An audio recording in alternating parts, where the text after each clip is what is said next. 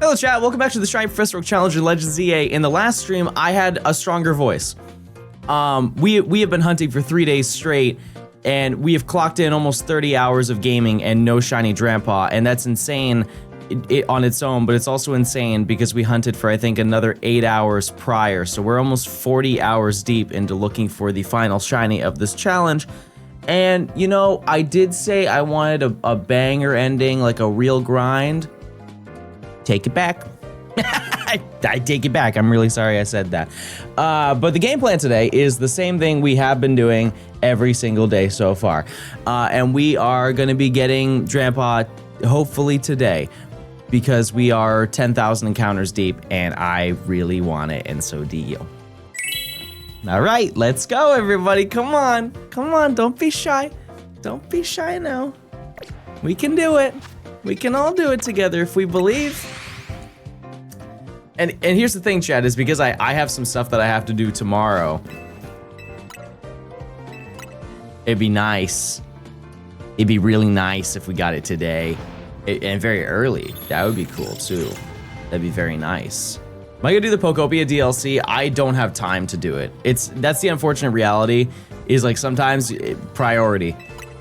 Like I can't do it right now, at some point, maybe, yeah.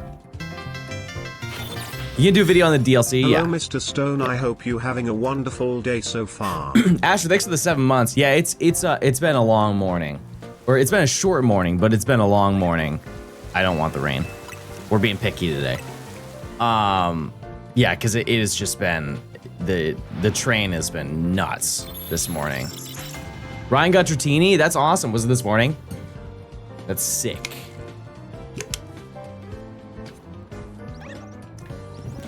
Yeah, I took after stream, I took a little nap.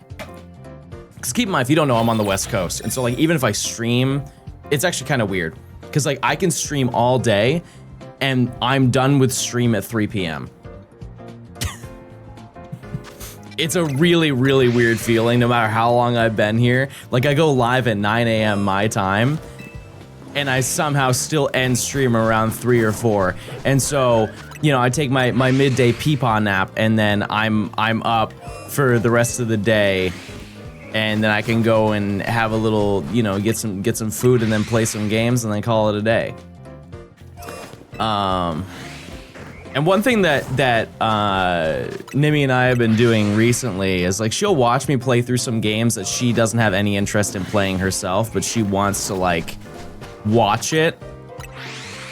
And I have her video game version of Breaking Bad. I've been playing through the entire story of GTA 5, and we're pretty much done. I have like maybe 10 missions left to do.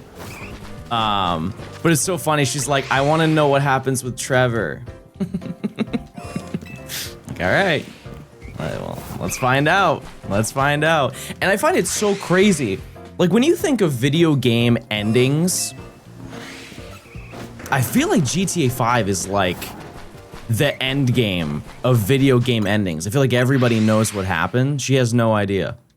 Not a single clue what happens. And I find that, especially for this game, to be very interesting. Today's gotta be the day, surely. Oh, also, forgot to mention, yesterday we got, how many shinies? We got a lot of them. Not as many as the previous day, but still, like, a very respectable amount. 6. 6 of them. And the game plan today is if we, you know, if we have to phase, let it be Furfrou, so we can get our 9th Furfrou and have every single trim. I can tell you a single detail of any GTA game. One thing I will say, whether you like it or not, because it different stroke for different folks. If you don't like violent games like that, whatever, right? One thing to know just about Rockstar games in general is that they invest heavily in script writing and storytelling. Every single one of their games has an unbelievable story. Every single one. With the exception of one singular game that they made, which was Rockstar Table Tennis. Yeah, that's the only one that I don't think has a compelling story. Because it's table tennis. But you know what? I haven't played it. I haven't played it. I think that I can very freely say that Red Dead Redemption 2 is the greatest single-player storyline game of all time. In my opinion, it is, and I feel like many, many, many, many, many people feel that way too. And it's if you play that game, you would understand. Like that is what they are known for, is making a very, very good story. And while like GTA 5 is not the best story that they've made, I think that you could throw that towards like 4. Still fantastic. Yeah, Red Dead 2 will put you through the work. What's happening with Bethesda? So I have not been a huge Bethesda follower my entire life. Like, to give you the general outline of what I have played from Bethesda, Skyrim, obviously. That was like my first taste ever of playing a Bethesda game, as it was for many people, right? And then I played Fallout 4. That's it. And I know a lot of their controversy through just the internet.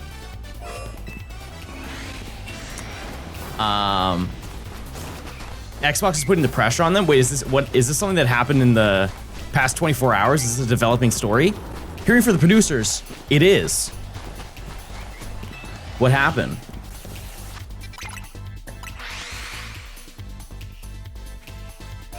I mean, there were like very, very heavy rumors of them remastering 3 in New Vegas. I'd play it. I really would. They announced a ton of Fallout projects. Yippee.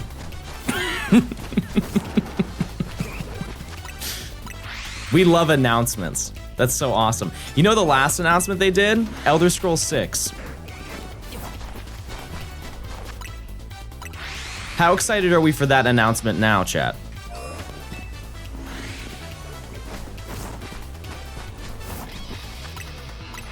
Three, a New Vegas remaster, Fallout 5, and a new Obsidian Fallout game. I think, like, sure, those things will inevitably come in time, but announcing all of those games at the same time means so little to me. It truly does. You know what I mean? Like, I don't want all of those games at the same time. You could even apply that to Pokemon. If Pokemon was like, hey, we have 4 games that we're making right now, I would just be like, cool, tell me about the one that you're working on and releasing the soonest.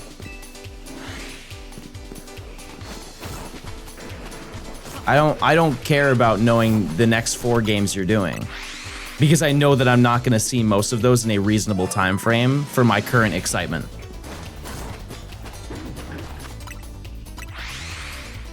It's kind of like, in a weird way, it's the same mentality when, you know, like I mentioned before, I'm not a superhero person, but I know that Marvel is very transparent about the movies they're making.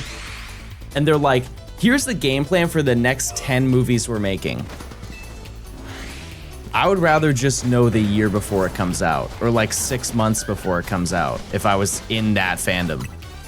Like, knowing the next 10 years is like, I'm glad that you guys have that all sorted out. But I think that most companies have that sorted out internally. They just don't tell people that they do that. Like Pokemon. Pokemon probably has the next 15 years of games planned out as to what they would like to do. Unless the landscape of gaming just changes heavily. John, the first time listening to you while I mop the floor at work. I hope you get the shiny soon smile. Do you want me to be sound effects for your mop? Can you put the mop in the bucket for a second? Okay, thank you. Now, like, move it around a little bit.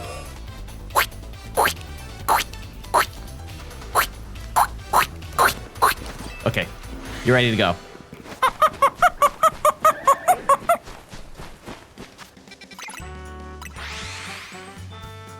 Not bad.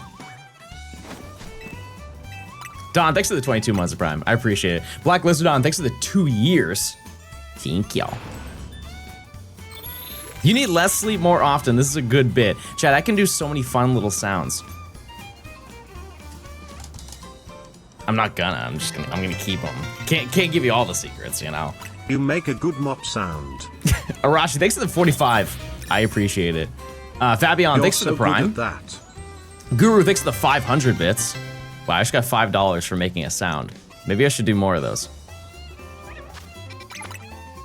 Talk like Donald Duck? No.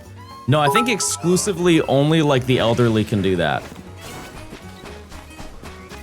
I've only seen elderly and one young woman do that. You ever seen the video of the girl and her friend who they like prank call a Mickey Mouse impressionist?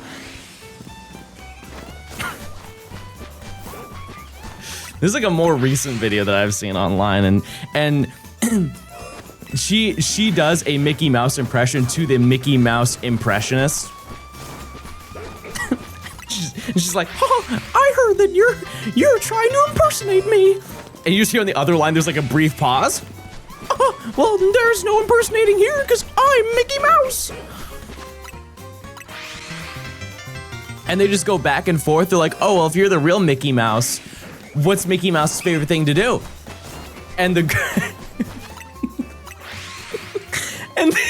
girl's like, who's doing the prank call? She's like, oh wait, no. It's they're like, well, if Mickey Mouse is there, where's Minnie Mouse? And she just happens to also have a Minnie Mouse impression ready to go. And she's like, I'm right here.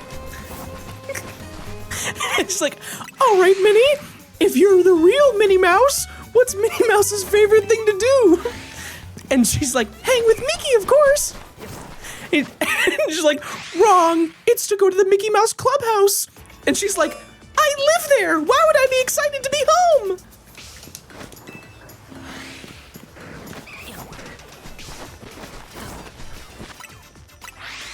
And they went back and forth for like 5 minutes. It's a banger video. Can you do a Kermit impression? I think that is like the Joe Swanson of, I was gonna say cartoon characters, but Joe Swanson's not real. I mean, the actor is, but yeah, that's one of those things. That's one of those impressions that one person does in like a social friend group, and then somebody's like, oh, that's really good. That's like way better than I thought it would be. And then they realize now, they're like, oh man, now I have to prove that I'm really good at that, and I'm gonna keep that going until it's really awkward and everybody stops reacting to it. This is a Canon Boy event at a sleepover where somebody goes, hey Peter, and then everybody takes turns saying hey Peter until someone sounds kind of the closest. And then they get an ego when they realize they're better than everyone else at doing the impression. And they'll say it a couple more times, and then people will stop laughing, and then they just kind of move on the conversation.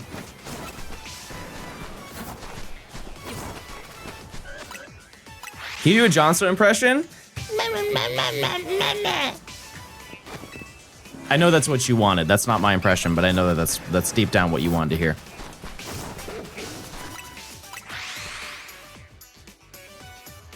I could do a really good Elmo impression. I think it's too early for me to try that alongside you, but I feel like sometimes I have that in me. I have the ability. Here's my Johnstone impression. Thank you. Thank you. That's so nice. So very nice. You shared that. Can you do a Steven Universe impression? I'm 30.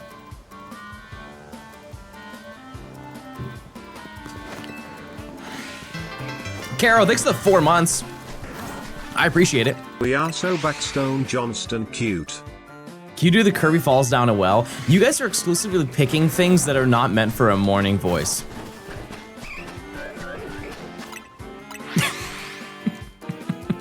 You're like picking the highest octave range characters possible. Can you do a Zuko impression? I haven't seen Avatar in so long. No. No, I don't think so. Can you do a plankton voice? Crabs! No. No, I can't. Arashi, thanks for gifting a sub. Atomic, thanks for the 3 months. No, I can't. Yet. The day crabs fries. Yeah, this theme is such a banger. Anything from ZA is in this playlist, I believe.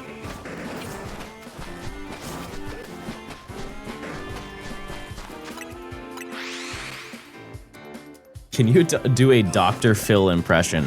You know what line I was going to say? It's the wrong person, but at least somebody will get what I'm saying. Wrong foot. Wrong foot. Drampa today, surely. That's technically a Dr. Phil impression if you really think about it. Glazy, thanks for the 9 months. Can you do Smeagol from The Lord of the Rings? No. No. I don't think so. Ryan, thanks for the raid. I appreciate it. Congrats on your Dratini. Which one was it, though? Which one did you get? Did you get the alpha? That's huge. That's sick. You're so up. It's such a shame that you can't take a side-by-side photo of the two Pokemon, like have Alpha Dratini and Alpha Dragonair together. We were talking about that yesterday. That's one of the things from Arceus that I wish was in this game, where you could get your whole party in the open. How close are we to Drampa? Well, we have done 10,000 encounters in the past 3 days.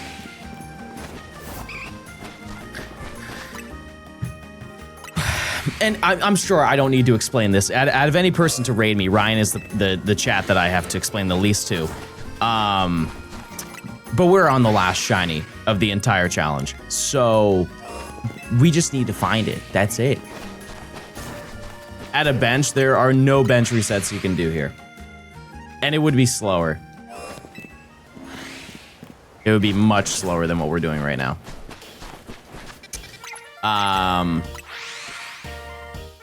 We wouldn't have to worry about resetting things, but you have to keep in mind that Drampa is only available in the morning, so every other bench reset would spawn an encounter. Hi, I'm here for your shiny Drampa. I've been told this is the best place on the internet for it. Do you guys hear the train in the background while I'm talking, by the way?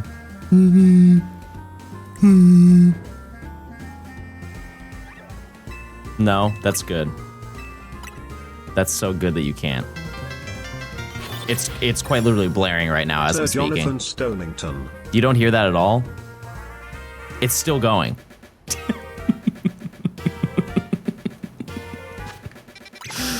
Anyways. Anything around the Pokemon Center when you fast travel to change time? That's actually I would have never thought of that. Yeah, there probably is. The Dratini took 75 minutes to catch. That's pretty comparable to mine. I think mine took about an hour, or like 50 minutes to get. Can you do Ed from Good Burger? No, but I'm so glad that we have 40-year-olds in this chat. That's so awesome.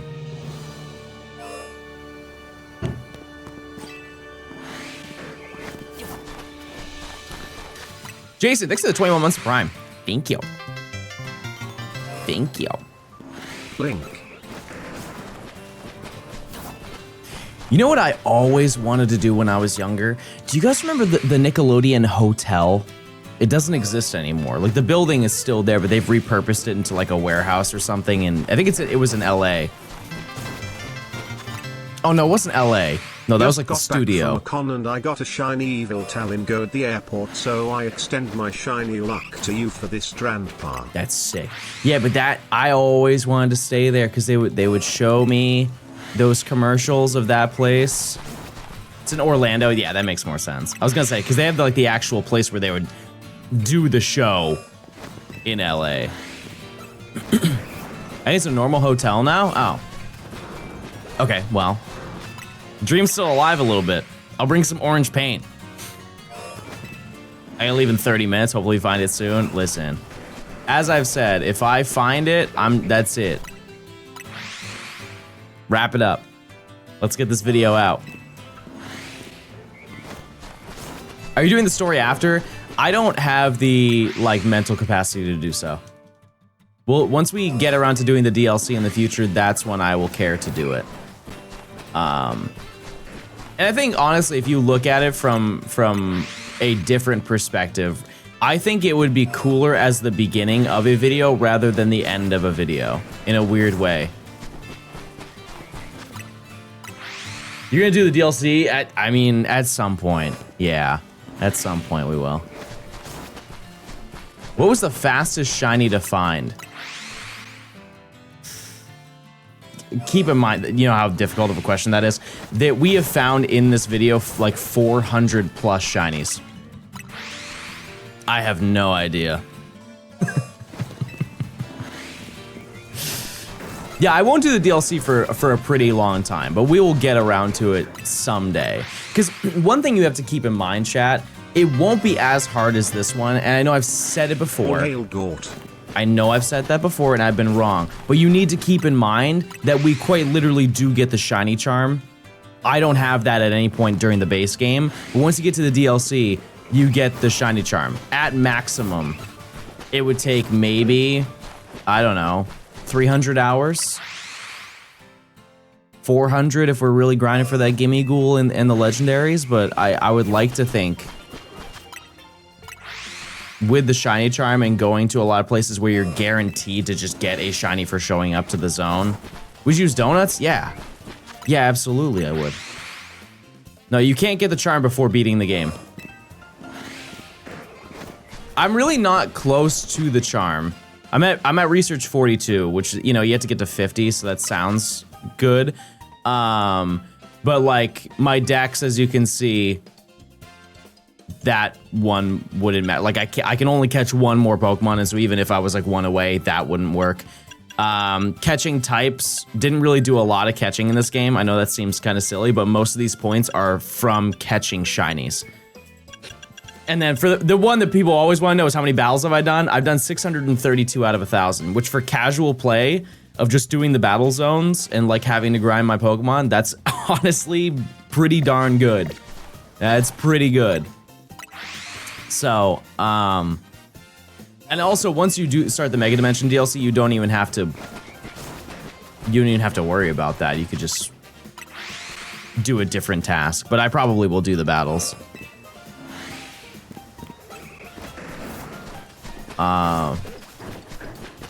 Yeah, and even if I did all of those things that I just showed you, you still have to get enough points to get, you have to do Xerneas and Yveltal, and those are post-game. And so even if I did all of those things right this second, I think the absolute highest rank I could get to is 48. What's plans for finding Grandpa? What's the plan for streams after finding Grandpa and publishing the video? I was thinking we were gonna do some Maui streams. So we were gonna fly out to Maui and just do some IRL streams, and we try some of the local food.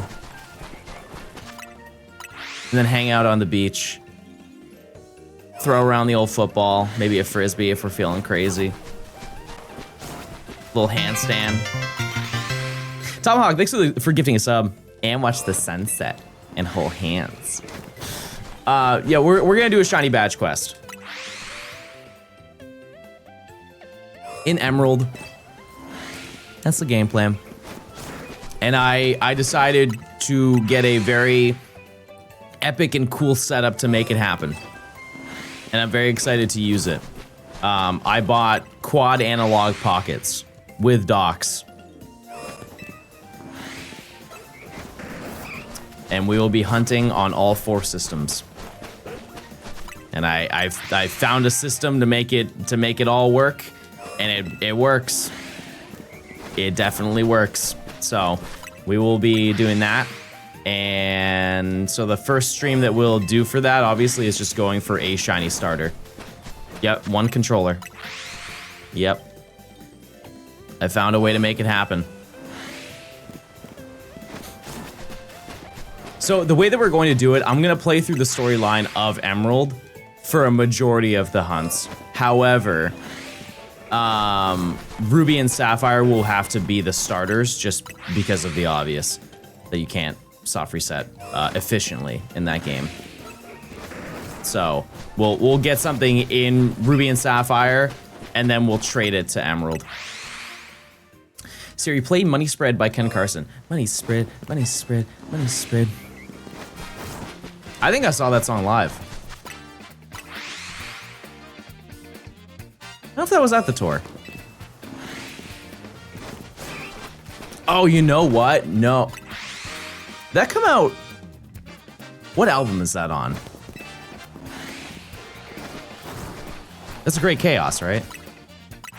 I'm pretty sure that I did see that the week that that song came out because I went to the Pink Tape tour and he was the opener for Atlanta. Bro saw a song. I'm gonna start bullying you. All right, it's Gore check. Oops. Wow, this is... What a mystery. Can we zoom in and maybe fix it? Oops. Wrong button. Wait. Oh yeah, there we go. It's not shiny, but... Alright, but is there anything else in here? Maybe?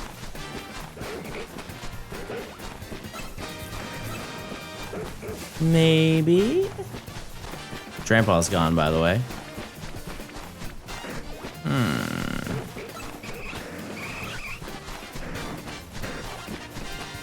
Nope. I miss Larry. Larry is here.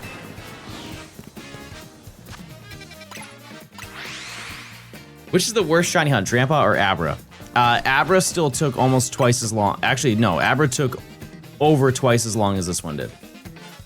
So far. For sure, it's Abra. But Abra's not even the worst hunt that I did in this challenge. You guys didn't even see the worst one, which I think is kind of cool because it'll be in the video.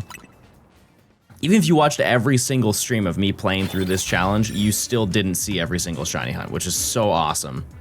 There's at least, I would say, like 30 or 40 shinies during the story that I found offline. Gibble. There are no eggs in this game. So far, Drampa is the only Pokemon that we need left in this challenge. So it's just like full stop. That's everything. My sleep schedule has been major whack recently. Yeah, yesterday or like last night was brutal for me, so I can understand that. Yeah, the fossils, 2 of the fossils you didn't see me get. And then yeah, Amora was the only one I got on stream.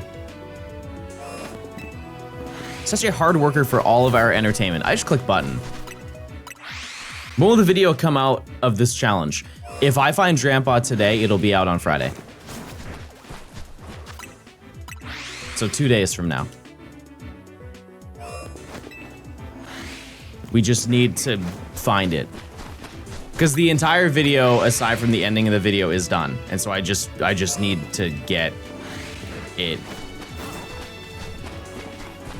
So far, it was in reference to Abra being twice as long. I see what you're saying. Yeah, that is true.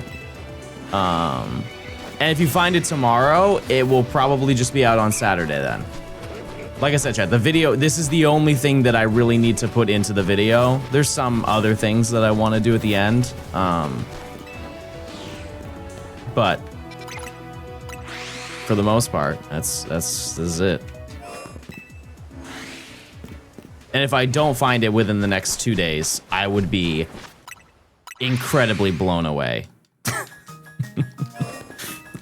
And I don't know what we would do, but we'll figure something out.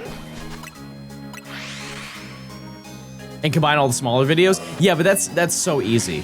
Because it's already, so when you export a video chat for the first time, like you cut up a whole video, throw sounds in and whatever, that first export is the one that takes the longest.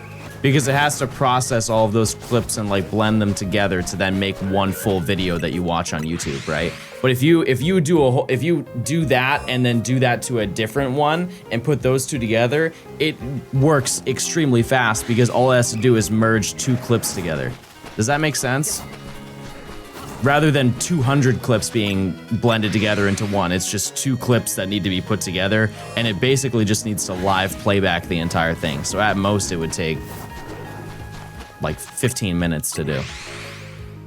The challenge doesn't want you to be done. Yeah, well, listen. I'm a real fiend with Photoshop. If I stop right here and Drampa just doesn't move, I can turn it orange. You don't render as you go? I mean like export radio. Because there was so much footage in this video. And it doesn't even matter what the footage length is, it's the size of the files. And we are like teetering on 3 terabytes of recording. And that's like, putting that into one timeline is not feasible, ever. It's not, so. And I would like to think that I have a very good computer to do so.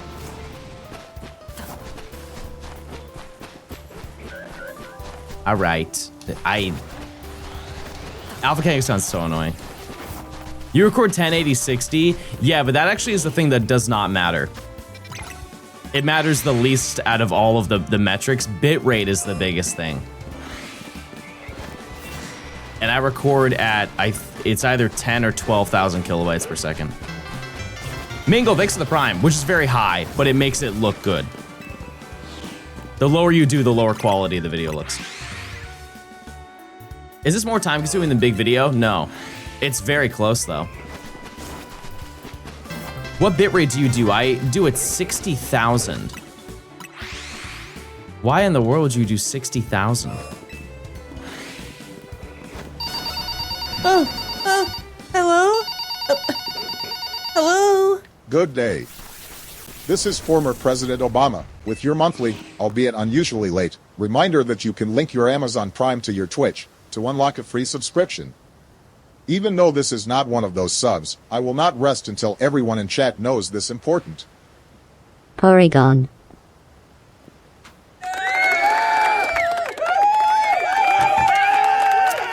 Chat, do you know my main takeaway from that? They were definitely British. They started with good day.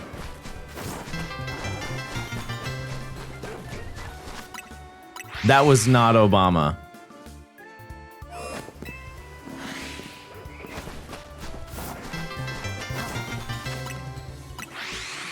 They didn't even say Obama's catchphrase. I remember, you know, like obviously like I met him, but I remember every single like press meeting he did, he would just walk up to the podium and say that. And everybody would wave back.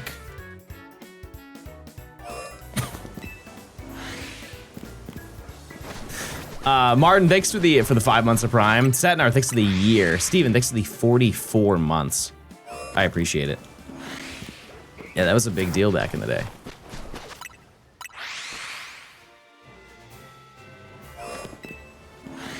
John's new producer tag. No, if anything, it would just be me stuttering. Good luck on the dragon. Thank you. Thank you. Yeah, I cannot see a scenario where we don't get it today, but I've said that every single day. Everyone. I would also like to note that we have not seen a shiny in a pretty long time. Because how many hours did I stream for yesterday? It was about 7.5. We haven't seen a shiny in almost 4 hours. Almost 4 hours. We've seen nothing. So I would like to think somewhere in this realm, there's gotta be something. No, the last one was 2 Kangaskhan. We got 3 Furfrou back to back to back at the beginning of stream. Then we got our first Audino, and then we got 2 Kangaskhan. Those were our yields yesterday. What's your thought process in determining a good video idea and a mid to bad video idea? Well, let it be known, Chad, is I don't bat 1,000. I don't shoot 100% from the free throw line. That being said, honestly, the number one thing that I think of before I start a video is how good of a title and thumbnail would that be? And sometimes I know deep down the video is good, but I can't think of that in the moment. And I'm like, we'll still run it anyways and see what happens. But this is the unfortunate reality, is if you make a YouTube video, it could be the greatest YouTube video ever. Like, you put in 1,000 hours worth of editing, and it's a cinematic experience. But if those two elements are unattractive and boring, people will not click on your video and will never find it out. They really won't. So that is the thing that if you want to make like a big video that does well, that's kind of the thing you have to think about.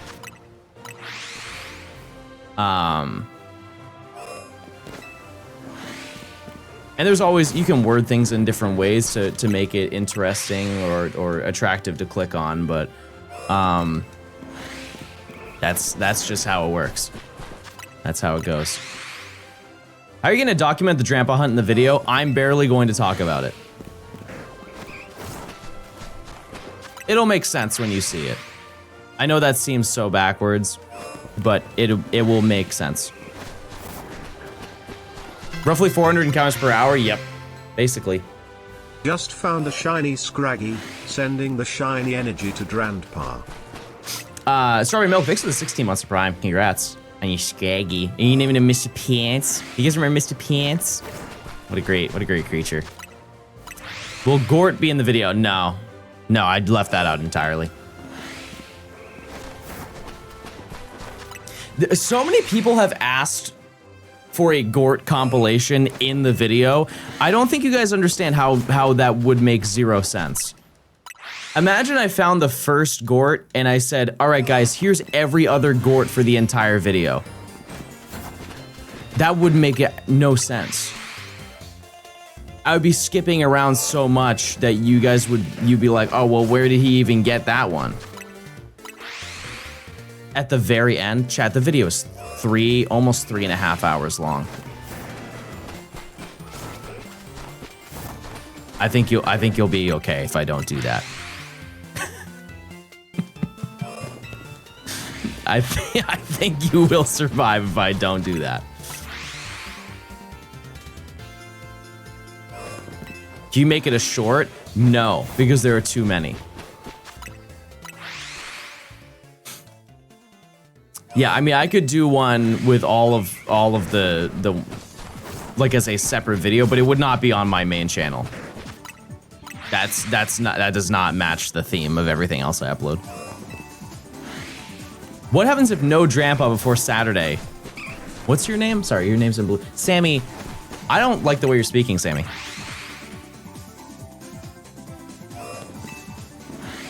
And I think we're getting off on the wrong foot. I'm sure you're a great person, but that was a foul thing to say to me. You could have worded it like, hey, what happens if you find it right now? What are we doing for the rest of the day? And I'd be like, wow, Sammy, I love your energy.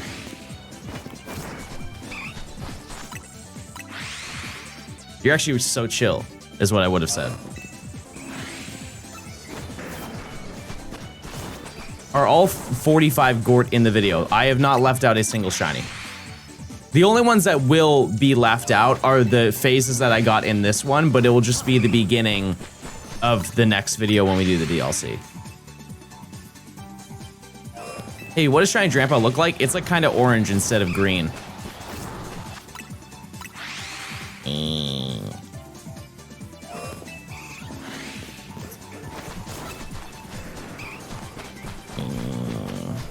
What is a Gort? Isn't that such a beautiful question, chat? There are some people who have no idea. And that's like the backbone of this entire video, is there's some people who don't know who Gort is. I almost want to gatekeep it, not to be a gatekeeper, but just so you see the video and you go, oh, that's Gort. I'm okay with that, okay. You'll find out this weekend.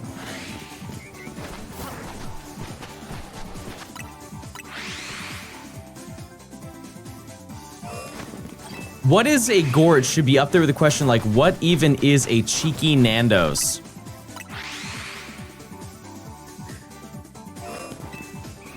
I don't think we're in the right demographic, radio, but I... Exactly, yeah, I don't... I know Welcome what back, Nando's I'm is. trans now.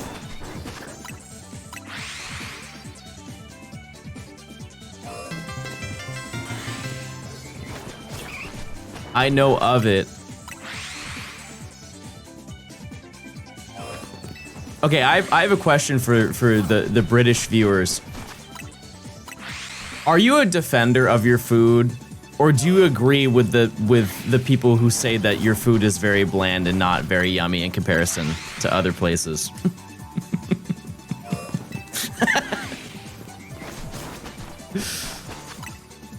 I think even if you do, you kind of have to understand from an outsider how, like, difficult it is for you to sell it to us. Like, these two sentences should not be put together. The British food is so good. I'm having mushy peas for dinner. I didn't know we were Gerber babies.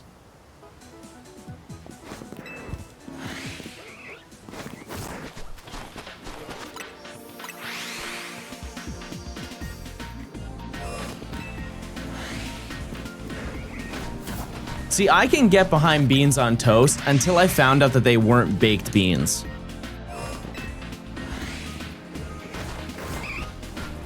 That I can understand.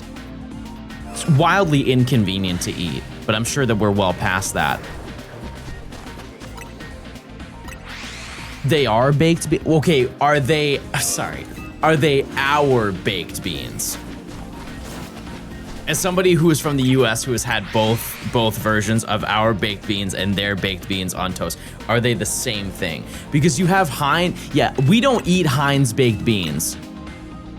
We eat Bush's, baby. They're not Bush's baked beans. That's what I wanted to hear. That's exactly what I wanted to hear.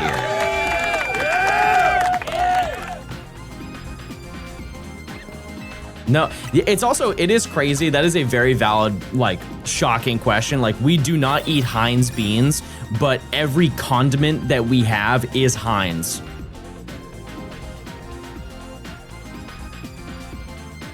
Yeah, like it's ketchup, mustard, kind of mayo. I live in a Hellman's home.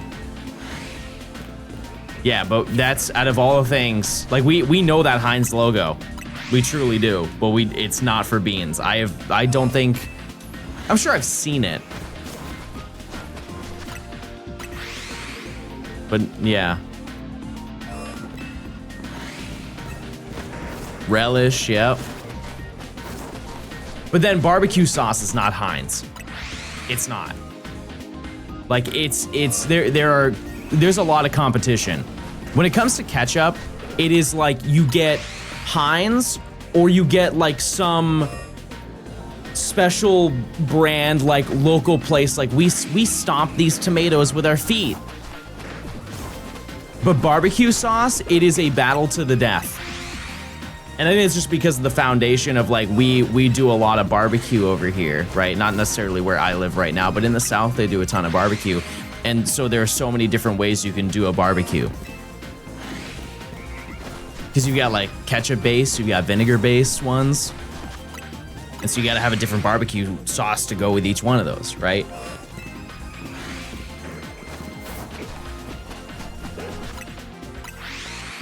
Yeah, Sweet Baby Ray's does go crazy. But then you got like Stubbs. You've got...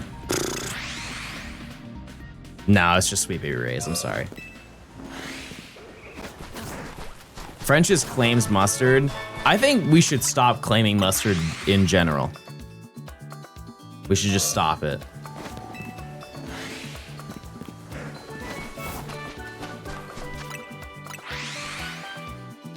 Like, straight yellow mustard? Get a grip. No. No. No. Dijon mustard? I'm in. Honey mustard? I'm in. But plain yellow radioactive mustard? No, the way that I see yellow mustard is the same way I see as putting a banana in a smoothie. You could say, oh, I'm gonna put blueberries, I'm gonna put oats, I'm gonna put raspberries, I'm gonna put dragon fruit. Ooh, I'm spending big money on this little smoothie. I'm gonna put oats in there. Boom, the moment you put a banana in there, it's a banana smoothie. Every other flavor is just gone. And if you put a little bit of mustard on your hamburger, boom, it's a mustard hamburger. And I don't like that. I like the everything. I like biting into it and go, yeah, the everything. Yes. What is it about mustard that people enjoy? Because I find it very repulsive. Exactly. I don't think it's repulsive. It's just like, if I found it in a burger, I'd be like, Are your bananas green? If they're not ripe. The people that say cucumber doesn't have a flavor are insane. Okay, I have a question for you. Did you come up with this narrative in the shower? This sounds like one of those, like, I'm gonna make up a fake argument in the shower just to know, like, in the future I'm prepared for it.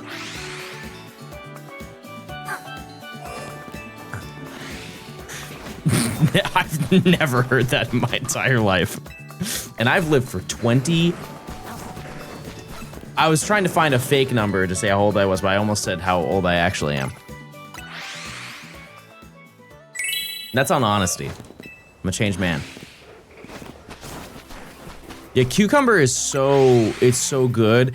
Like, what do you know about it's a real hot day and you go outside and you throw together a pitcher of like some of that cubed ice that you get from the freezer of your grocery store, and then you dump that into a giant pitcher and you put water in it, and then you put lemons and cucumber. Is your age not? No, it is. Oh, cucumber water is so good. It's so good.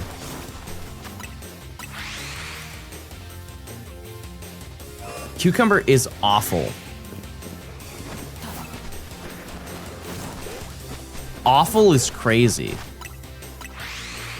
Awful is like you crashed your car on the freeway.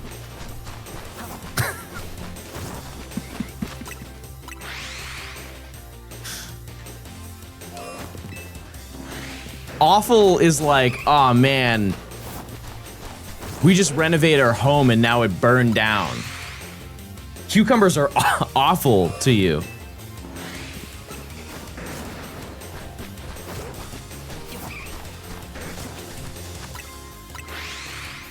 If you have high clay content in your yard, try growing cucumbers. You won't be disappointed. If you want to cook them, do you have to put them in a kiln?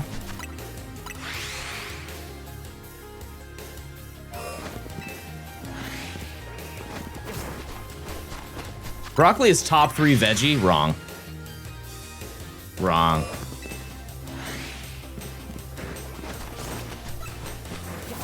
No.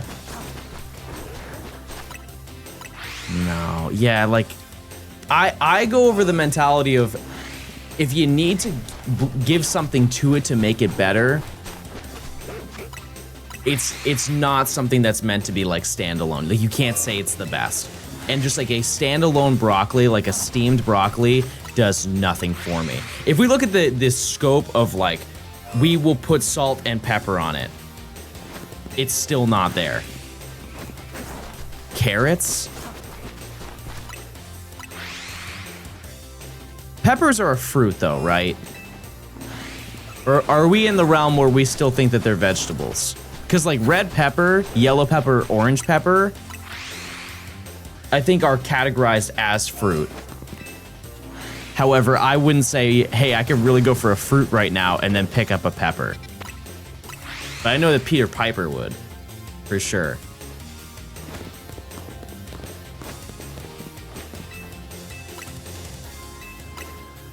Ooh. I'm gonna get some hate for this one, but real ones know. Artichokes. Artichokes. Those are in my top 5. Fire.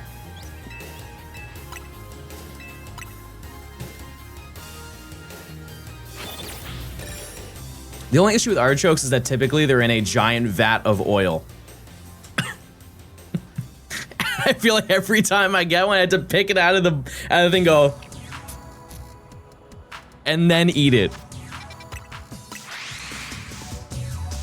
I will also stand by the idea that cauliflower washes broccoli in every single way. Yeah, and corn. We're forgetting about corn, everybody.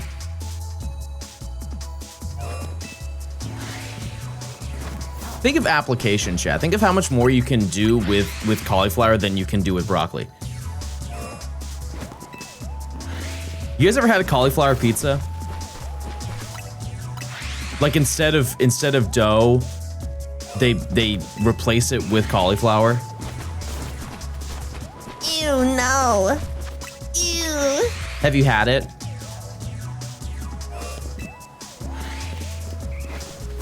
Have you ever ate it before? If you ate it and then you didn't like it, you're the only people who can say that it's ew gross.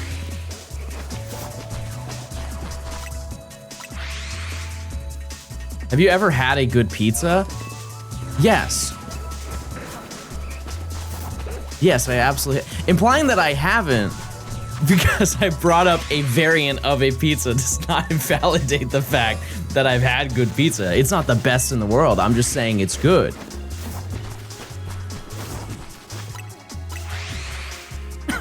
It's like saying, ah, man, I really love driving to work. You ever drove a Lamborghini? Bet you haven't. So you don't know anything about cars. I can't believe this, Grandpa. I can. I sure can. We're getting real controversial today, chat. I'm still on John not using a fork. It's not like I don't use a fork. It's just the spoon is so much better.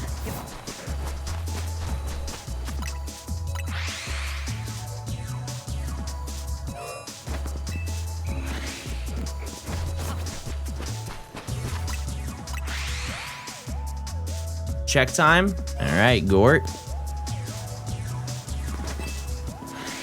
What about the spork? Ah, yes. The most non-binary utensil in the kitchen.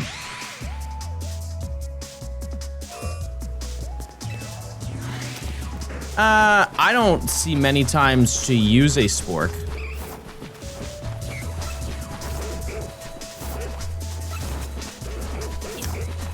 I don't see many situations. Because it's like, it's more a spoon than a fork. No shiny.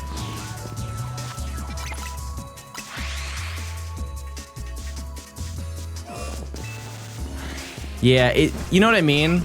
It's just not, it's way more of a spoon than it will ever be a fork. Because like you ever got takeout and they give you a spork? It's like so incredibly rare, but like when they do, it's a spoon and then it has like, that's it. It's not even deep enough to stab anything. It's like, here's your kind of dangerous spoon. You're making me want to play ZA? What's stopping you? They're called tines. Not in my realm. Oh yeah, I guess Popeyes and like KFC have a lot of sporks, don't they? I feel like I've seen that. ZA Online has taken many hours from me. That is one thing that I'm gonna be sad to see gone at some point. Because, you know, like just with the nature of video games over time, online games will just become less and less popular with time. There are some outliers to that, right? Like Counter-Strike, that game is more popular every year. But realistically, I don't think the player base of this game is going to increase over time. And it is kind of a shame because the ZA battling online is so fun. And to my understanding, there is no... You can't play with a local group, right? It is exclusively the online servers that you have to play. And so I guess, like, eventually, say 5 years down the road, if you wanted to play in an online match, if all of your friends queued up at the same time online, you probably would play with each other. I see many of the same people every season, yeah. That's kind of cool, though. You can meet each other. There's no way for you to know each other, but I don't think there's any communication system you can do.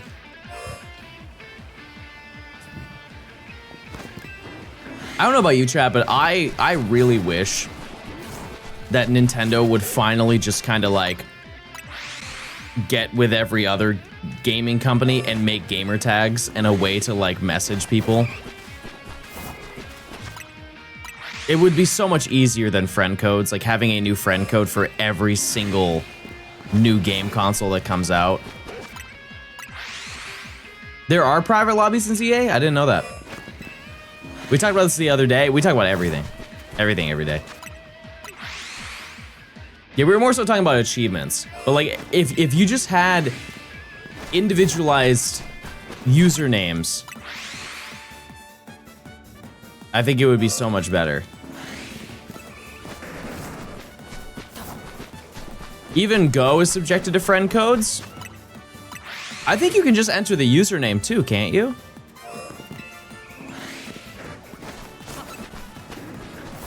I wish that there was a way to see how many people were playing a certain game at a certain time. See, I sit in the middle of that. The reason why I sit in the middle of that is because I understand why they don't do it. And if you don't know the reason why a lot of games nowadays do not do that, is because video games move so fast nowadays.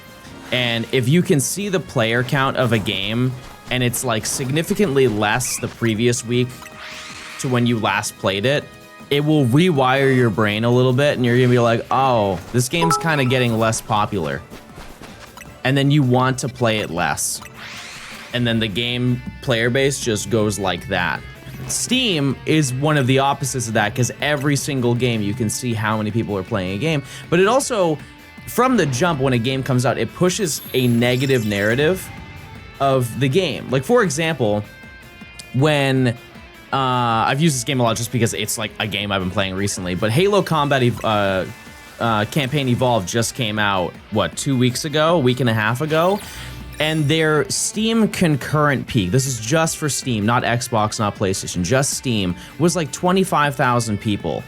And everybody's like, yeah, this game is a major flop. Nobody's buying it. Nobody cares about it. Blah, blah, blah. That's like so, like, that just tells you all you need to know about the game. And it just, I think, it's like a deterrent for people to just try a game. When Steam has the system set up where if you play a game for less than 2 hours, you can return it for full money back. But I think people don't really know that or utilize it. And it just sets up a narrative that you should only be playing games that are wildly popular by everyone. Which, mind you, Chad, the game that I'm talking about is a single player only game. That matters zero for player base. Not even, there's nothing online multiplayer about that game aside that you have to connect to their servers to play the game. Which, that is silly, but I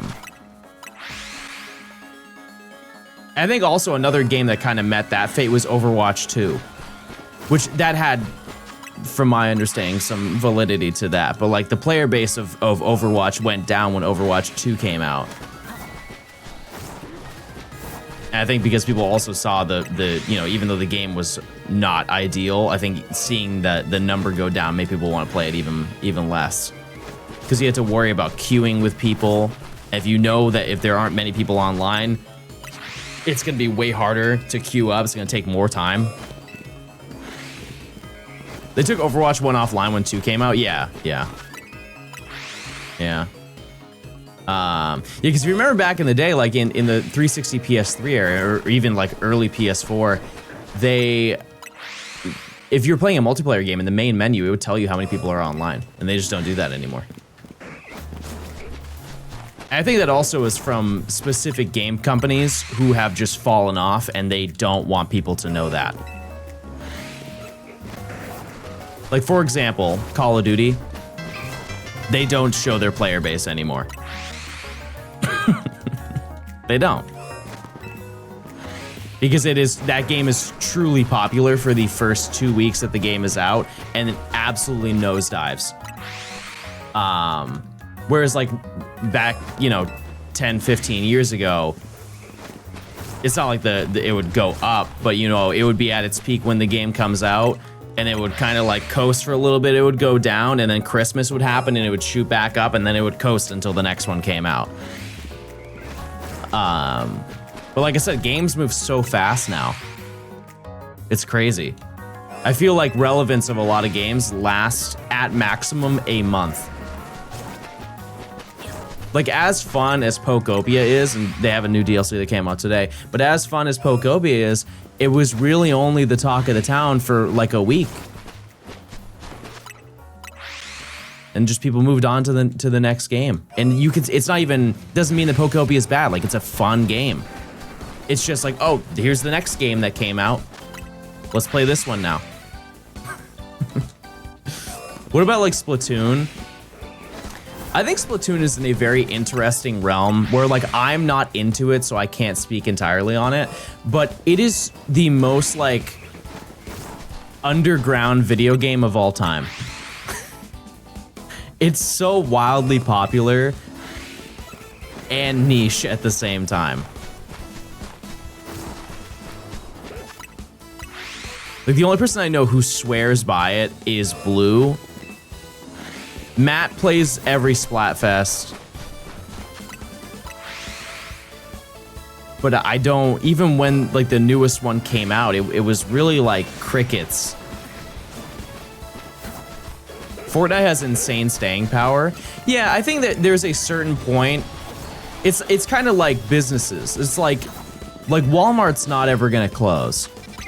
Like, sure, maybe over time it could get less popular, but it's always gonna have a steady flow of people. Minecraft has staying power, I'd say. You don't need to say it, everyone.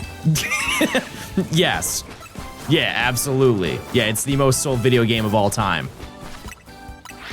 Which I'm gonna stand by that. People be like, oh no, John, it's Tetris. That's not fair. That's not fair at all. Because Tetris is roped into any game that has the title of Tetris. Oh, hi, Jans. Hi, little sweet boy. Didn't Minecraft pass it years ago? I guess I haven't checked. So. Elite score, thanks for the 13 months. Thank you. Why are we looking for Drampout right now? Because we're getting every shiny before each rank up, and this is the last one I need to get. World of Warcraft, yeah. Yeah.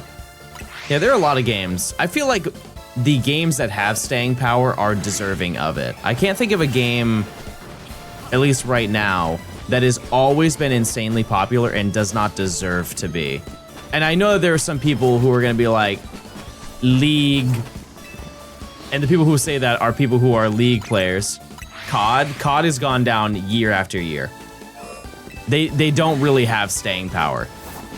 I would be very confident that they are not necessarily losing money, but they're making very minimal profit on their games. I'm down to goog that one.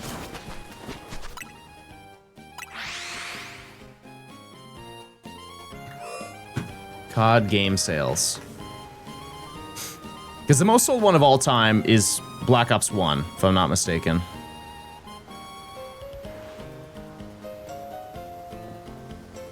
Yeah, by a lot. Yeah. Ooh, this website is Ad City. Okay.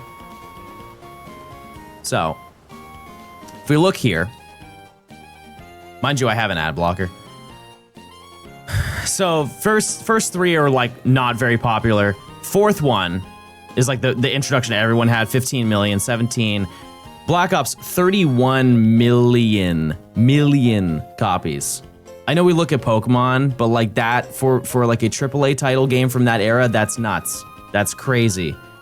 And then 30, 29, 28, they're in that realm. They released Advanced Warfare and it dropped by almost 30%. Oh, wow. I did not know that this was their most popular. Interesting. Huh. Okay, so... I mean, I guess I'm wrong. It just feels that way. The one thing I will say is that when it comes to sales, does this include their... Don't they have a free online game thing?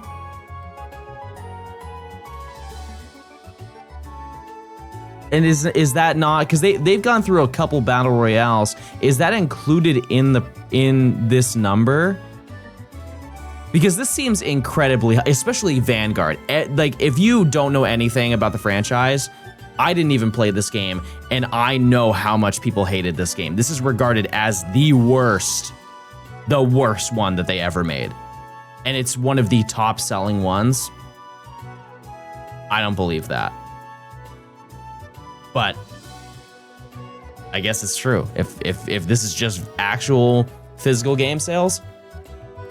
Also, you have to consider like Game Pass and stuff like that.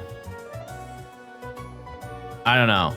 It's really just this one that's kind of throwing me off. Like I bought this game, which doesn't mean anything, but you know, as a person who's not into that franchise and still gravitated towards buying that game, that does kind of speak a little bit of volume.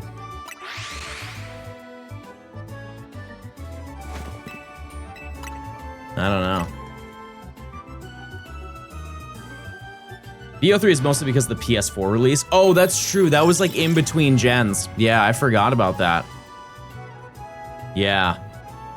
Yeah, I do remember that the 360 and PS3 versions of those games were really bad in terms of like performance. They truly opted, they built it on the concept of it releasing on modern, like the current gen at that time.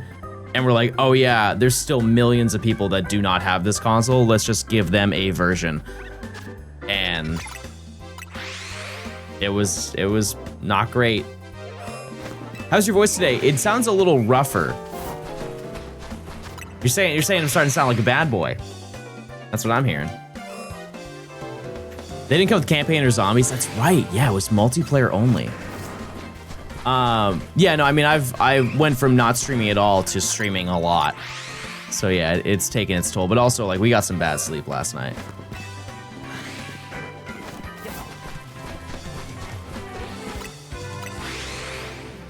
Also, correct me if I'm wrong, because listen, we had this conversation last time and I was wrong. I'll take accountability. I was wrong about the GTA physical disc thing, but I did hear there was a rumor that GTA 6 will eventually be on Switch 2. Is that true? Because I would believe it. I wouldn't buy it, but I would believe it if they eventually did that. Rising, thanks for the 7 months. I appreciate it. 15 FPS. Okay, what's the equivalent? A Switch 2 is the power of a PS4 Pro, right? Like, how different is a PS4 Pro from a PS5? I know it's like obviously more. Wasn't that in the Direct? I don't think that they would put that in a Direct.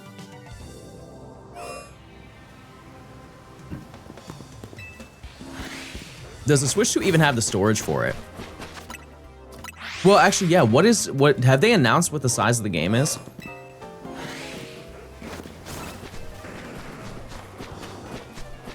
I would guess that game's size 300. There's a certain point where they can't make it larger than that because there are some consoles that only have 500, right? Like, they can't make it more than that because then they're just alienating a large chunk of their player base. 150 just sounds so low for how large they're making the game sound. Like typically, yeah, like AAA titles are around 150 to 200 gigabytes. I just feel like because of what I presume the size of the game will be, that it would be more. Series S only has 350. Oh, okay. Then yeah, I guess it kind of has to be in that realm then. That is kind of crazy though. Like if you want to play a AAA title, you just have to. It is like one of 2 games that is on your console. How many gigabytes is too much for a game? I kind of don't care. So I'm the wrong person to ask about that. However, what I will say is I wish that consoles gave you the option to not download some things that you just do not need and will never use. Like a lot of games, you are also downloading the language packs for other games or for other languages. And that's a bunch of audio files that you are just never ever in your life. Like I'm not gonna play GTA 5 in Korean. I'm not. Even if I learned Korean, I still wouldn't play it in Korean. I play it in English. So why am I downloading all of that stuff? And I don't know specifically that game has it, but I know that there are games that do have that. I know on Steam, they will give you the opportunity of like, hey, you can like choose which things you want to install. I gotta go, best of luck. I appreciate it. Thank you.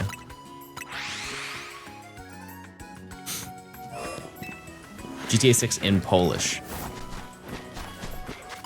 There's still potential. I still got time.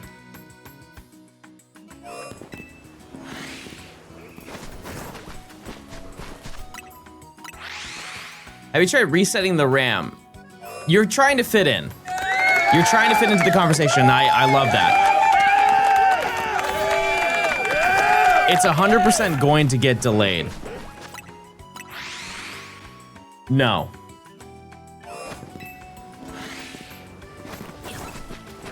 No.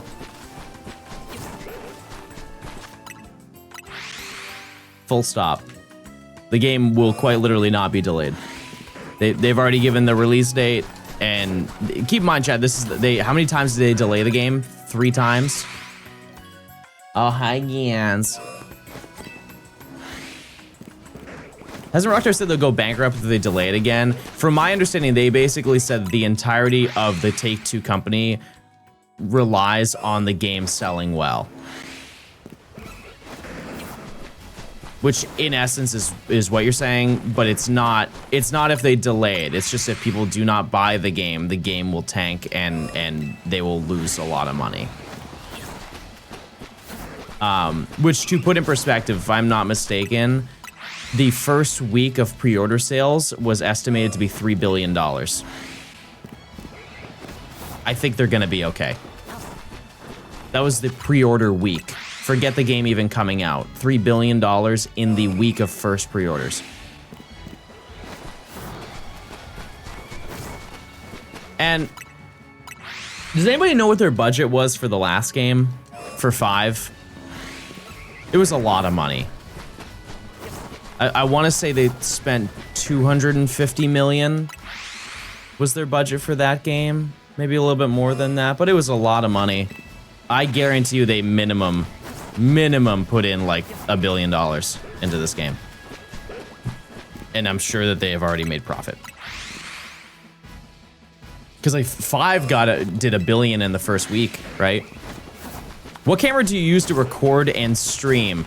I use a Sony a6400, and then I use a Sigma lens. I forget which one it is, but if you just like look up Sigma lens, it's probably the first one you'll see. I don't know how much the 6400 is. I think somebody in chat said that it's like on sale, and it's like $650, and then the lens I think is another $500. What mic do you use? I use a Shure SM7B.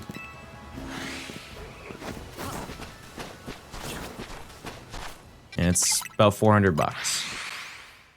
But then you have to have it routed to a sound mixer. And one that has, what's it called? phantom power running through it.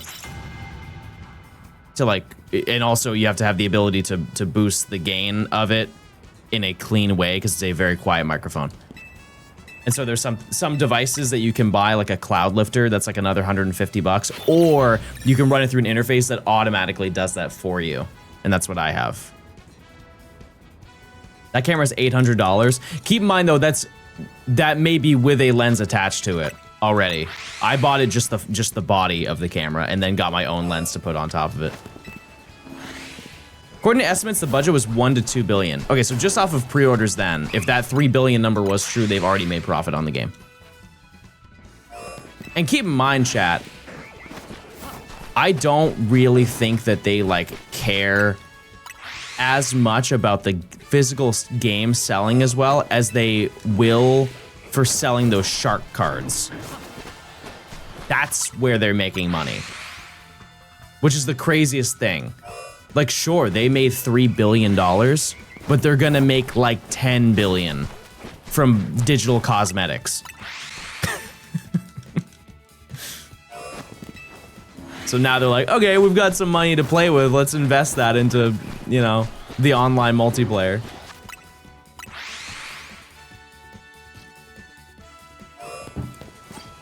There's no real physical game. You know what I mean, though? Like, the storyline aspect of the game is really just to drive people to play through that to then want to go play the multiplayer. And that's where their multiplayer is where they make their money.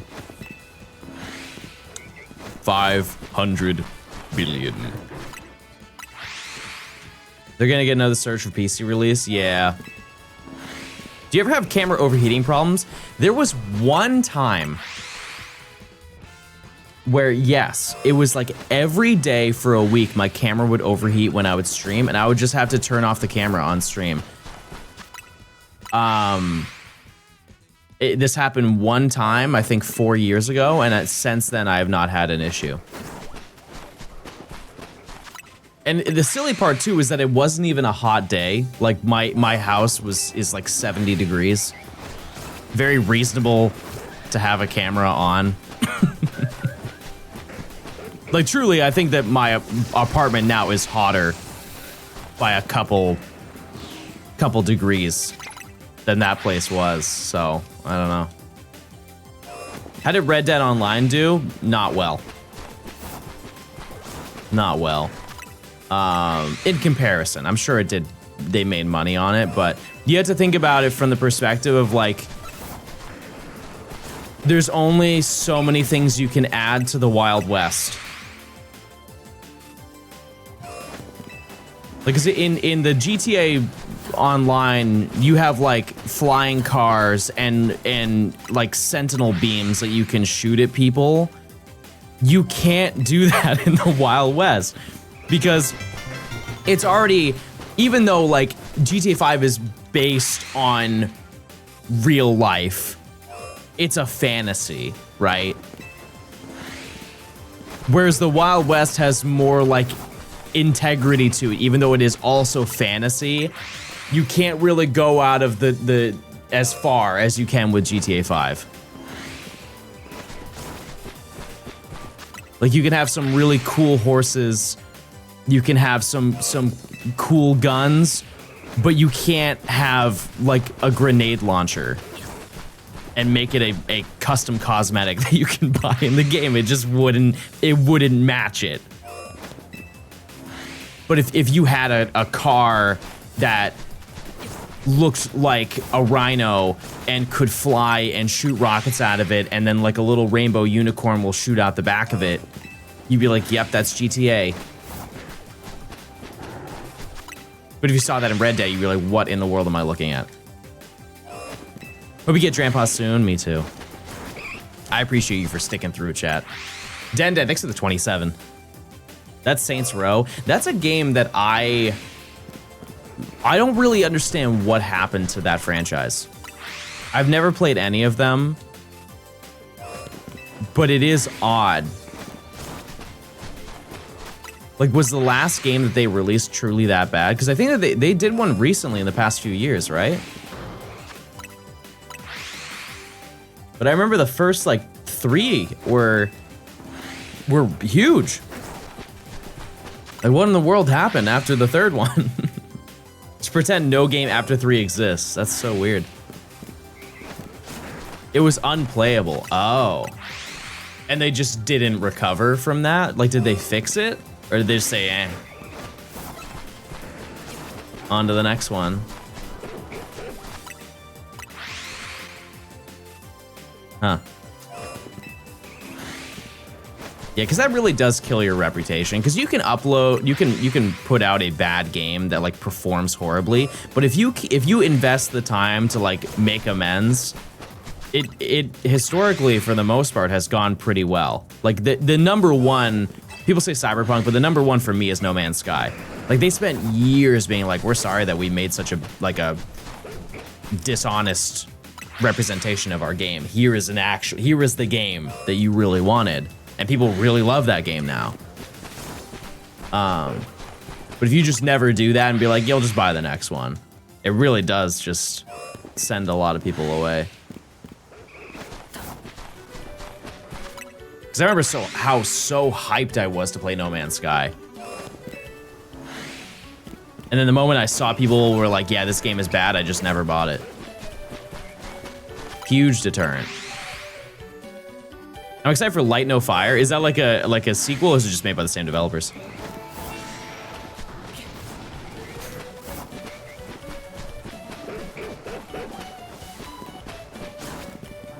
What was your favorite thing about your videos prior to releasing the big video?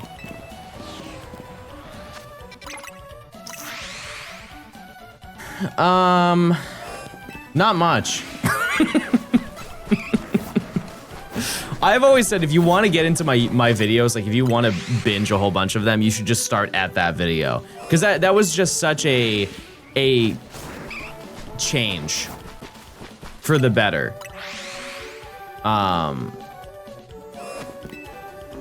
You just like go through waves as you, hopefully as a creator, to like change and improve your content, and that video was just so drastically better than anything I'd put out prior.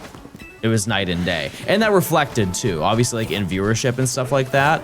But I mean, in the month that I uploaded that video, chat, I think I gained like 50,000 subscribers.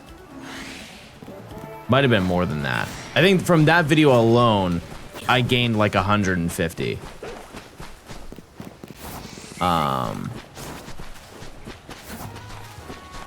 And that's also kind of, there's some good videos that or ideas that I had, but I think that it would be cool to remake those videos in a more like modern style.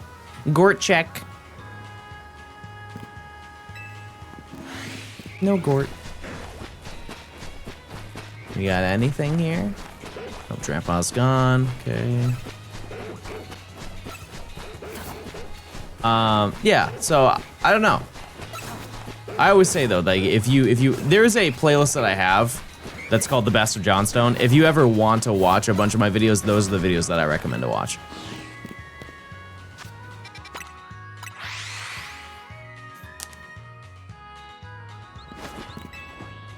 That being said, I had fun making those videos. I did. I just have way more fun making videos now. Just because I just have such a different vision. And I think the root of that is I don't feel like I am, I don't have to adhere to a schedule. Because that big video did so well that people were like, we'll wait as long as you keep making more of these. So, yeah, that definitely helps a lot. Why does Grandpa randomly disappear during the day? It's a morning only encounter. So you have 7 minutes when you reset the day to encounter it again. The VODs are also plenty entertaining. Well, we're doing 2 a day, chat. 2 a day until we're caught up. It also helps that you're not working on a video while streaming 3 to 6 hours a day. Yeah. Well, back when I was working on big video, I streamed for 3 hours. That was the cap. Very rarely would I ever go over that limit.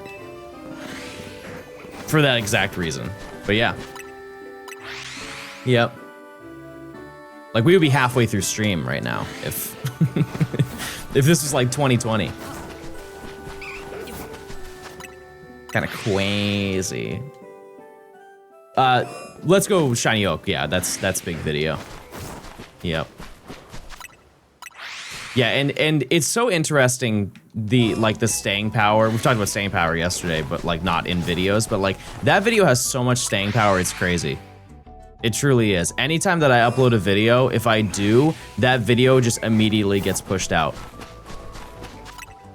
And it will routinely be one of the most viewed videos of that month.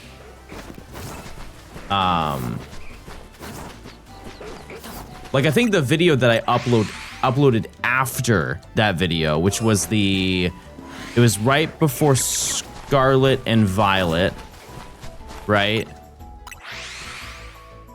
So it was the Scarlet and Violet Professor Oak that I did.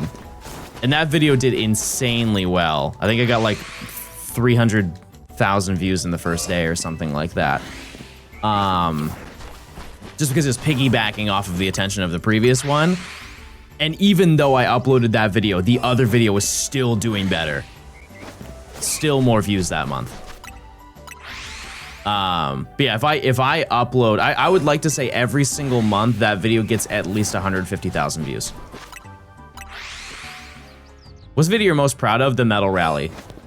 Because I truly don't think that anybody else will do that video. Like, with time, like, obviously Ryan is doing this video. Somebody, maybe someday, will do a Let's Go Shiny Professor Oak, right? I do not think really anybody could do another Medal Rally. Or has the interest. I think people definitely can do it. The reason why, chat, is you have to have people help you.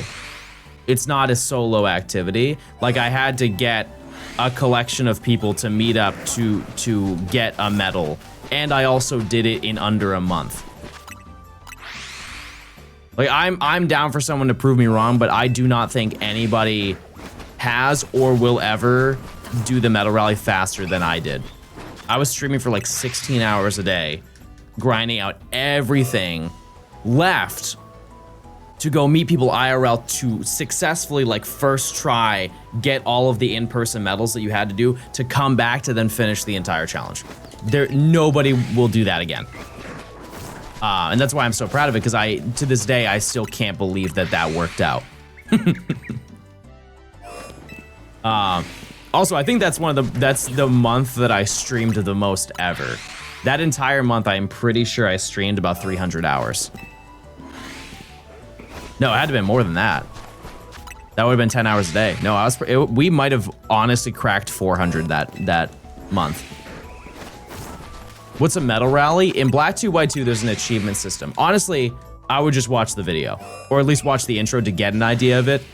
But it was just there's an achievement system that's in Black 2 White 2, and it is historically known for basically being insanely long, and also a checklist of every little teeny tiny thing that they added into Pokemon Black 2 White 2. Yeah, there's a lot of planning that goes into it as well, trying to organize what to do. Because keep in mind, like, one of the more difficult ones you have to do is you have to complete the entire Pokedex.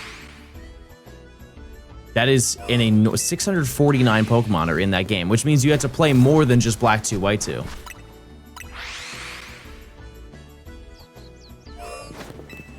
There's 730 hours in the month. Yeah, and I was live for over 12 a day, so yeah, it's probably pretty accurate. The only thing that's stopping me is not having friends. Well, here's the thing, Ryan, is you can just do like an IRL meetup. If you can find somebody at an event, you can absolutely do it. Aren't there like 400 Pokemon in Black 2 White 2? 649. Exactly 649. What was the hardest thing to learn about content creation? That you're not everybody's cup of tea. You cannot please everyone. That's the reality. You truly cannot make everybody happy. And you know, it's way more easy to to realize that now, because Chad, there are many people who just hate me just off of watching me on stream. They're like, I don't like his personality, he sucks. And that's fine. Like, I mean, I can't, that's how it goes. That's the way that the world spins, right? Or they make assumptions about me or how I carry myself and they don't like me. That's, I mean, what am I'm not gonna try and convince you, I don't know you. Appealing to everyone means appealing to no one, exactly. Yeah, that's so true. Yep. Yep. Wait, were we here yesterday? We've been here for 3 days. This is the 4th day, actually. Yeah, and I think here's another thing, like if you're a creator and you're worried about that stuff, that look at like statistically, out of every comment that I make a day, at least one thing won't resonate with you. I can't expect you to like every single little thing that I say. Like, oh, I like, and it could be like really small things like, oh, I like hot dogs, and you're like, I hate hot dogs. At least something is gonna be like, I don't agree with that. That's the nature of it. But that's the biggest thing, is you're just eventually at some point you're gonna get people who just will not like what you do. Like here's another example, is like people who do full odd shiny hunting. They get so many people who are like, you are just such a like a waste of time. Like, why are you not using methods to get the same Pokemon except way faster? Like, you could be contributing so much more into the world if you just did method hunting instead of hunting full odds. And it's like, they will die on that mentality. That like you could be doing so much more for the world, and you're choosing to full odds hunt. John, he's right. John's never made me happy. There we go. That's the spirit. That's the spirit. Phil the Casual, thanks for the 11 months. Thank you. Thank you. What's the advice for time management when recording videos? Have a way to write things down to keep track, because the worst thing you can do is like record everything and then have to watch everything back to remember what you did. That will save you so much time. But yeah, I mean it's really like, because that's something that you, in regards to like people not liking you or whatever, that's something that you don't really think about. You think about like, oh, maybe people won't watch this video, or like they might not like the way that this thing is editing, but people will just straight up hate you for like the silliest reasons or no reason at all. They'll be like, I can just tell that I wouldn't like you, and they won't like you. And that's, you'd be like, all right, sorry. That's just how it goes.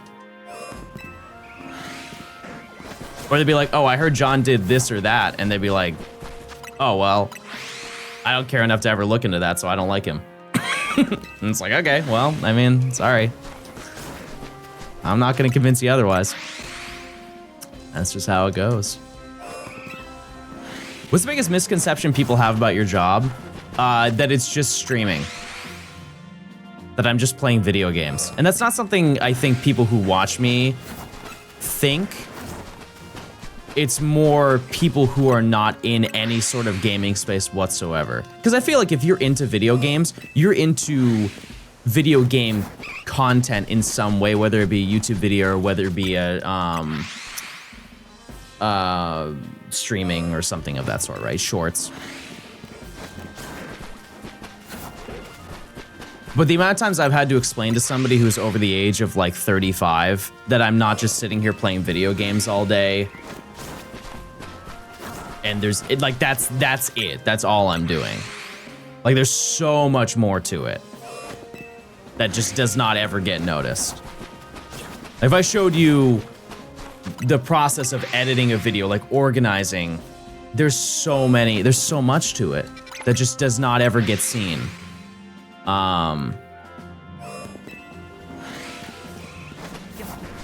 And while I'm not gonna act like my job is incredibly hard, it's a little bit overwhelming. It's a tad bit overwhelming. There's a lot to do. Delta, thanks for the 11 months. Thank you. Because like, yeah, on the surface of every single day, like the past 3 days, is just I've just been chilling, hunting for Drampa, and just chatting and playing video game all day. Very fair.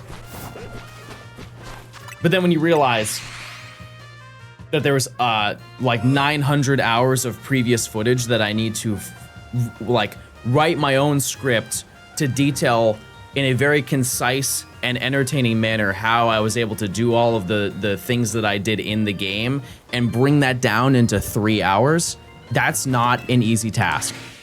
Whether you're good at it or not, that is not an easy activity. It takes like weeks to do something like that. How much your time is planning and editing versus gaming? Well, I game more than I edit, yeah, for sure. Yeah, absolutely. I see it in the same way as making a movie. Like, nobody cares how a movie is made, they just want to see the movie. And that's how I assume most people who watch me, they're like, yeah, I just want to see the stream and I want to see the final video. That's all I care about.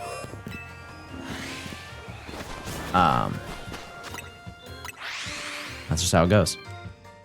You have a set way of writing your scripts? I write it if it was like a high school essay.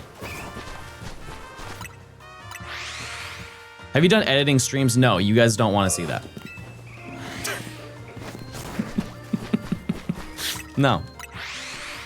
No, and I never will. Because the people who ask to see editing streams have no idea what editing is.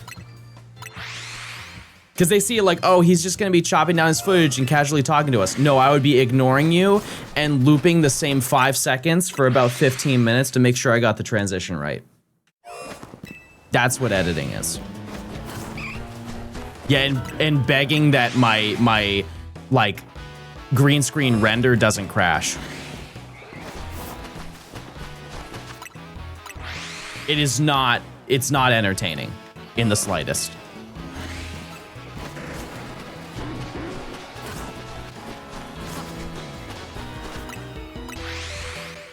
You'd watch for a few minutes and be like, mm-hmm. And if you're really into editing, those are the only people who would geek out, could be like, oh, I saw you do that one thing. How in the world did you pull that off? And that's cool. It'd be so cool if movie productions were streamed live. I want to see Chris Hemsworth have to do 17 takes of the same death scene. Is that because you like him or you're praying for his downfall and this is like your way of... It's almost the real thing. It's so close. Just a little more passion, Chris. Come on.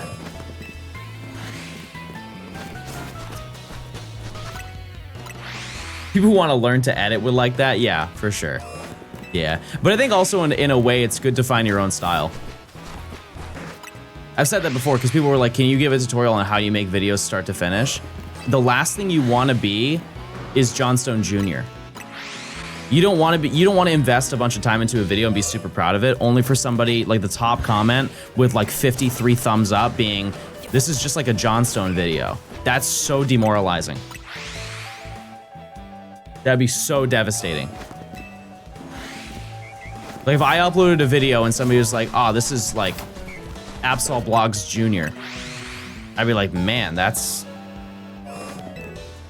kind of hurts a little bit. And while I love Matt's videos, I want to be known as me and not Mini Matt.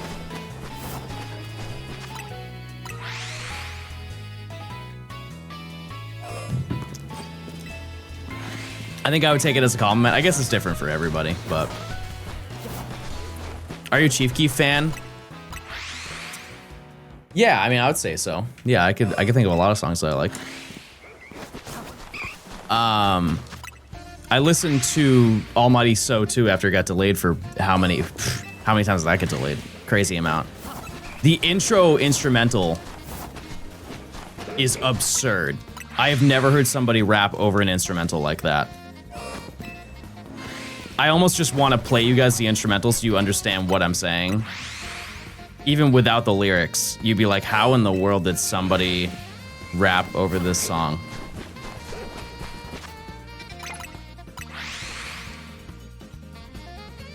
From editing to Chief Keef is a crazy transition. That's true. Have you ever heard of Elton John? No. No, is he a streamer? Have you ever heard of the Michael Jackson? He's like, you ever heard of him?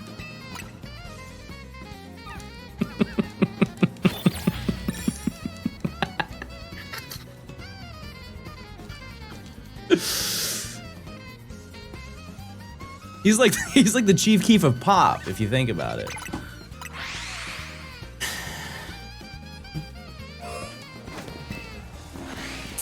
All right, where are you, Grandpa? Hey, Chad, it's been a while. Yeah, Elvis is my favorite. Actually, never mind. I'm not gonna make that joke because I realized I had a way different connotation to the way it would have come out.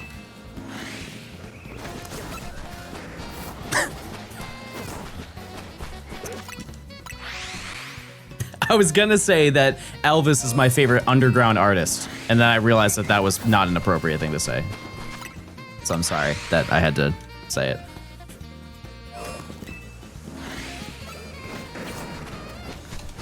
It's a term. It's a term that people use, so.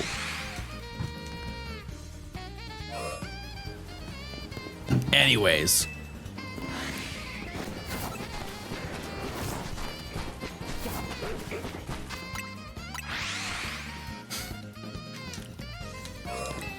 Nope, I'm going back out. What type of music do you like, chat? I love talking about music. It's so fun.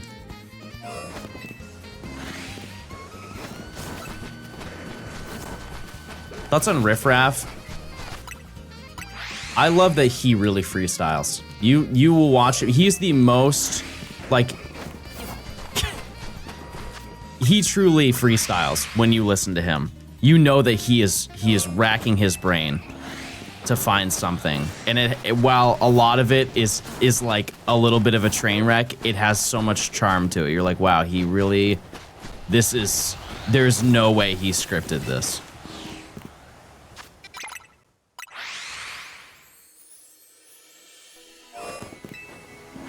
Like one line he has said from, like, they're so unique that I have to, like, I can't forget them. Like, one of them that he said was, I'm jumping out the candy-coated Grim Reaper Jeep. That was off the top of his head. That's so many words that I would never put together. That's such an insane collection of words.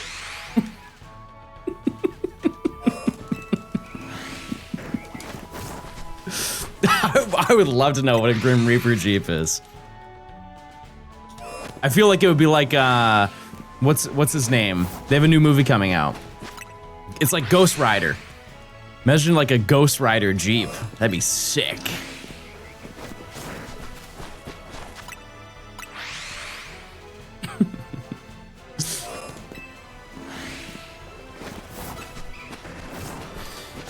All right. Did you talk for chat on Hours End? You're saying you couldn't come up with stuff off the cusp. I bet you could. I feel like I have the ability to rhyme. It's just you would never catch me doing so.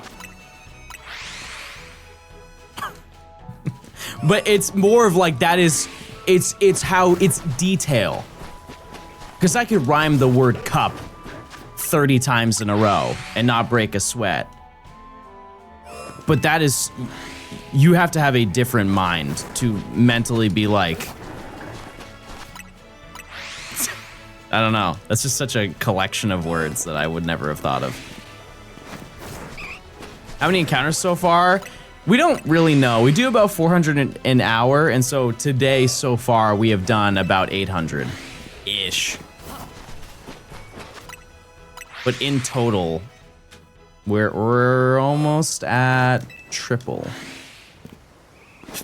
John, spell iCup. I can't. Is there a tracker in game to encounter per Pokemon? Not in this game, no. How bad was Abra? It was still twice as long as this one has been.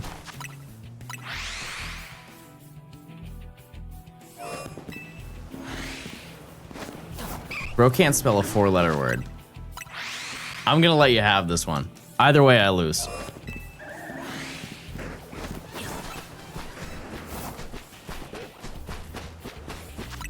Surely the shiny shows up in the middle of the Johnstone freestyle. Yeah, that's exactly what I would like to do right now.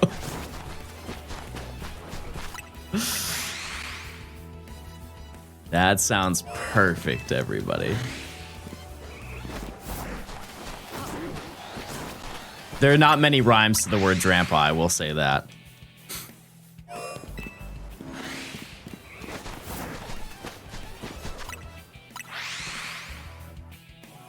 Grandma, no. I hate that you were so close, too.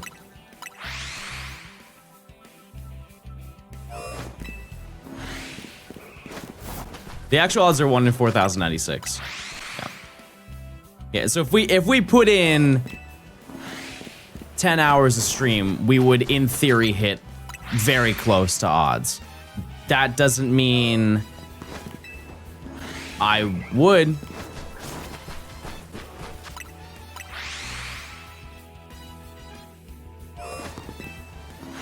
Surely another Pokemon name rhymes with it. So it's funny you mention that, because that has been an issue for many years for the Pokemon Company, because you could tell at one point they had full intention of doing a Poke Rap for every single Pokemon like generation that came out. They had to stop. Because not only were they making less Pokemon per gen, but the Pokemon's names were getting too intricate for them to do.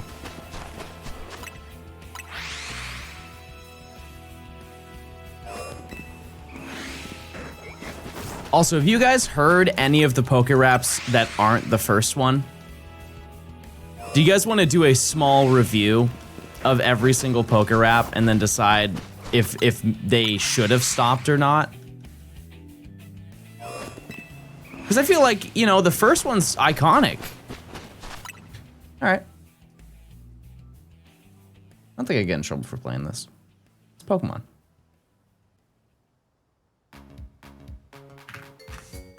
You're gonna have to help me with the names of the other ones, because I don't know them. All right. We gotta rap some Pokemon. You just do the singing. You guys know this one. Let's get it on.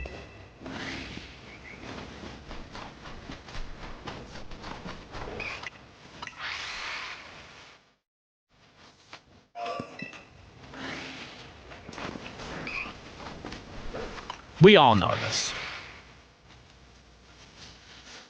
We all know this one.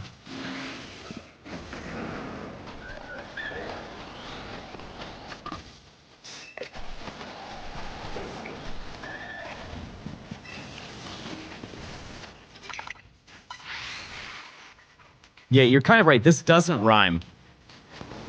They rhyme Jigglypuff with Wigglytuff. That's kind of cheating.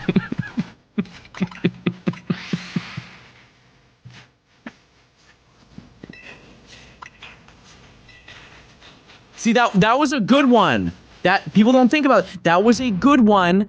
They delayed the bro part because they wanted to rhyme the slow because it was easier. That is actually bars. That was sick.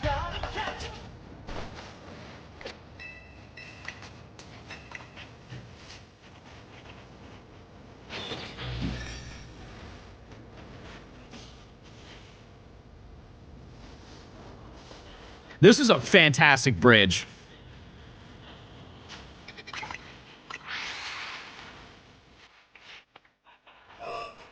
They were shaking on that note.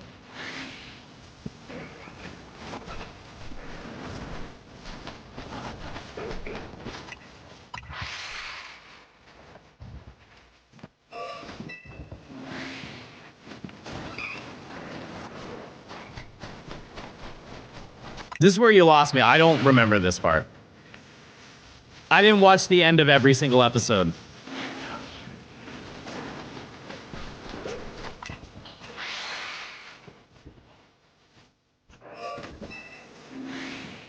Because it depended on the episode that you watched, right?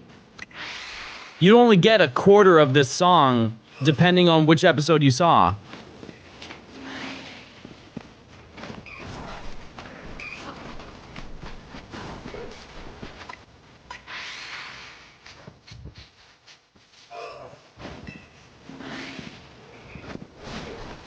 That's such an odd thing to say. Like, I know what they were trying to say, but implying that the remaining 24 Pokemon are downhill, like we did all the good ones. Get ready for the worst part of the song.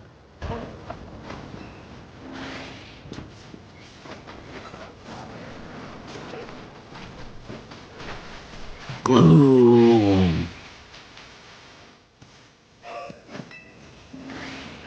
Gloom. Mortortle. Aerodactyl. Okay, I didn't know the end.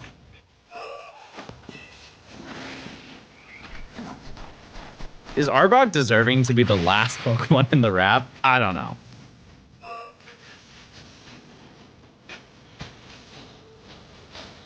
Okay, what is the... I don't know the name of it. Just Johto Poké Rap? This looks like it's it. I've never heard this. Oh, I know this.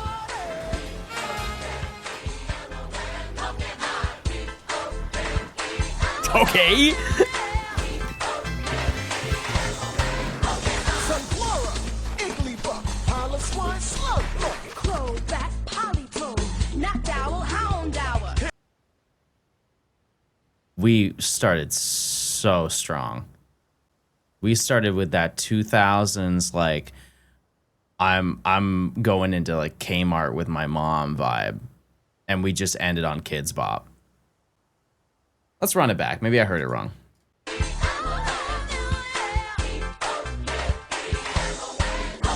Sunflora, Igglybuff, Piloswine, Slugma, Crowbat, Polytoad, Knockdowl, Houndour. Heracross, Natu, Tyro, Ariadote. Lugia, Steel, Expand, Emperor.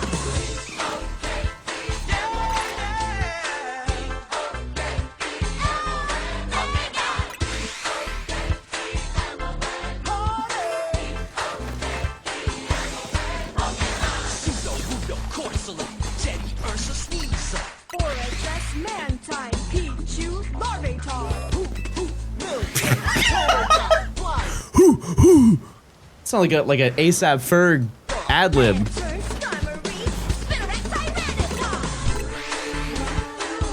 Baby.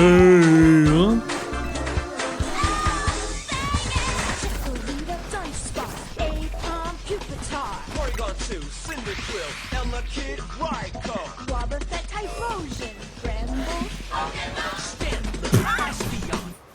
Were they being split in half by like 2 dimensions? Why did the Pokemon sound like that? Hold on.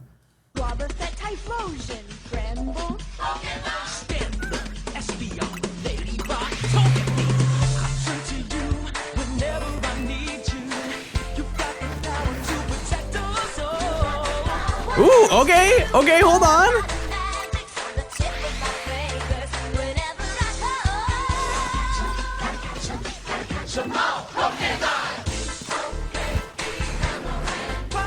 Like this is a bop right here.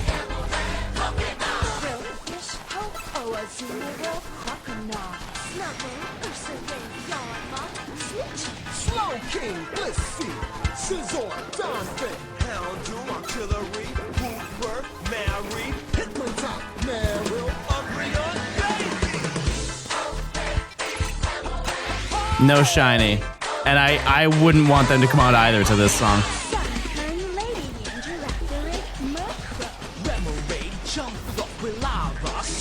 One other thing, maybe this is just because I have like started to be more aware of like how songs sound. The mixing on the two of them is entirely different. One of them is way more quiet than the other. And I understand this video is what, 13 years old, so it gets compressed by YouTube. But am I crazy? Or like both of the vocalists, they are at two different levels. Why number cargo? For the blossom. Like he's just a little bit louder.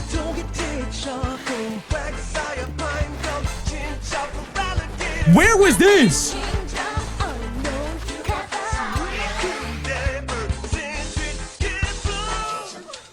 Why did they just ult for the last 10 Pokemon? What just happened? The most replayed section of this song is the end when they actually start singing. I'm running it back. Why number cargo? For the blossom.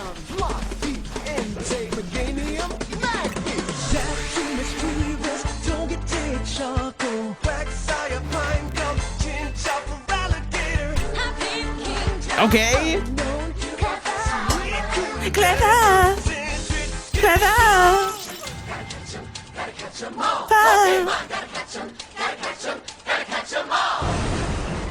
Oh, and then it explodes. I didn't know that was the ending.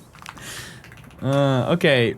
Now, this is the last one they ever did, to my knowledge. This is the last one. What a great start.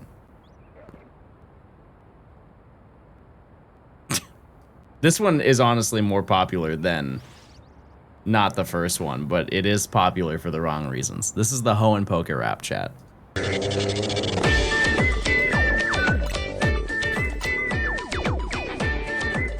Type 1 if I should stop. We can get out early. I saw at least 1, 2. They're into it. It's the beats of the OKEMON. It's roll call time, listen up, my friend. It's the beats of the OKEMON. Roll call time, listen up, my friend. No, the rap is good. Trico and Torchic in the back. We got Mudkip and Marshcop here in the track. Swamper from Gianna, I see you too. We got Wurble and Beautyfly and Cascoon. Low Tat, Lombre, Lude, and Colo, Linoon, and Silcoon. But more to come though.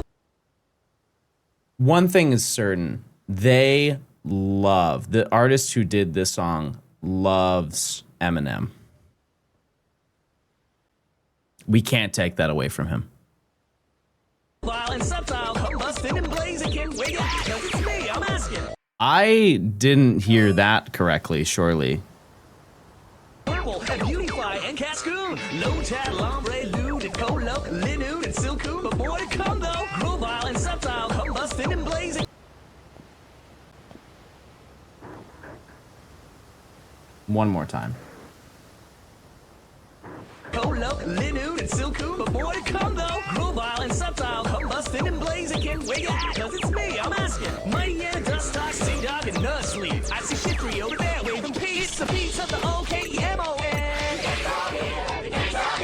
It's roll call time, listen up, my friend.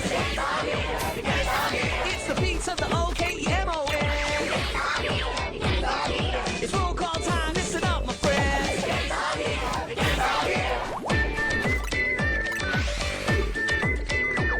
I really love the nursery rhyme riff.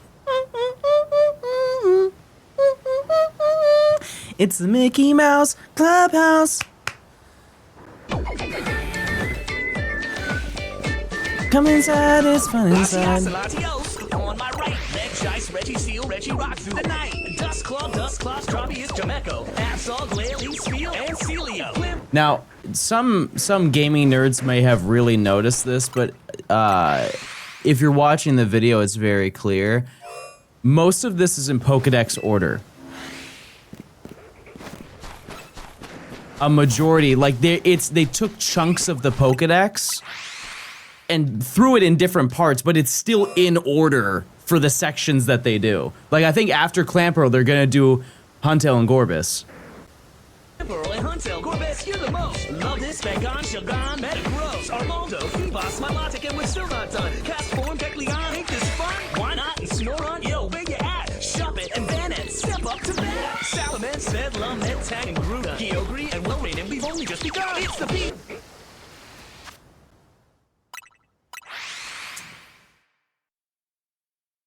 Salamence said, Lament, Tang, and Gruda. Kyogre and Wilrain, and we've only just begun. It's the beats of the O-K-E-M-O-N.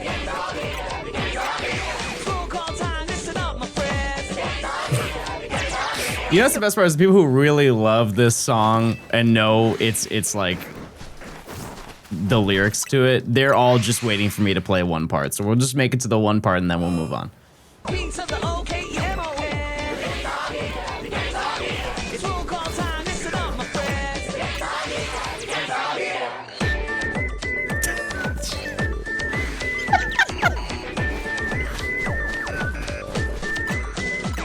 Nakuhita, Hariyama, Azura, Lido's pass. Skinny, Delcatty, Sableye, Arnold, fast. Slacking, Ninkata, Loudred, and X-Cloud. Agron, Meditite, Medijam, sing it out. I didn't realize it was that loud.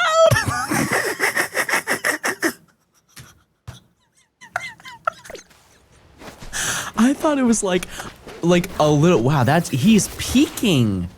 He's peaking. Ninkata, Loudred, and X-Cloud. Agron, Meditite, Medijam, sing it out. Swallow, Whittle, Pelipper, and Ross. Shrewish, Raylu, Slack Off, and Bigger Rock. Maywild, Tilo, Aron, Electric, Manetric, Plusle, Lara, who you like. Rayquaza, Ninjas. It's like, I know you're not paying attention, so I'm gonna make you pay attention.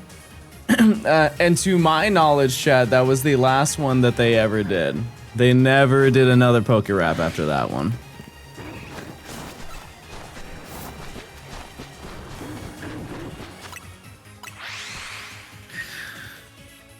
Yeah, I know that there's one, like a fan-made one that's every single Pokemon. I don't have any emotional attachment to that one, but I'm sure it's nice. But I don't think they're gonna do another one of those. Opening songs, that's when I get in trouble. I don't think they care if I play the Poke Raps. Ended in a dark place.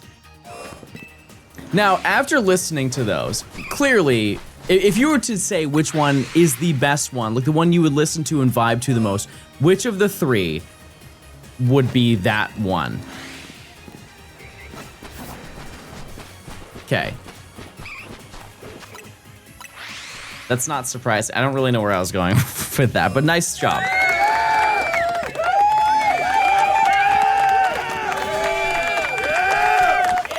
Thank you for participating.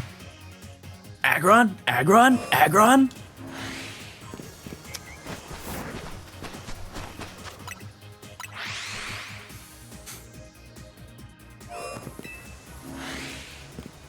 I can't get that little melody out of my head.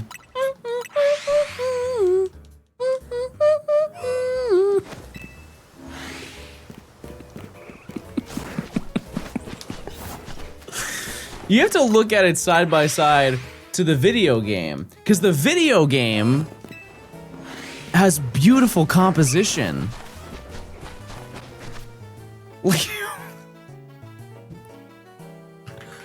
Unbelievable compositions were made.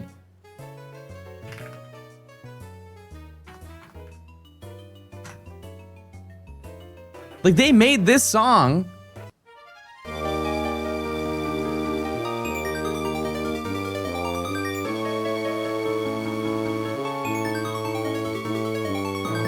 and the same year,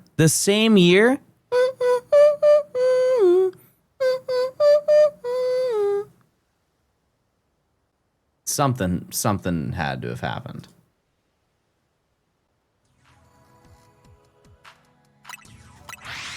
No budget left. I found something highly amusing. Nope, not watching that. I'm good, thank you though. It was a Poke Rap, but a person was doing their impression of the Pokemon over it. I'm okay. I'm sure it's very nice.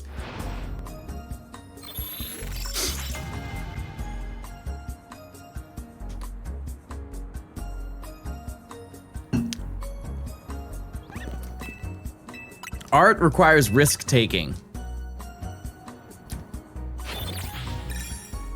You're right about that. You're sure right about that. And that's why I'm spending this much time getting Drampa. This is art, in essence. I feel like there has to be, like, behind the scenes, a demo version of Gen 4. There has to be. I guess the question is, what did they do to fill the time in? Because the Poke Rap was a really important part of watching the anime.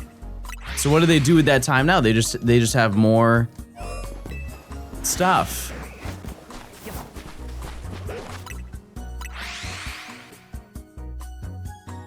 Also, that's insane.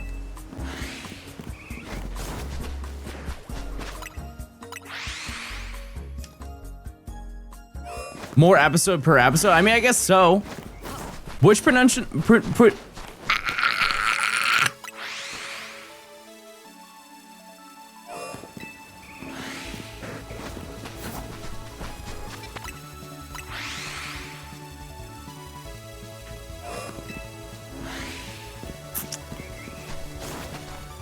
Yeah, Pokemon Karaoke.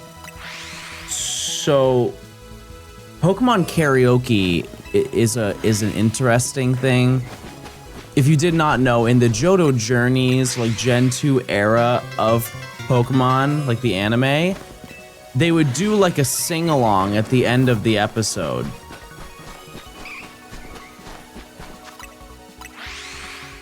This is something that the Pokemon Company does not know that they did, but I know that they did it.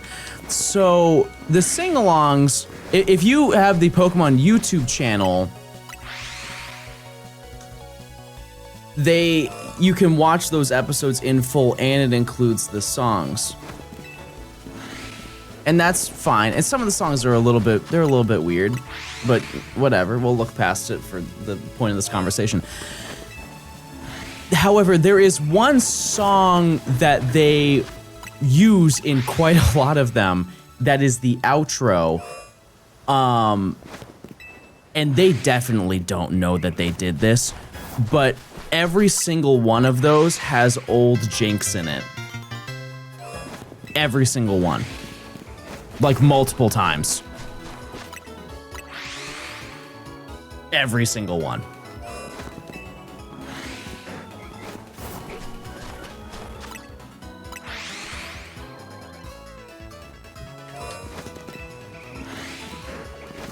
There's a Gen 5 one. It must be fan-made.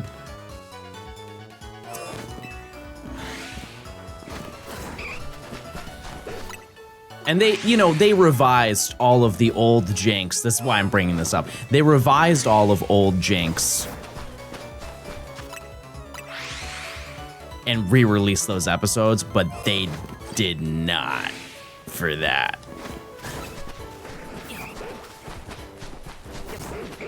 The Gen 5 one is on the Pokemon official YouTube.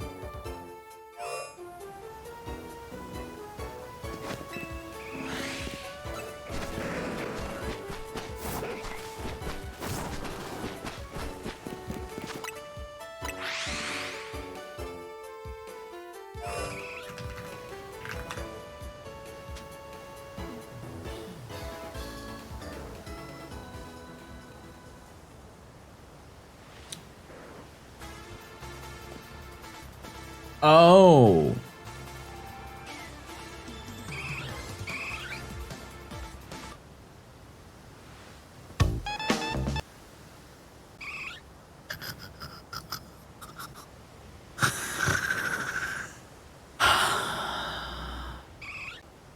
Meanwhile, this is one of the first frames that my retinas have viewed.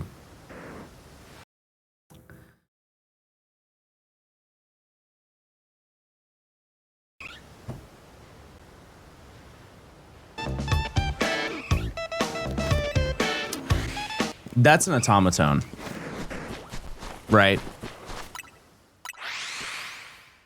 That is, without a doubt, an automaton. Like the little ball thing, and it has like the notes and the.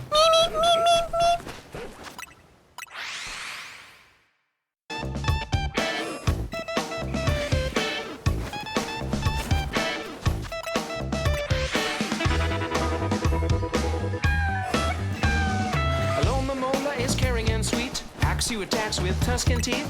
Cophagrigus is go ghosty. Darmanitan is so toasty. Basculin comes in red and blue.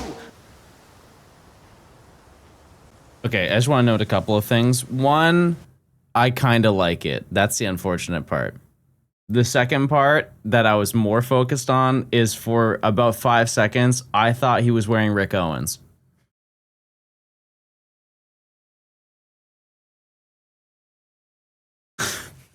He's not. Those are Converse. But for a second, you got me.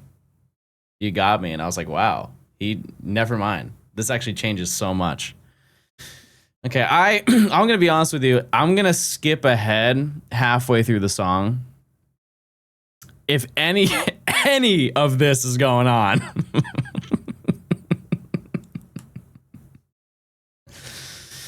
Sawsbuck changes over time. Big night burns so strong and bright. Reshiram is enormous and white. Zekrom Reshiram and I have a lot in common, I guess. All right, let's get back to our other playlists that we have.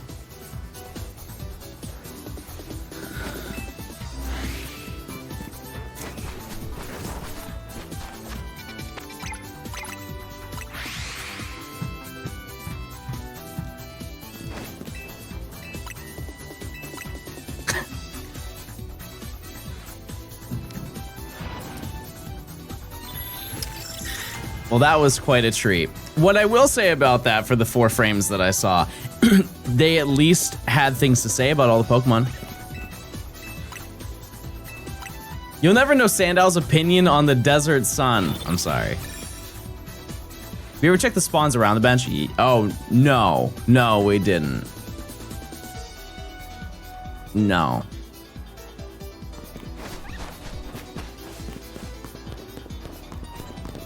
I do hear a rat. Oh no. Oh, I just realized what spawns near here. Oh, well, chat, if you really love the idea of getting to Gort number 50, dreams have come true, is what I'm trying to say. Oh my god, there's like 7 that spawn here.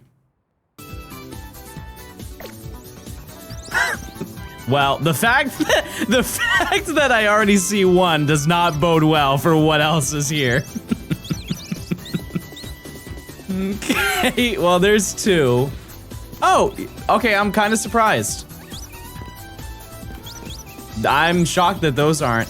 The issue, though, is I don't know how to catch those quickly. We had to go here.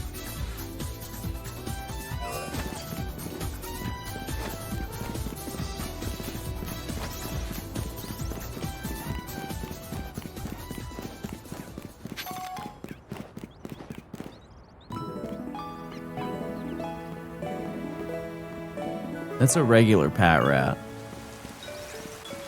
Ew.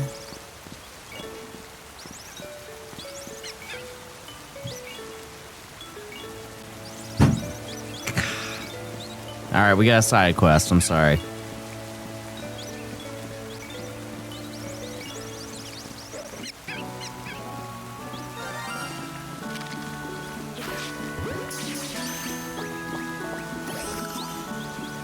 Rats.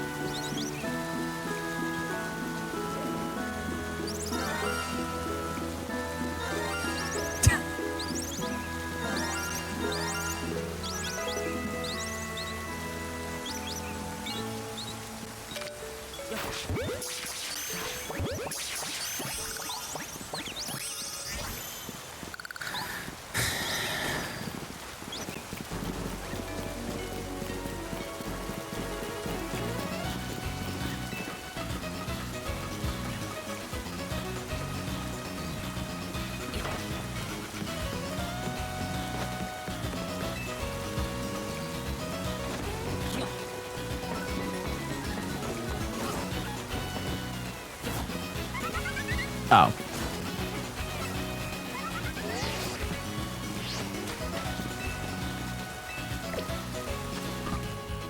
What? Okay, relax. No, that was it. It was only one Pat Rat and 2 Gorts. Which makes our Gort total 47. 47, that's what we're at now.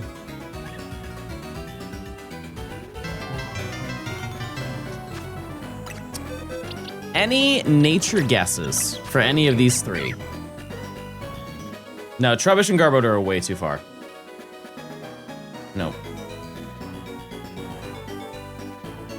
Gay. Okay, well, that's a good start. I'm gonna say at least one of these is lax. Modest. Brave. Quiet. Should have stayed quiet, I'll say that.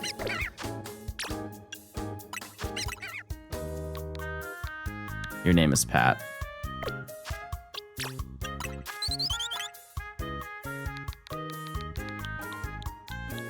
Number Gordy 6.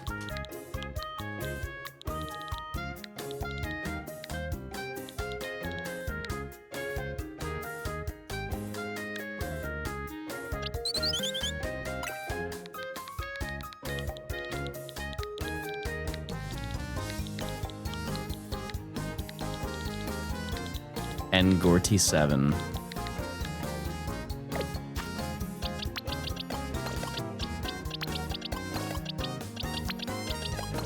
All right, well, use your points, chat. Are you including all the Gort in the video? Yes. Junior, thanks for the 14 months. Thanks. Thank you.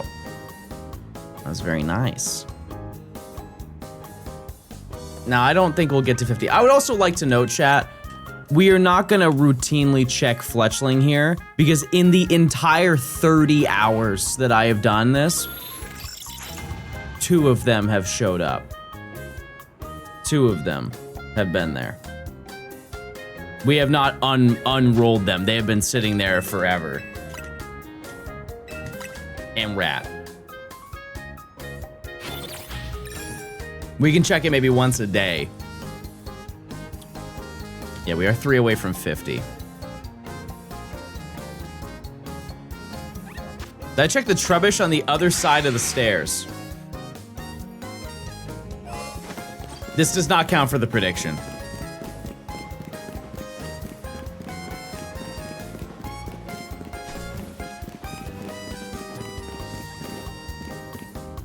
I have no idea what you're talking about, but probably not.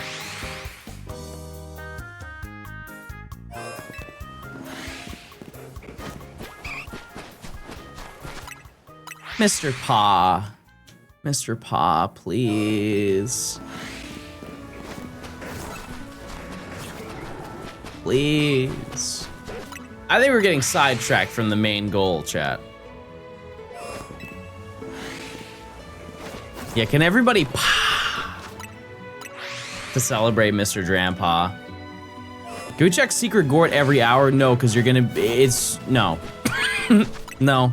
I just want to get Drampa, chat. I truly do not care about any other shiny but Drampa.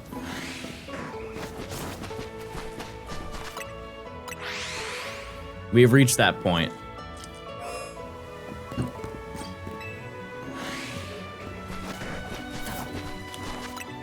Like I said, we'll check it once a day. We can check it at the end of stream today.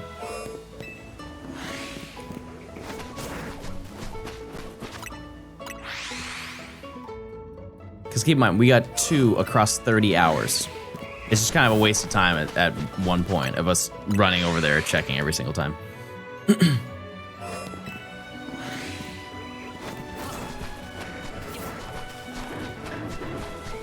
Aww.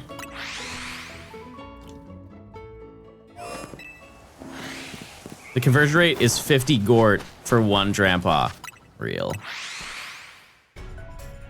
Listen, we have the lamppost.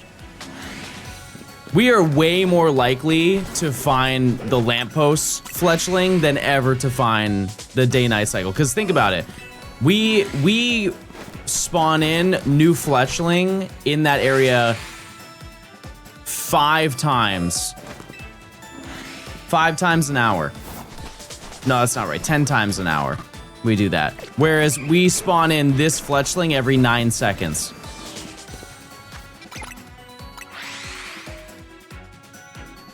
And while you do, there are more there, it still does not even remotely balance out.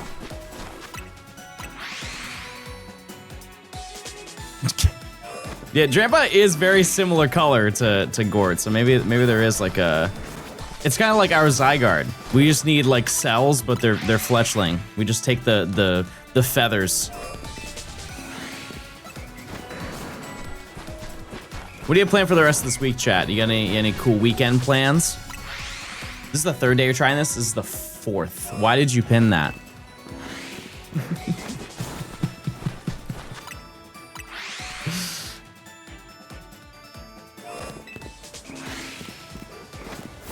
The Pokemon Field Museum? That's exciting. Making croissants? That's so sick. Brave, 6 of the 2 months of Prime. I appreciate it. Oh, that sounds so sick to have a croissant. Like having a ham and Swiss on a croissant. Whoever figured out that combo, they need to figure out some more stuff. Gears of War E-Day beta binge. I should let Nimi know about that. If you guys don't know, she is a huge Gears of War fan. Or like, her love of Gears of War is the same way that my love is for Halo, where we played it excessively when we were younger, and then the genre, or not the genre, but the brand has kind of like fallen off. And so we love it from a respectable distance. But I'm sure she'd be very excited to play that. What are the requirements? Is it just like an email sign up? Or do you have to do something else? It's gonna be sick. I've only played Gears 2. I played like a third of the campaign of Gears 2. Good luck on your hunt. I appreciate it. We're really in it. I'm going to QuakeCon. Is it just for the game Quake? Pre-orders get beta access. Oh. Here's the thing is, I don't know if she would do that when you get it on Game Pass. Like, I didn't buy Campaign Evolved. I just was like, all right, I'll wait for it to come out on Game Pass. I'm patient enough to wait 3 days. Yeah, no, okay, so we're probably... What did she say last stream, chat? If we got Drampa today, we would play Campaign Evolved tomorrow night or something. And if not, we would play Minecraft. And I would also like to note that Thursday, the tomorrow night stream is still heavily up in the air because I don't know what today is gonna be. I have no idea. The trebuchet spawns on the other side of the staircase you look at during time reset. We would have heard it if it was there then. Yeah, I'm not too concerned about it. Like I said, we have not re-rolled the spawns there very much.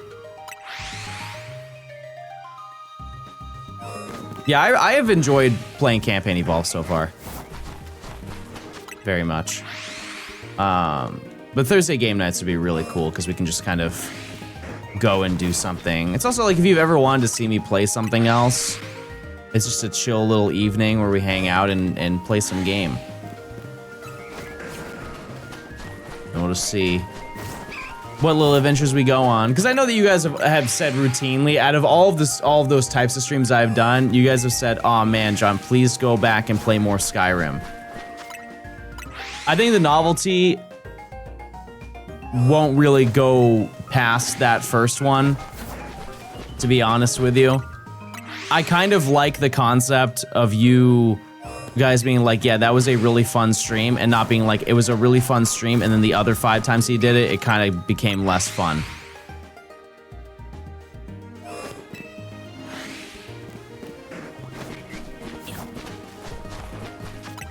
You know what I mean?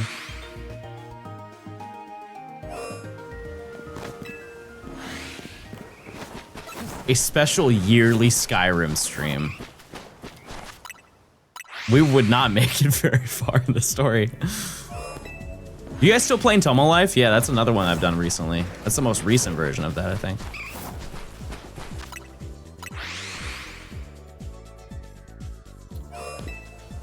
I almost bought Skyrim on PS5 for $10. That game should be free now. It should be. There are a few games that are like that where I wish you could just buy like a lifetime code.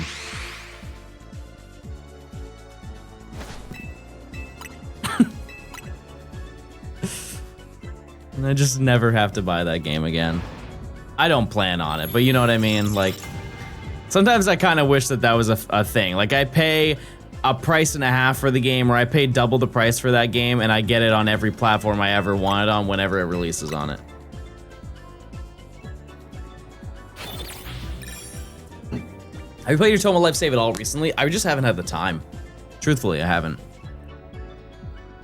It's back to that conversation we had earlier about like what's a misconception about what you do, is that like I have a lot of free time. I have a lot of free time if I choose to just not do my work. But I mean, editing this video took a extreme amount of time. What is the most rebought game, do you think?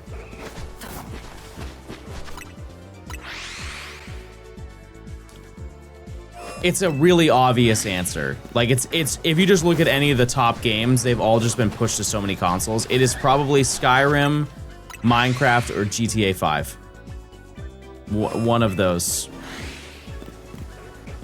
Yeah, I think it would just have to be Minecraft.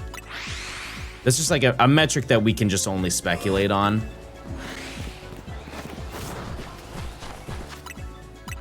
Because at maximum GTA, you bought it on, let's just assume, you bought it on 360 when it came out, you bought the remastered version on the Xbox One, you bought the PC version, and then you bought the Series X version. We're talking 4 times maximum. Minecraft is probably very, very, very close, and it's, you know, PC, and then you have the console editions, so, yeah. Then you have the phone version. The phone version definitely got a lot of people because that is not a super playable game. Like, it is. I could understand playing it on iPad. Especially when people get banned on Minecraft servers. What in the world would you get banned in Minecraft for?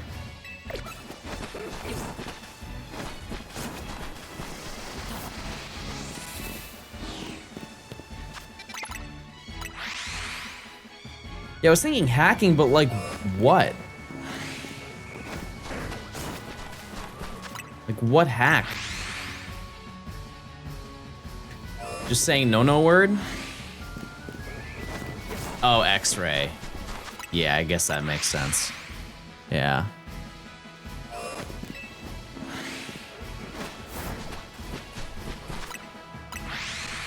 Reach and auto-click. Okay, so you're one of them. You're the most specific answer. I heard. I've seen some videos. Yeah, no, X-raying I've definitely seen. And if when I was younger, I probably did it.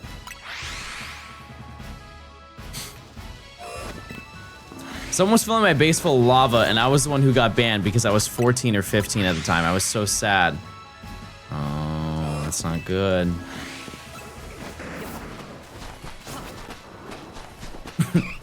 Okay, you guys are gonna make fun of me for this, but do you guys,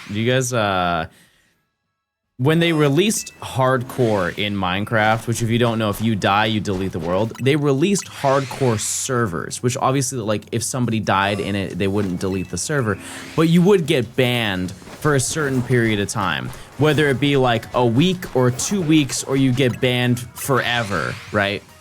But it was for a short period of time, it was popular because of the new game mode, and I jumped into a server to do that. And I was so terrified trying to play because I was worried that somebody was going to use hacks and come and kill me. And that did happen, where I was like walking, I went super far away from spawn to make sure that I was safe. And somebody just happened to find me. And they started hitting me, and I was like in the water and I had no way to escape. And I, you know, make fun of me, I combat logged. And I just came back to the game 2 hours later and just kept playing. And anytime that that would happen, where I was in a scenario where I was like, very clearly you went out of your way to find me, I'd combat log. I'm not doing that.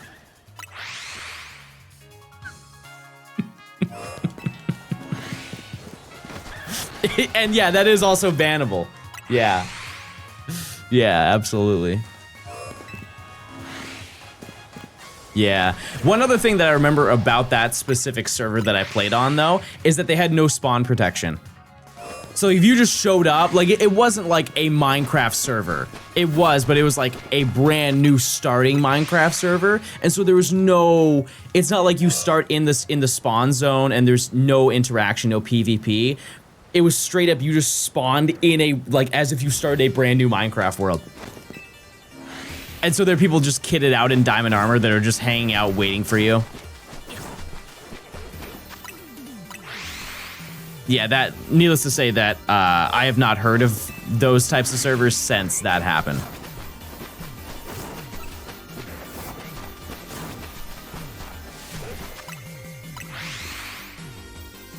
Baby Turtle Simulator. That's such a specific thing to say. You wanna know an insane, like, tourist trap?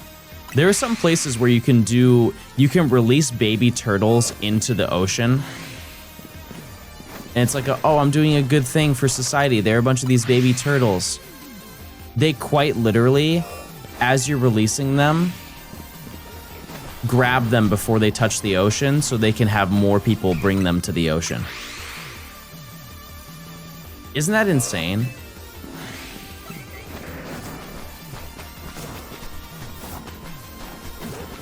They just like grab them and put them in a bucket and then just get the next group. Yeah, like that's a level of evil. On an unrelated note, do any of you not like nature documentaries? I don't think I've ever met a single human being who hates a nature documentary. Because they're just like, it's one of those things, a canon event, you buy a new TV and you put on a nature documentary, but also just watching them is just soothing. It's soothing in a way. It's very calm, despite what's happening on screen. It's always very calm and... look at this frog that's trying to find a partner, and he's in a tree and he goes,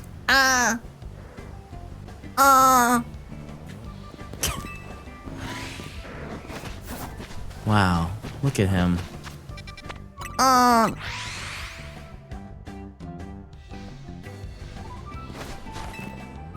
That's a real episode that I saw. And I love that they are just available on YouTube.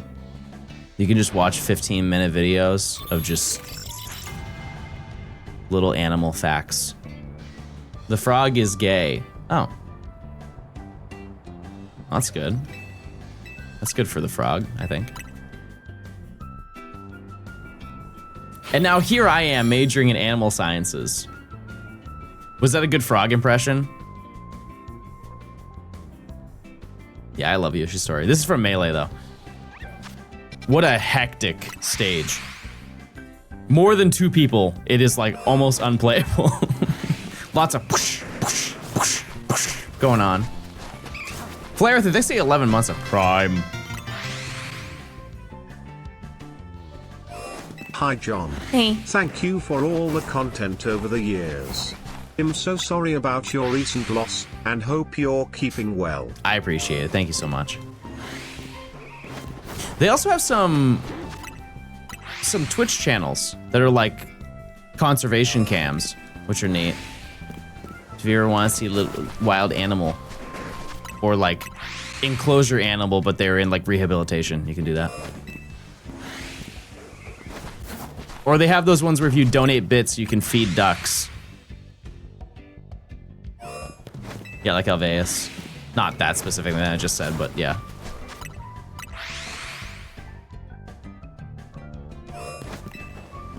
Ducks and geese. Ducks and geese.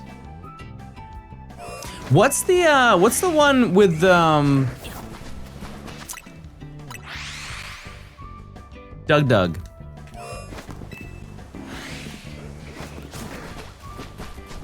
What's that one? It's like a yearly fundraiser they do. The Monterey Bay. Oh. Wait, I'm like kind of close to that. Wait, I could go to that. I went to a wedding at the Monterey Bay Aquarium. I don't know this side of my family. I went to it when I was like 2 or 3 or something like that. But they definitely had money. They rented out the entire Monterey Bay Aquarium for the evening. And they had like a night wedding.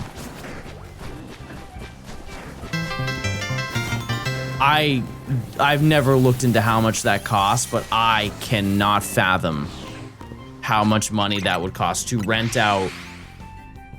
You know, like it's an attraction. It's a place you go to. It's like renting out a theme park.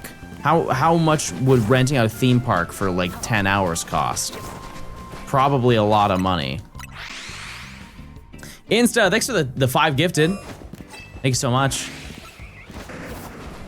Yeah, the charity streams for Rosa. Yeah. I had family that used to live there. I visit there every other day. That's sick. That's so cool. And thank you for the 1 gifted. I'm sorry I didn't see that too. Weddings are so expensive. Yeah, but I feel like there's levels to it. Like having one, renting out a venue can be like tens of thousands of dollars, but I don't know.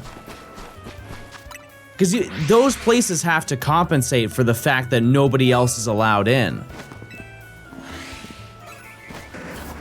It's $6,000 to rent it.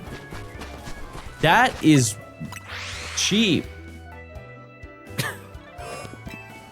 The aquarium isn't open at night. Some of them are though. That's the thing. Some of them do like an adult night where you can go and you can just have drinks. They treat it like a date night. They do it like, I know the Georgia Aquarium does that. To be fair, it is like once a month or something. Never done it, but I've seen it. They do that in San Francisco. Yeah, we went to the San Francisco Aquarium. That was fun. That was a cool little place. We had to see fish of the deep. You guys ever been to an aquarium and then they also serve seafood there? They do that at the Georgia Aquarium, and it is truly an eyebrow raiser.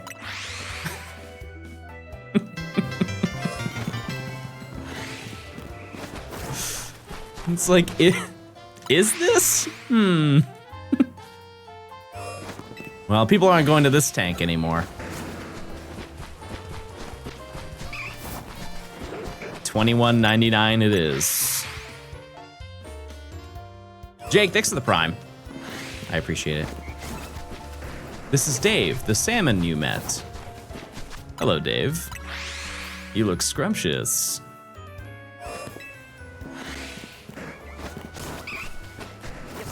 You look so delicious, Dave. Have you been to the Science Museum? Yes and no. Like we went, you know where the aquarium is in San Francisco?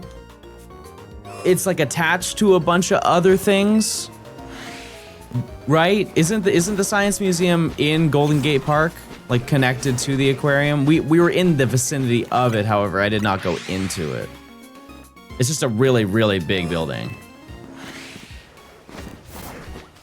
I'm sorry this is over odds. Oh yeah, no, it's, I mean, hey. Gaming, baby. That's how it goes. Who still visits aquariums or zoos every day, or nowadays?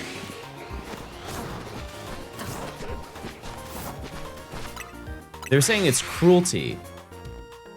I can understand that for zoos, but also, like, I understand the sentiment that they're getting at. That a lot of have been places. You think of like SeaWorld. SeaWorld is notably a bad place. I don't think what they're saying is necessarily bad.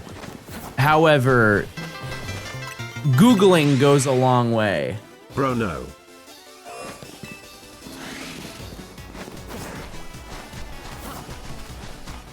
Like, yeah, I'll Google it.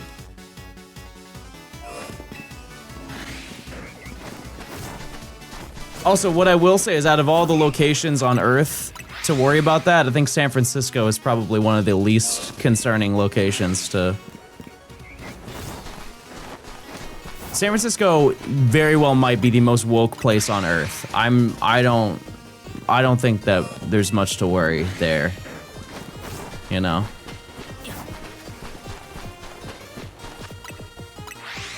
You know? Serval, thanks for the 4 months of Prime. I appreciate it.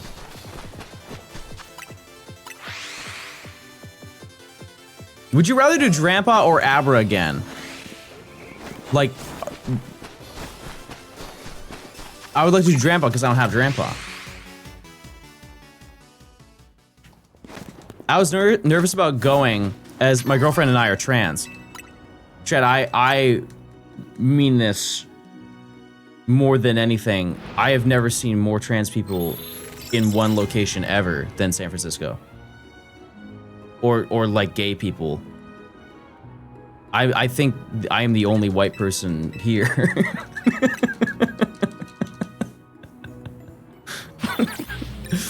There is so much diversity, like not even remotely a concern for you.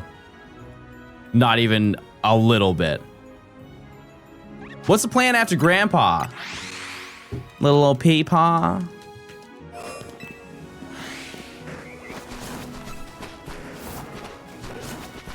We're really still here. We are. We are. You're in California and you need to be gay to be there. I'll do some research.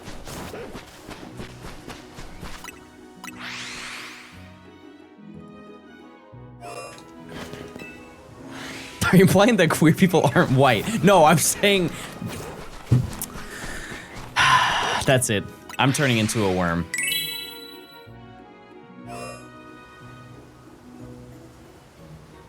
I'm waiting. I can animorph. Just give me a second. The books took their time and so can I. 16 months and all 3 shiniest for your mum. Chandelier, Bidoof, and Drampa. Stay well, Johnstone.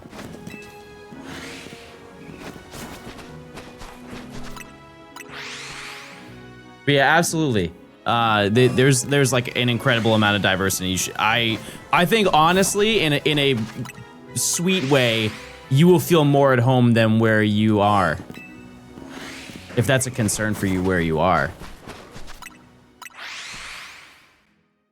Not to be rude, but Drampa is really starting to tick me off. I like the way you're talking. I like the way you're thinking.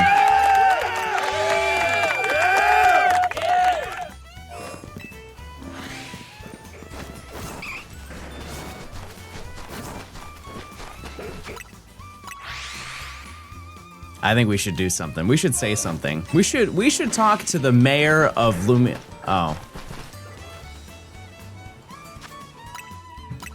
Who's next in command? Who is the most like important person in Lumios? Is it Jet? Unironically you, I guess. AZ?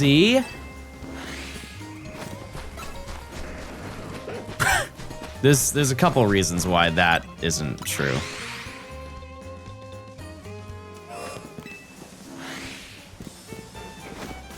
Corbeau. I guess, yeah. Yeah. Yeah, Floette is objectively the right answer because you don't want to cross Floette.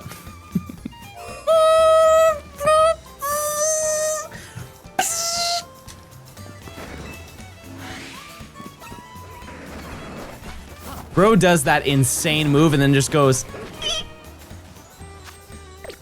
Detective Lady. Her name is Emma. And you respect her.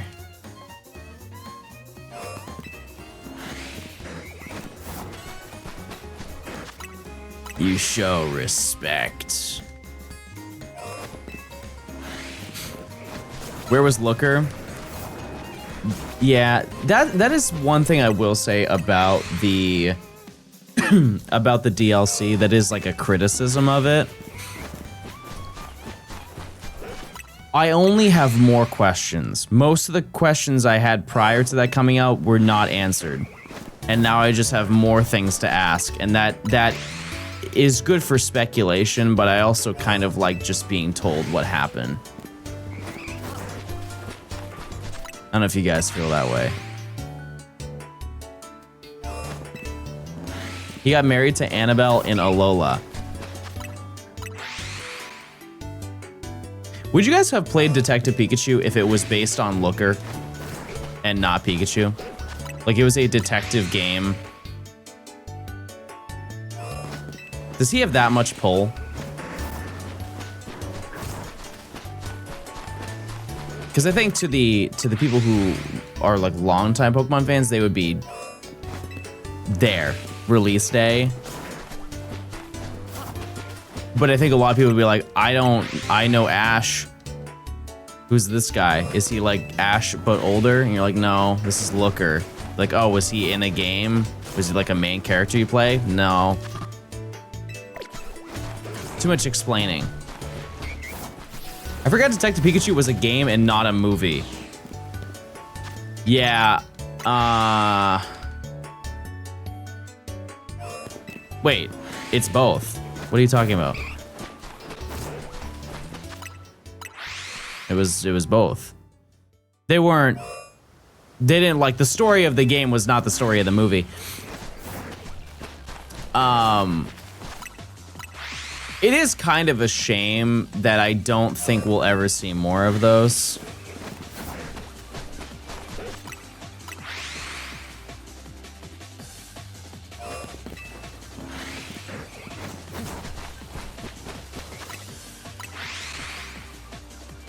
I wish there were more IRL Pokemon movies.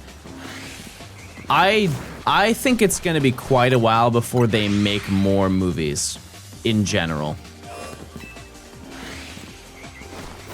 And it's pretty unfortunate because I think that while there is like some aspects of COVID that were in play of that, I think the reality is they're not doing more of them right now because all of them got leaked.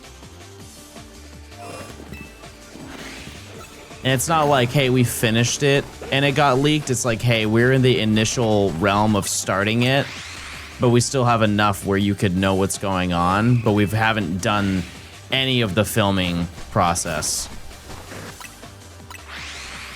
Last was Zarude, yeah.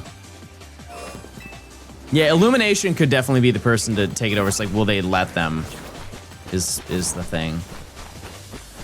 Yeah, because the last 2 movies that they were going to make got leaked. One of them was way more damaging than the other, but which, like, you know, I don't really talk about leaks at all, but I think the movies are pretty tame. They were going to make another Detective Pikachu. The issue is that they didn't do any filming, but somebody leaked the entire script for the movie.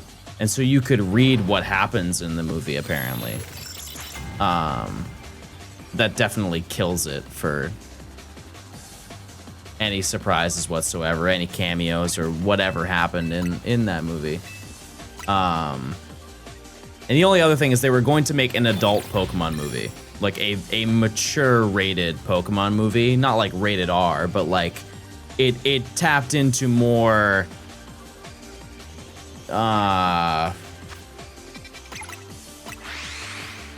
adult issues, I guess. So, yeah, maybe Digimon style or something like that. And that didn't make it past like some concept art, from what I understand.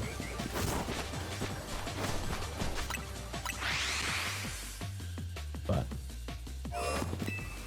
I felt so bad for the guy that led in Detective Pikachu. Yeah, I feel like that main character was good and, you know, could have potential in other movies and stuff like that. And also the big thing is that Detective Pikachu did well as a movie, did it not? I'm pretty sure that movie did pretty well in the box office. Like, they had not seen a successful Pokemon movie in comparison to the first movie until that movie came out.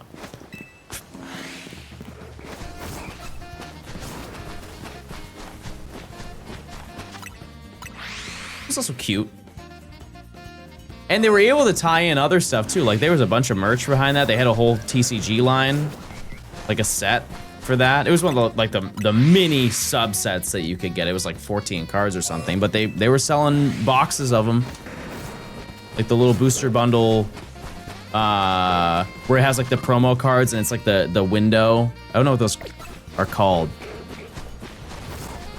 It was the second highest grossing video game adaptation at the time of its release. That's insane. I had no idea.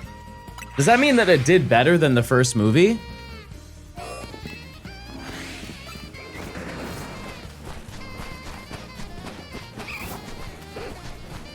I guess it would be just with we've talked about this before, like hitting $1 billion in the box office is not nearly as difficult as it was 20 years ago.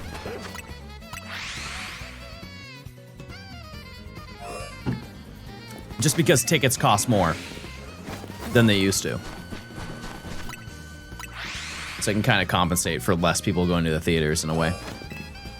New Spider-Man hit $1 billion in 6 days. Exactly, like, that's crazy. That's insane.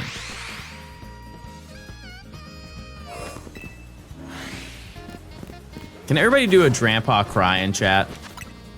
Like a, my bones. It grossed 450 million. I mean, that's a lot of coin.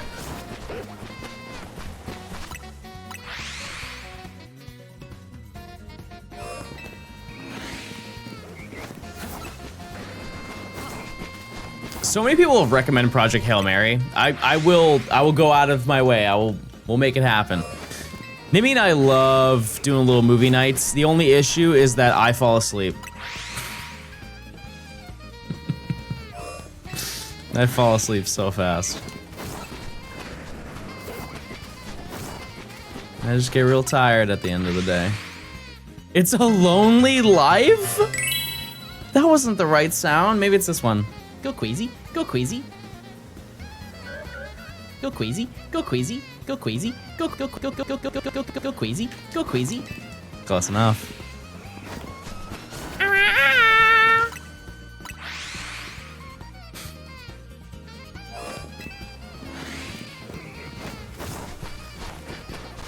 Ooh, Nimi's gonna love Rocky. I would watch Creed. I love the first Creed movie. I think I own the other two, like digitally. Check time. To the right now. To the left.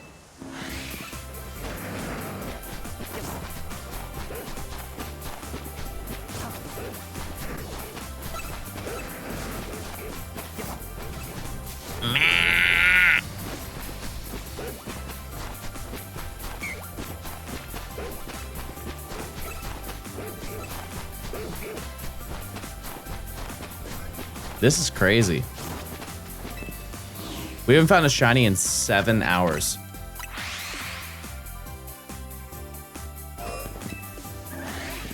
I've never seen Creed, but I was almost cast as Michael's girlfriend in Fruitvale Station.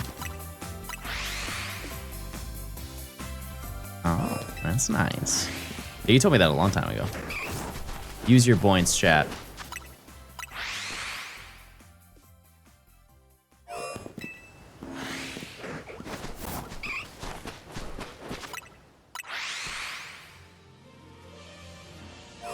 Captain, thanks for the tier 1. Enjoy your emotes. Thank you. I was in a Barbie movie as a kid. Weren't they animated? So were you a voice actor?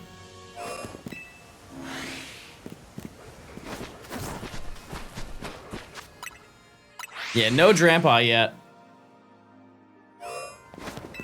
You're gonna get shiny on Dino? I already did. That's like the second rarest thing here next to Drampa. Barbie and her sister's in a ponytail. Chad, do you think I could be in a movie? Do you think I have what it takes? To not have like a major role, but to have like a side role. Like think of like Spider-Man's friend in the current Spider-Man movies. Like, do you think I would be able to pull off being in like that realm? Your voices are FIO'd. I didn't know that. I can go look into that if I need to fix it. I didn't know I was in like the FIO'd voice type of thing. CEO, yeah, I'm the CEO of talking. That's for sure. For a second, I thought you were gonna ask if you could pull off a ponytail. The answer is yes.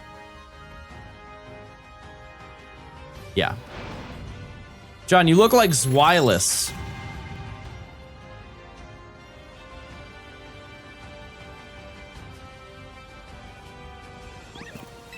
Wow. Let's give a round of applause. They shut me up.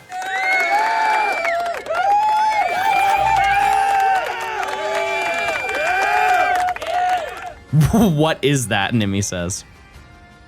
What do you think it is? Also, such a banger song. Like hearing this song and then heading into Hammerlock.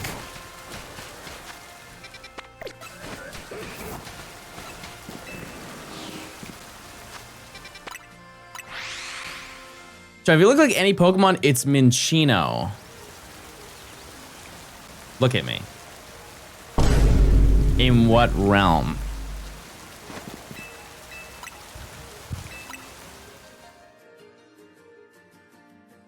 Yes?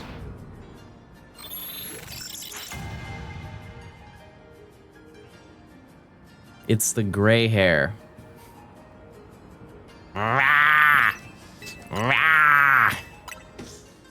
All right, you're getting Evil John now. No, I like having gray hair. I do. I remember one time, this was a couple of years ago, I was getting my hair cut at the barber. And, you know, it had been a minute since I got a fade, and so you could see on the bib or whatever that they put on you that a lot of like little white and gray hairs were being, you know, like mixed in, and I was like, wow, yeah, I'm getting a lot of gray hairs. He's like, yeah, I've got them too. And I said, I was like, to be honest with you, like, I don't really mind them. Like, I think that it gives me a more like distinguished look. And if anything, I would just want more on the top of my head so it kind of like evens all the way out. And then he was like, well, I don't like them. I didn't say anything for the rest of that cut. Because clearly I offended him.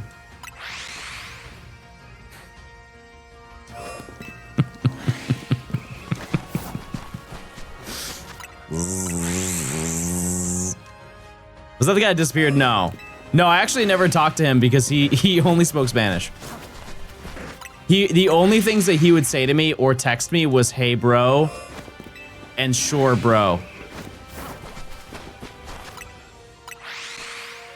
He just loved calling me bro. Any sentence that he said to me was bro.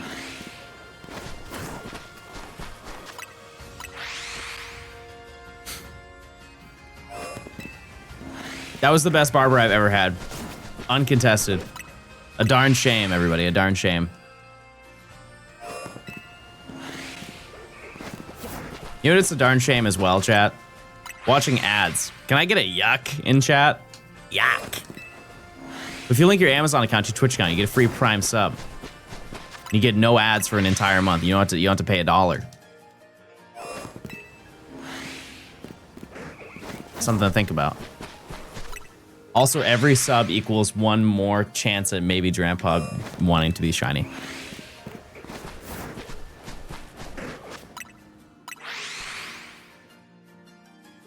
I will not yuck someone's yum. That applies to food, not enjoyment of ads.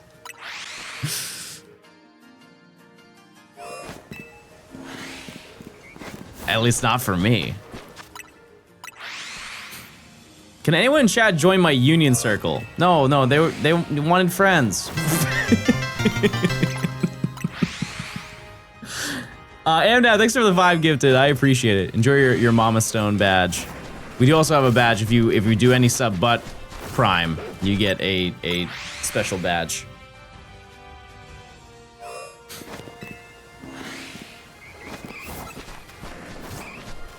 That's available until Friday, because I assumed that I would get it by Friday. And I will. I'll get it today. Best believe I'll get it today for sure, for sure, for sure, for sure, for sure. Have you ever been to Texas? No, yes. Yeah, I went once for a day and a half. And I experienced absolutely nothing while I was there. So I couldn't tell you about any, like, yeah, I can't really tell you anything about it.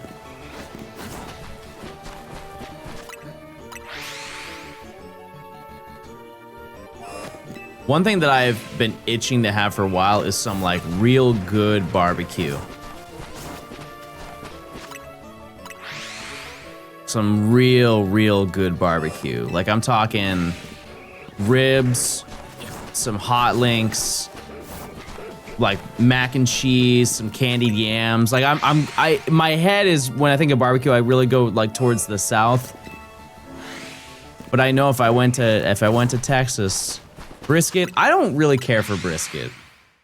It's not that it's bad, it's just like I feel like if you were to get anything in a barbecue, I would like to get some, like, chicken wings. How rare are the shiny? 1 in 4,096. Anyone else think Buc-ee's food is garbage? I don't think it's necessarily bad. You're talking about the pre-made stuff where they're brisket on the board? That. I think that's their fast food. And I think that they have a very dedicated cult following because if you go in there, clearly they want one. So, yeah, I mean, like, it's not, I had it and I was like, oh. I had like a pulled pork sandwich or something like that and I was like, oh. Okay. It wasn't the best one I had ever had in my life, and that's kind of the narrative that I was presented prior to walking in.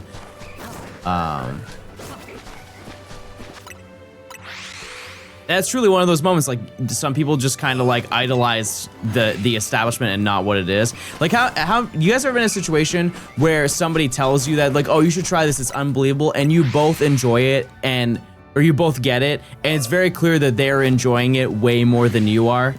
That could even be like going to some place, like, oh, this amusement park is so fun, it's the best place ever, let's go do that. And very clearly they have such heavy bias from nostalgia or whatever. And you don't want to kill their vibe, but you're like, this is not what you made it out to be. Dr. Pepper, I don't know anybody who dislikes Dr. Pepper. Dr. Pepper is the second most consumed soda on Earth. It's Coke and Dr. Pepper. It's not Pepsi. They got dethroned.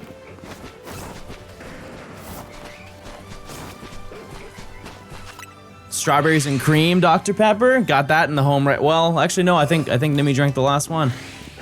She got a 12-pack of that one and I said, enjoy. It's splendid. How many shinies today? 0.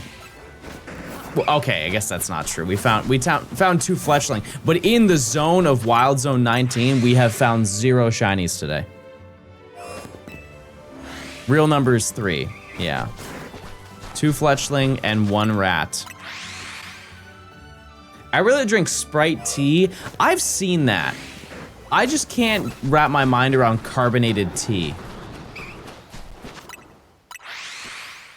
One tea drink that I loved when I was younger was Nest tea in the bottles. That was so delicious, but it left a coat of film on your mouth, and that was one thing when I got older, I was like, huh.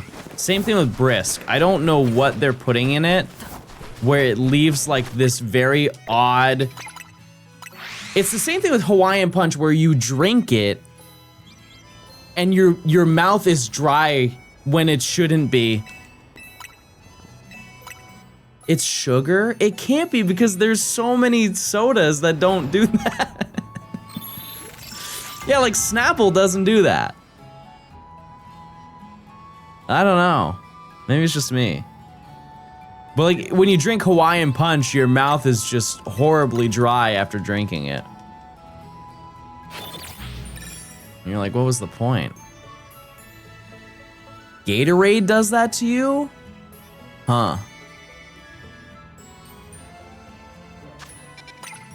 Interesting. I've never had that happen. Doesn't Brisk have like 60 grams of sugar per can or something ridiculous? While I'm not saying that that isn't ridiculous, that's on the lower end. It is.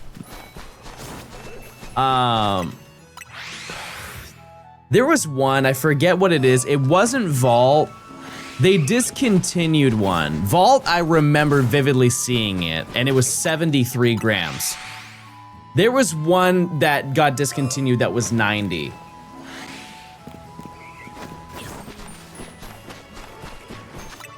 I just don't remember what it was. As delicious as Fanta is, like pineapple Fanta is such a triple S tier beverage. I think that that's in the 80s. The new crumble drink? No. It was like a soda you could buy. Oh, Fanta is so good. But like it's crazy. Soda tier list. Dr. Pepper, S tier. Coca-Cola, this is something people are gonna make a stink about.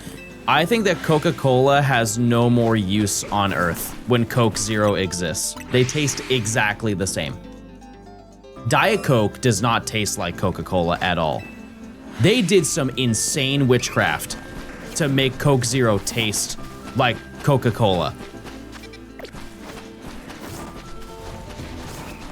And maybe you get a little more like if you have Coca-Cola. And maybe I should have both again to really confirm this mentality I have. But needless to say, knowing neither one of them are healthy, but knowing that one is significantly better for you than the other, I couldn't see a realm where I would want that. You know what I mean? Like I could live without ever having a Coca-Cola ever again. Having a Coke Zero, on the other hand, we would definitely have some issues. Yeah, Mexican Coke is different. Yeah, that's different. I get that. I understand.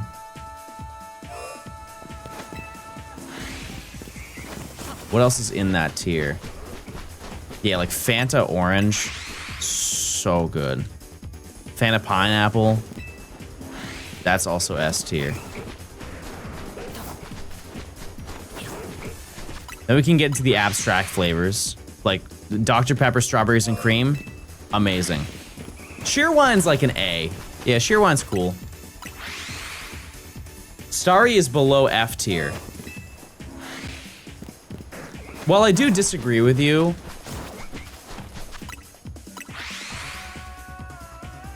I think there is a little bit of truth to that.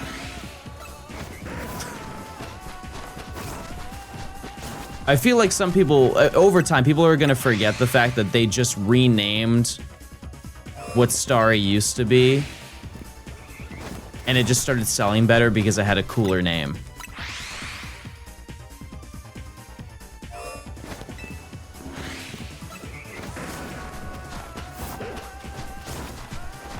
Or more catchy. I think Sierra Mist is a way cooler name, but it doesn't sound like a soda. I think it tastes different. If, to my knowledge, it is quite literally just a rebrand. It's the exact same soda.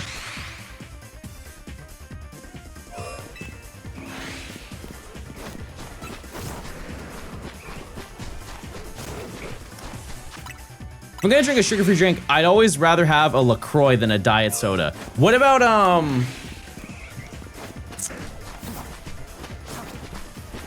Olipop. A little Olipop. Those ones aren't too bad. They got the soda. That's crazy to me. I think it's also perspective, chat. Like if you drink regular soda, like not diet, not zero, just straight up regular soda, everything else that's carbonated tastes like trash in comparison. It's kind of the same mentality where if you drink a sparkling water, like a flavored sparkling water, LaCroix or something like that, if you have it right now, you're probably gonna be like, this tastes like TV static and it's kind of yucky. If you only drink that for like a month, it will start tasting better. Because you are desensitizing yourself to like the mountains of sugar that you've been constantly drinking. Olipop is a gross aftertaste. I think that's like the extra stuff. That's all food and drink ever. Exactly. But I'm just saying, like, for this conversation. Oh yeah, you're sensitizing. Yeah, the probiotics are what make it taste that way. And some of them are not good, but you could say that for any. Like, do you guys remember the Oreos Coca-Cola? That they didn't need to do that. There was no need to do that. The what? Well, you know, they always do like weird collabs to just get people to buy things. And that's one thing that I've stopped entertaining. They do it because that's the reaction. People are like, I wouldn't have that. Ew, that sounds gross. But they sell it in 12 packs. So if you want to try it, you have to buy their largest version that they have. Another example of this is when they did the Sour Patch Kids Oreos. You know exactly that they're not gonna be good. They're not. It's gonna taste goofy and silly. To 99% of people, it's gonna taste goofy and silly, but it's such an absurd concept that only somebody in college on a drunk night out would craft together, but an actual company put it together for you and presented it in a package, so surely it has to be at least okay to eat. And so you buy it, eat one, and go, oh no, it's exactly what I thought it was, and then you just throw it out. And I think that's super wasteful. And thankfully, I feel like that's gone down with time. Like, they stopped doing as much of that as they used to, but... How long have I been looking for Drampa? Over 30 hours. Yeah, no. It's wasteful that they make it. Yeah, there's nobody really wins except for marketing teams.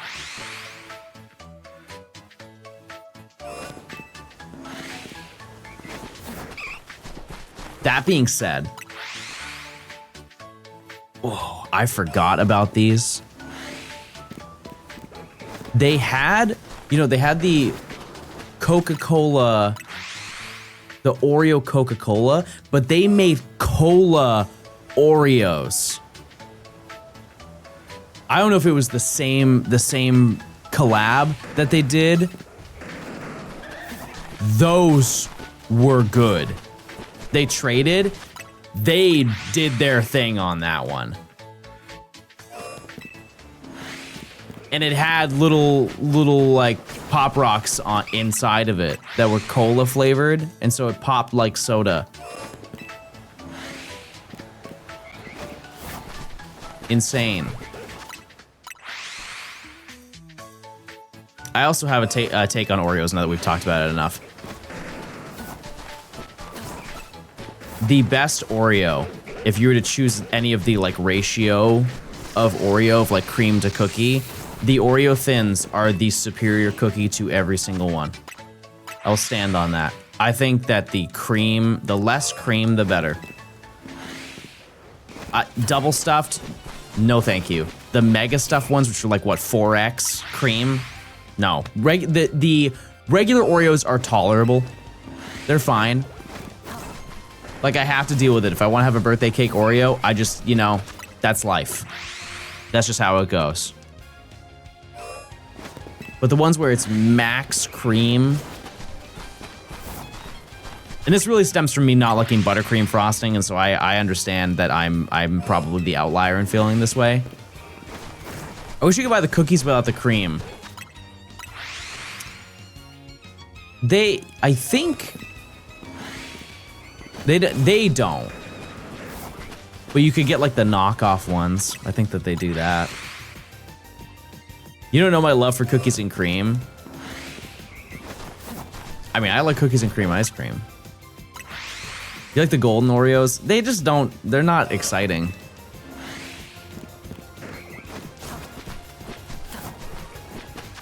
Chad, did you grow up in a name brand home? Or did you have to...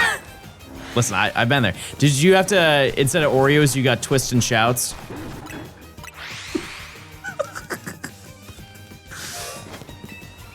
Mom, I'm so hungry. I want a little snack. Honey, there's some Twist and Shouts in the in the pantry.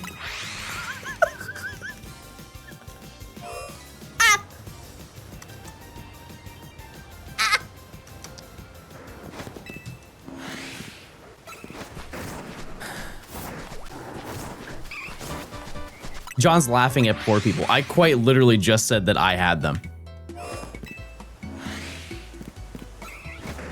My mom was that person who was like, it's the exact same thing. I'm not paying more for the exact same thing. Dr. Lightning. Yeah, Dr. Lightning. You guys have any other crazy ones? I don't think this one's actually real, but it is. It's just funny to say. Instead of Doritos, they had Ditos. Mr. Pibb? No, Mr. Pibb, that is a name brand beverage. That's like a Coca-Cola product, isn't it? Ditos. That's what a person who eats Ditos would probably sound like. Ditos. It felt so third party. It is. That's exactly what it is. You're eating third party food. Ditos. Prongles. All right, now we're just dragging it.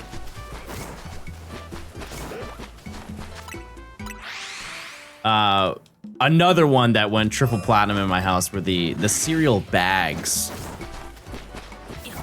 So rather than get a box of cereal that, you know, like the family size, you could get a 5-pound bag of cereal. Way more cereal, and it costs the same, if not less, than a box of cereal, but you would get a full bag of cereal, and it tasted exactly the same. We would get Fruity Pebbles. I don't remember the names of them, but what I do remember is every single bag would have like some animal on it, some like knockoff Tony the Tiger.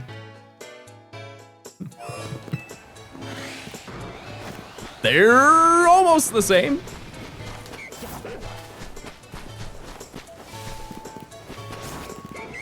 They're close enough. Toucan Jim. Why'd that make me laugh? I hate that.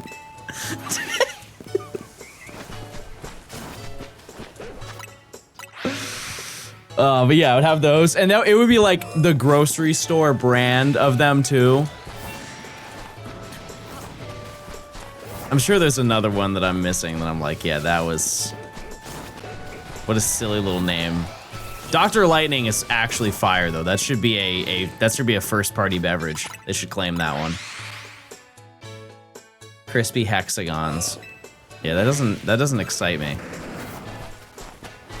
I feel like it wasn't Goldfish, but like some cheese savory snack had like an alt name that was kind of crazy. No, Cheese Nips, that was a branded thing. And they also, if you didn't know, Cheese Nips have been discontinued. If you're unaware, they discontinued them.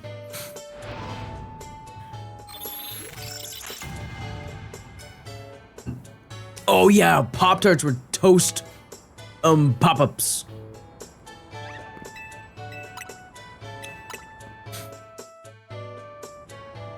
Cheez-Its? No, Cheez-Its exist.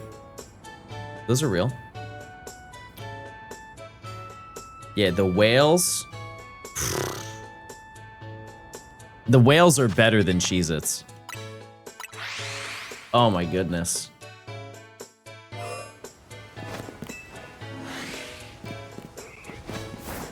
Yeah. The only downside to whales is that you need a 32-ounce beverage to get through your little snack. What's the Coke version of Mountain Dew? Oh, I know. Yes. Yeah, it's that.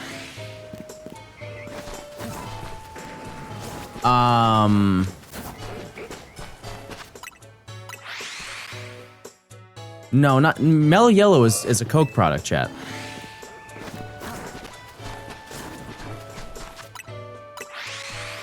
Oh, I see what you're saying. I thought in my head I read that wrong. I thought you meant like what is the knockoff version of Mountain Dew? Yeah, no, that's right. Yeah, it's Mellow Yellow. What's like the Walmart brand name of Mountain Dew? Mountain Don't. It's like in the realm of Dr. Lightning. It's just kind of crazy. It's like a crazy little name. I don't know. They're creative is what I'm trying to get at. Mountain Thunder.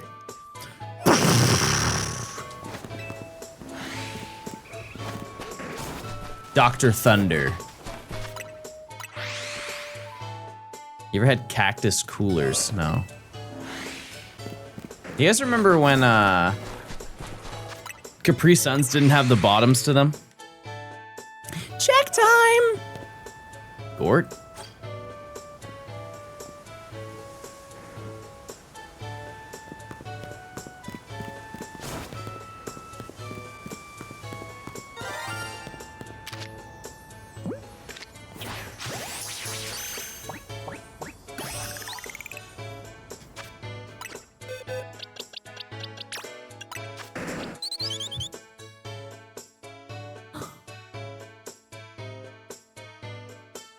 Nature guesses?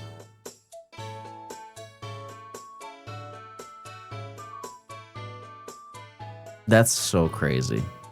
Like conceptually, that's nuts, chat. I'm gonna say rash. Relax. You sure are. For those who don't know, every single time that I encounter a Drampa, I encounter a fletchling. This is the 4th time that I've encountered a fletchling while hunting for Drampa. If you hit 50 Gort, then you have to include it in the video. No. No. It's okay. All right, let's see. We need a Gort montage. Chat, I mean this with my every fiber in my being. I got it.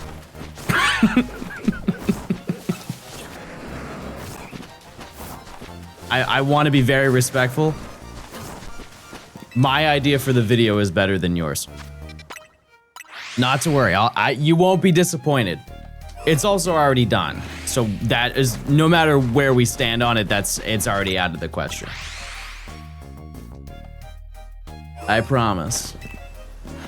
It's all taken care of, and you will get every Gort moment that you want, is what I will say. Johnstone Clips made one already. There you go. There you go. Problem solved. There were so many phases for Drampa, I had to extend the phases spreadsheet twice. Darn. Let's find it now. Use your points, chat.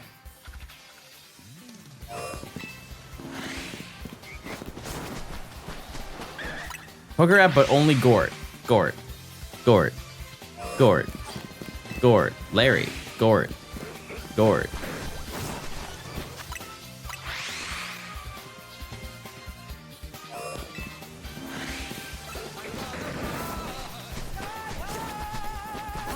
Please. Dude, the odds of getting a fletchling is the same odds of getting a trampa, so.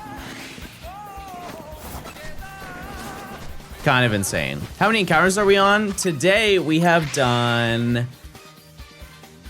a little over 1,000 just today. I would say if we're just counting since I came back, we are probably a triple. So like 12,000. Hot take, if you don't eat tomatoes, grow up. I'm with you on that.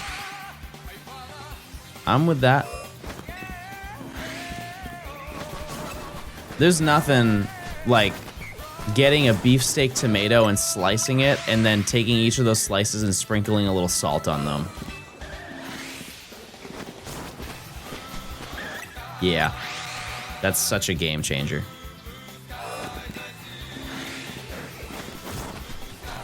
Yeah, and like cherry tomatoes are entirely different.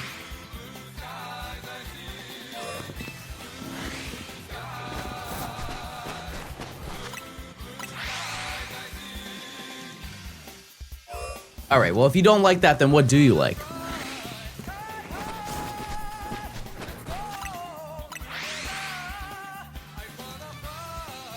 Pizza. Hamburger. Onions, just like straight.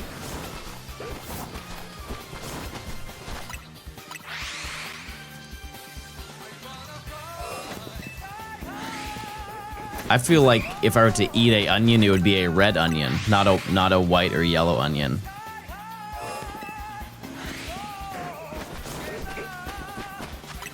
That just seems, it seems like a chore to eat either one of those, but if I were to eat one of them, it would definitely be the red onion.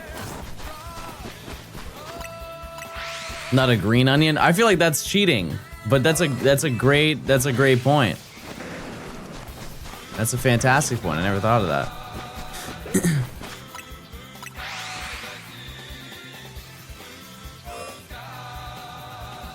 Now, mods, why did we allow that comment? Let's think critically now. Why did we choose to allow that comment?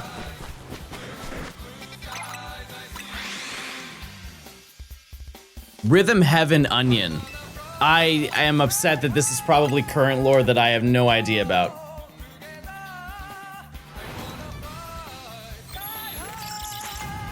If you're trying asking Drampa or attracting Drampa with a recliner and a nice cup of coffee and a remote that doesn't have any confusing buttons on it.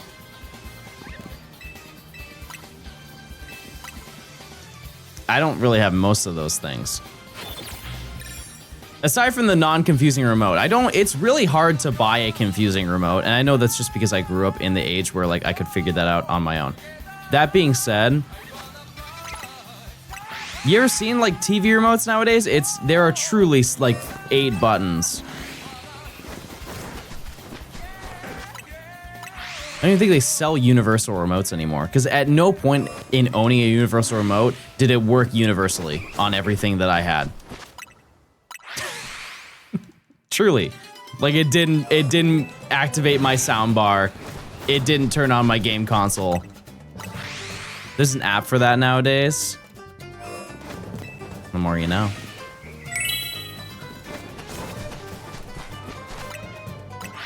I want one that turns on my microwave.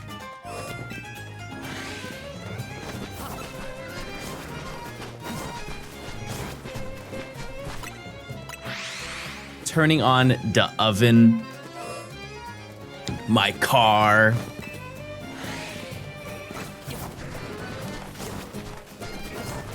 That's what I want. I want to drive my car with a remote.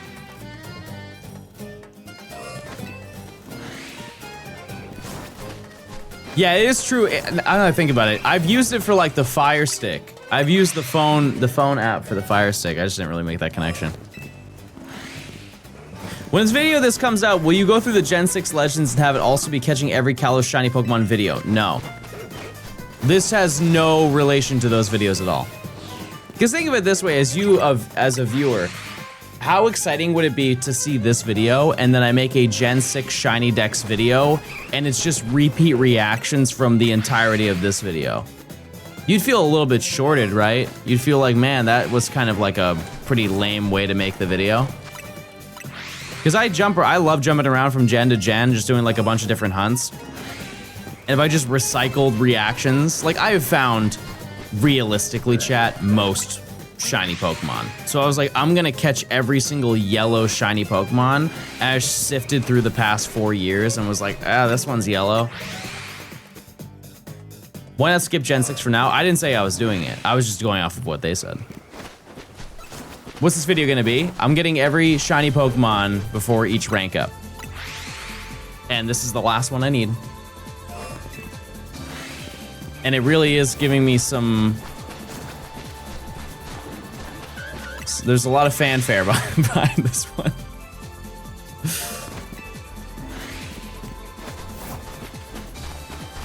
There really is. You'd have to get Elekid again? No, I caught it. I got it in Scarlet and Violet. That was the end of the video. It happened. Yeah, we're doing a Gen 3 badge quest after, so we get a shiny before obtaining each gym badge. And we're gonna do it in Ruby, Sapphire, and Emerald.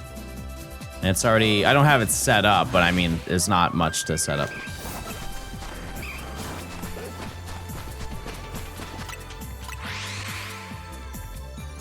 This reminds me of the good old shiny Let's Go Shiny Oak video. It's the, yeah, exact same concept.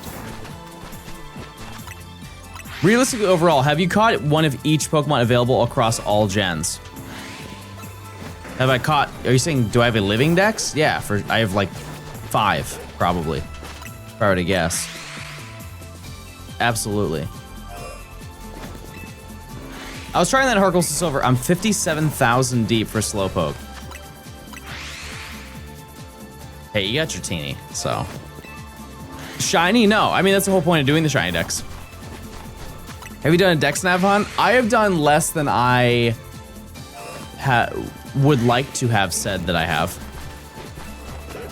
Yeah, I'm sure I could rack my brain of all the ones I've done. We did, first, I think, ever time that I did it on stream. It was either Spheal, which I got in like 13 encounters, or 3 encounters or something crazy like that. We did Zorua it was the first ever Rancherama. I did the entire Timpole line. One time I hunted a Zangoose. That took me forever. It's like, count on my hands is what I'm trying to say. Not many times. You have any specific targets for the Gen 3 challenge? I mean, I'll have a list at some point, but like prior to even constructing that video, one that I really want to do is hunt for Latios or Latios, one of the two, in Harkles Soul Silver. But doing the Pewter City event. Because nobody ever talks about that, and I find that so neat to bring that one up. No new shinies? What did we get? We got 3 Fletchling today. You still keeping up to date with 40 cakes? I haven't really kept up to date in general, but you guys just let me know, oh yeah, they're at this section, and I say, oh cool. That's a sick event, I remember doing that one back in the day, yeah. And it's crazy because it was so limited. It was so limited because it was one of the very few in that era where it was Wi-Fi only, and I feel like a lot of people who did those events knew about it through like articles where they mentioned, hey, you gotta go to Toys R Us or you gotta go to GameStop to get this specific event Pokemon. And it's like that one and the Yellow Forest Pikachu Pokewalker course. That was another one where you could get surfing and flying Pikachu just by unlocking that course, and it was Wi-Fi only for a month. And if you just didn't do it during that time frame, you could never do it again. They're still working on the final C dot. Wait, how? How are they? No, I thought they were way past that. Or did they just get 2 at the beginning and then have to spin back to get the 3rd because you didn't have a leaf stone at that point in the game? I see. That makes sense. Well, good luck. Good luck, Mr. Bots. Yeah, I mean, it's very cool, but it also is, I'm glad that they did it because it defeats any person being like, hey, you should do this game as a shiny Professor Oak. Chat, I hope you understand, if I could do a shiny Professor Oak for every single game and get 15 million views, I would. It's just that, how long has 40 Cakes been live doing that? We're like almost at 3 years at this point, and they're not done. And it's live 24/7. It wouldn't be me. It wouldn't be me doing it. Day 1312. Yeah. See, I'm not. That's not me who's gonna be doing that. It's gonna be a fantastic video if they ever make a video of that. I do find it kind of like crazy. I'm not saying that this is like what actually happened, because it might have not, but I do find it kind of crazy that that live stream might not have ever existed if I didn't make a video on like the Professor Oak videos. Like, this person's whole YouTube channel is dedicated to that one singular thing, and if I didn't make a video on like Gen 3 Professor Oak or the shiny video, like, it might have just never happened. But maybe I'm wrong. Maybe I got an ego. I got shiny Rotom in Arceus today. I'm mega happy about it. That's huge. I feel like, speaking of mega, that could have a mega evolution. I don't know what it would be. Like maybe a telephone pole. A big iPad. I feel like we've gotten close to that. You know what I want to be a Pokemon? You guys remember in the Destiny Deoxys movie, the little robots that flew around in LaRue City? Passport, please. I want that. That was like beta Rotom. Passport.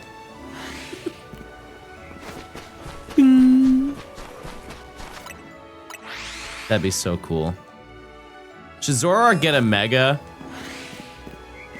No, because it already got a regional variant. I think that eventually, over time, every Pokemon should get at least something. Like Convergent, Regional, New Region Evolution, or Baby, or something like that. Like, Zoroark already got something, and it was already sick, too.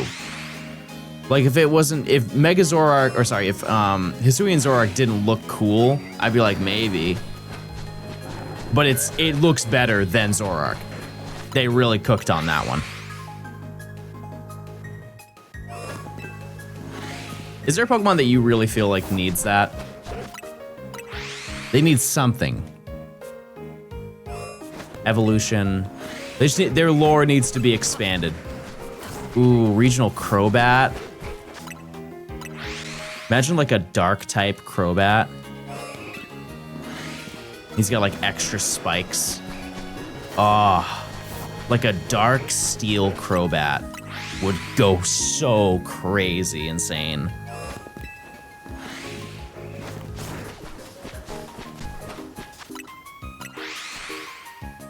What about alternate evos? Yeah, I mean, that's fine. Like anything. It's more like the Pokemon that don't evolve at all. Like Heatmore, God, somebody's gotta help Heatmore. My goodness. That Pokemon needs something. Nobody wants to use Heatmore.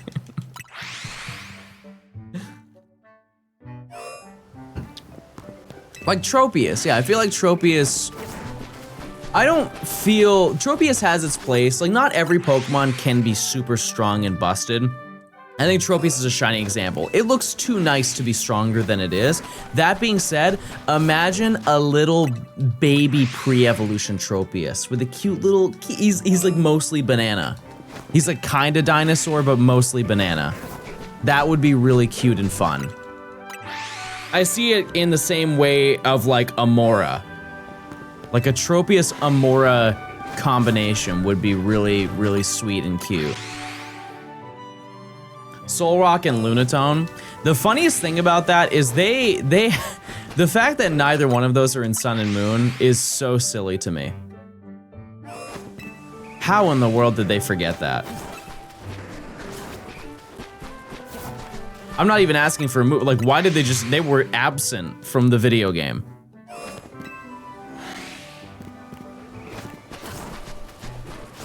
They could have not fit better in the vast Pony Canyon right before you climb to get to the Altar of the Sun. Like, they match the environment entirely in every single way. Sure, they're not Pokemon that most people would want on their team, but they are the Sun and the Moon. I think Carnivine needs something. Yeah, the only thing that Carnivine has that is remotely unique to it is that it's only available in certain southern parts of America. Like, I believe it may just be exclusive to like Georgia and Florida. Aside from if you go to certain events where they you know, like Sinnoh where everybody could get it, but general day-to-day outside of events, it's the only place you can get it. Mega Lapras, we already got G-Max. Already happened. We need another Dunsparce evolution. This should just be a pre-evolution, it's just sparse. Or done.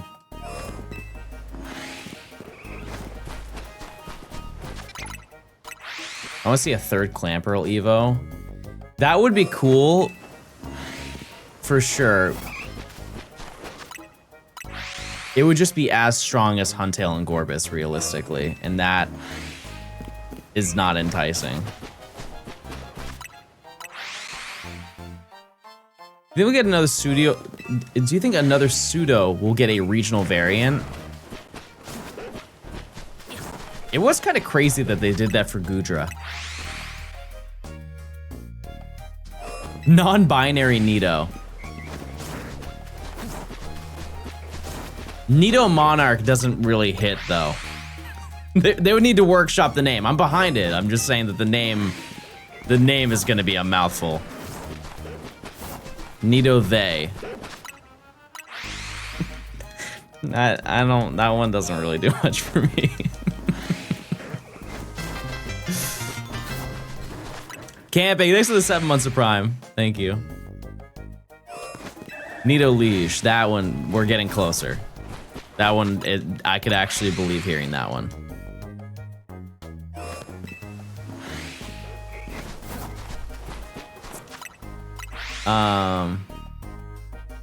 Yeah, it would have been cool if they did like a regional variant of Nidoking too. But yeah, in the scope of pseudos, who would be deserving of it?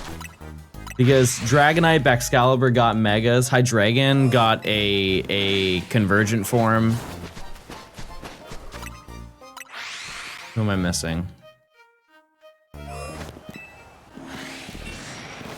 Komao. Yeah. Yeah, that would probably be the one.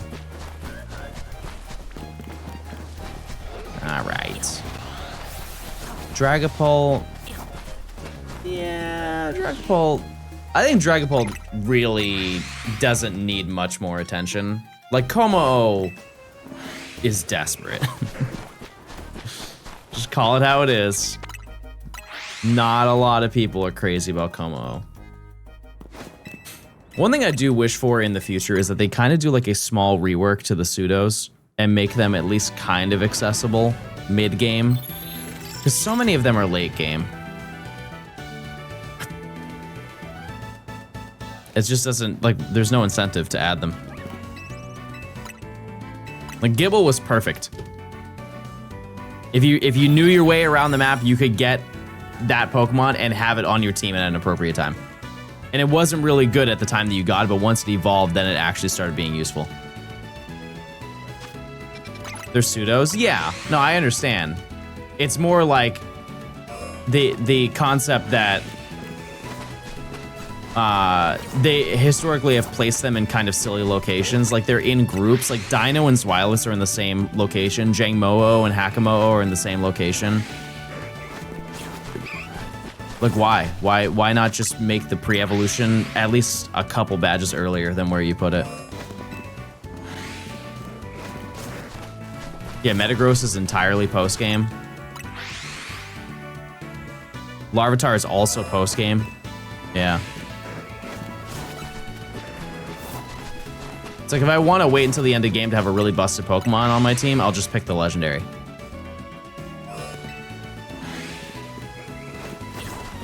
Yeah, true. Like, and they also evolve incredibly late. They're not really good until you get to probably like badge 6. Then they become truly useful. Like Gabite, once you get to like to Hardhome, is when it is actually usable. Because you can catch it from like 18 to 23, and then it evolves at 30, right? 20? No, 30. 24. Ow! That's my impression of a Gibble.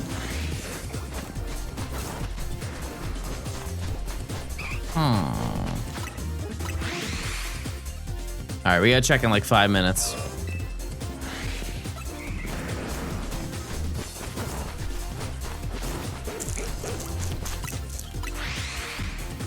Are there any older Pokemon games that you're itching to play, chat? Anything that you are... Actually, let's forget Pokemon. Are there any older games, like games that you play when you were younger, that you really want to go back and play? I've asked you that so many times about Pokemon. Any childhood favorites?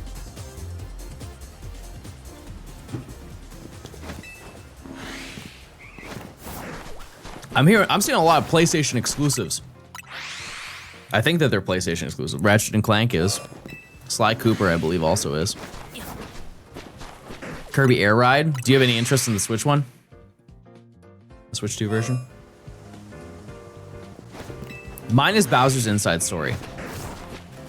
I played that game once as a kid, like the week that it came out, and it truly, to this day, I still feel deep down that it's one of the best games I've ever played, but I couldn't tell you many things that happened in the game. And so I want to play it again to be like, oh yeah, that's why I liked it so much. Yeah, because when did that game come out? 2008? Or was it 2009? It was in that range. I know it was like around the same year as Pokemon Platinum. Yes?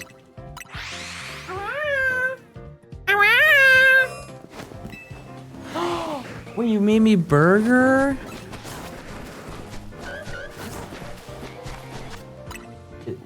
Is this pee? You gave me pee. You apple Fanta, but it's also pee.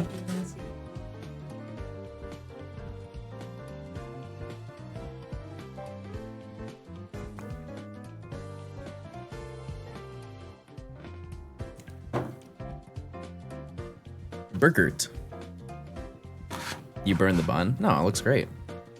Thank you. Oh! The way you say apple in Japanese is bingo. Boingo? Bingo. Oh. That's very nice. Thank you so much for this bountiful harvest. Bingo. Bingo. Ringo. Bingo. Ringo is apple. Thank you so much. I will eat this and I will give a review.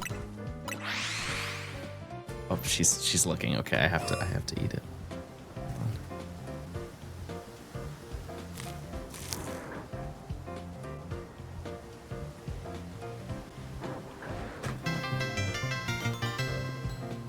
This is very nice. Hey John, here's another reminder And that I you smell. love this. Looks like it came a bit early. Okay, see you in another month.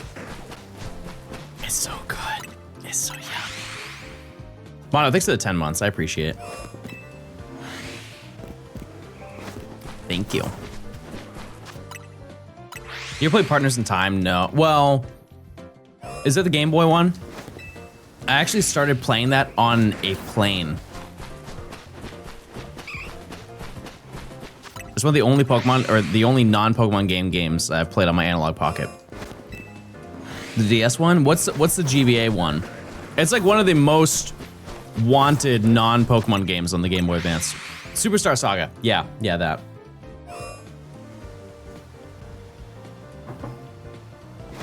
Yep. I think this is it's a veggie burger. Yeah, I think it's a veggie burger. Most controversial game that you like. Real talk, chat. Scarlet and Violet. Like, genuinely, if we really look at it for what it is, it's gotta be Scarlet and Violet. If it's not, no, BDSP is different. No, I don't really see it that way. BDSP definitely got less hate than Scarlet and Violet or Sword and Shield. It doesn't mean that it didn't get it, but as a person who's always there, like at the front lines, being like, hey guys, I'm having a good time. I don't care if you are. Don't play the game if you don't want to. It was way worse. Way worse for Sword and Shield than Scarlet and Violet. You will always, no matter what, chat, you can just clip this and save it for the next Pokemon release. Whenever a new Pokemon release comes out, there's gonna be somebody who comes in chat and they're like, wow, this is pretty lackluster, isn't it, guys?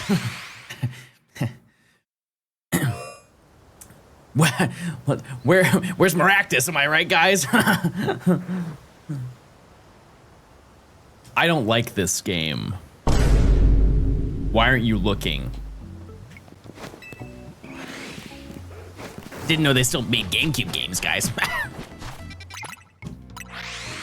And I just don't ever say anything because after a certain amount of times that they say it, and I gave them some grace because usually they just say the same thing over and over until they realize that I'm not biting.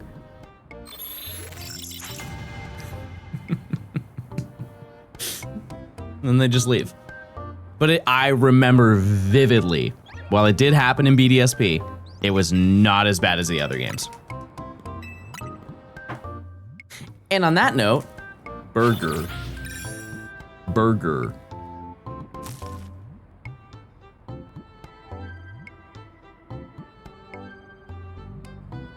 Burger.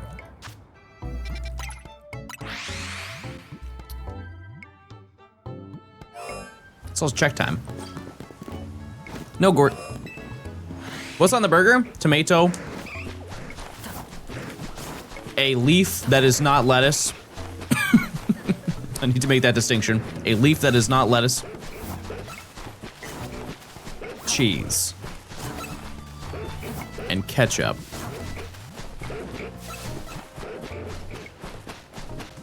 This is quite an interesting scenario, chat. We have found shinies today. Jeez. We found shinies today. We have not found a single one in the zone today, though. That is a rhubarb leaf that I just consumed. Yep. How was Riolu? It was cool. It was fine. I went over odds for that too, but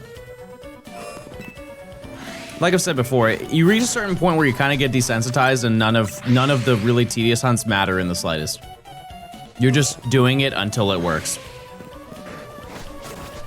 Oh, thank you. Thank you. So nice. Oh, she just growled at me. Oh no. Well. What's your most expensive retro game?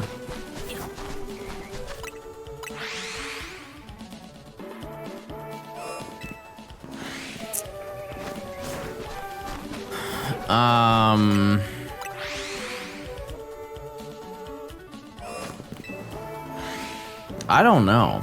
Yeah, it's probably Emerald. Yeah, I can't think of anything else. No, not Crystal. Are we just going by the concept of game only? Because in box, it makes such a drastic difference in price.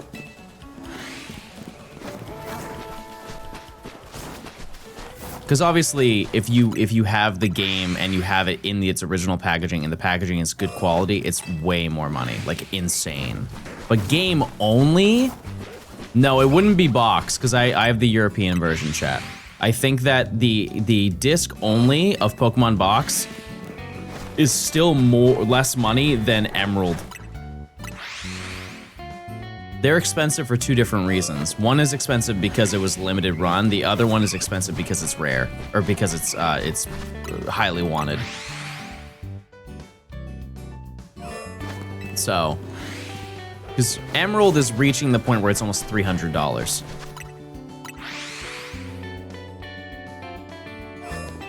$300, chat. And as I have said many a time, but you know what? It's still just as relevant 2 months ago as it is today. If you want to get retro Pokemon games, and you're wondering what's the best time to get it, the best time to get it is quite literally today. The worst time is any day after today. Pokemon Emerald goes up in price $20 every single year. And yeah, also keep in mind, if you do buy them, you have to be fully ready to expect a scenario where it will be released for $20 in the future on a digital version.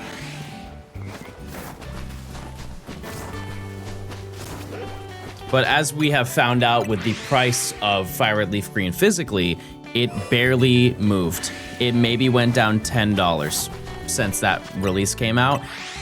Because people really love physical media, and we've talked about it enough. You really can't blame them for saying that they want a physical copy.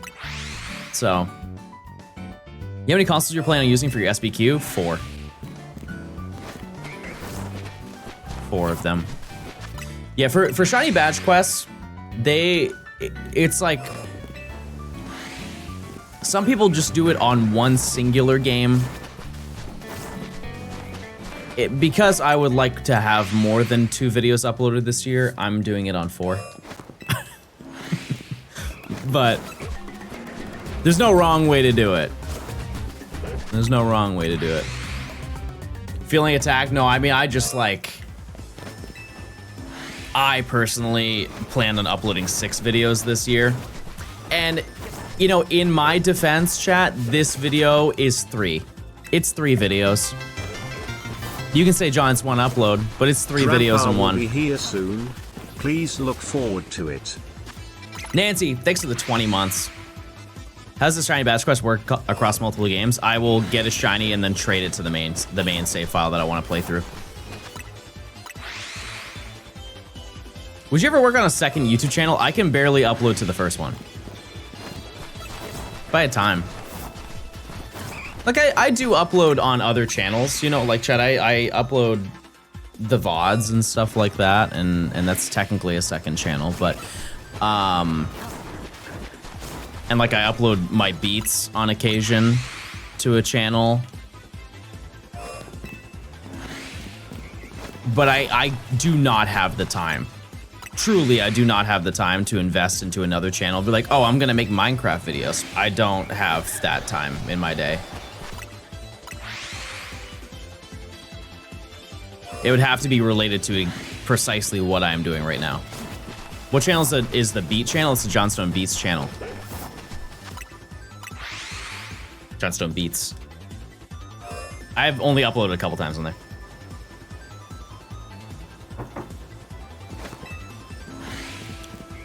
Wait, that's a yummy little drink. What the heck? I'm gonna leave.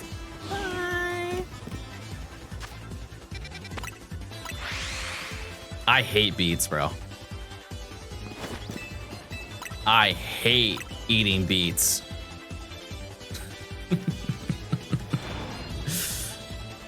What do you think the chance of Winds and Waves being on a key cartridge?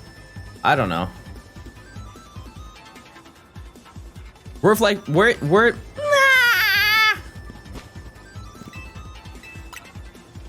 I hate when I can't say things right.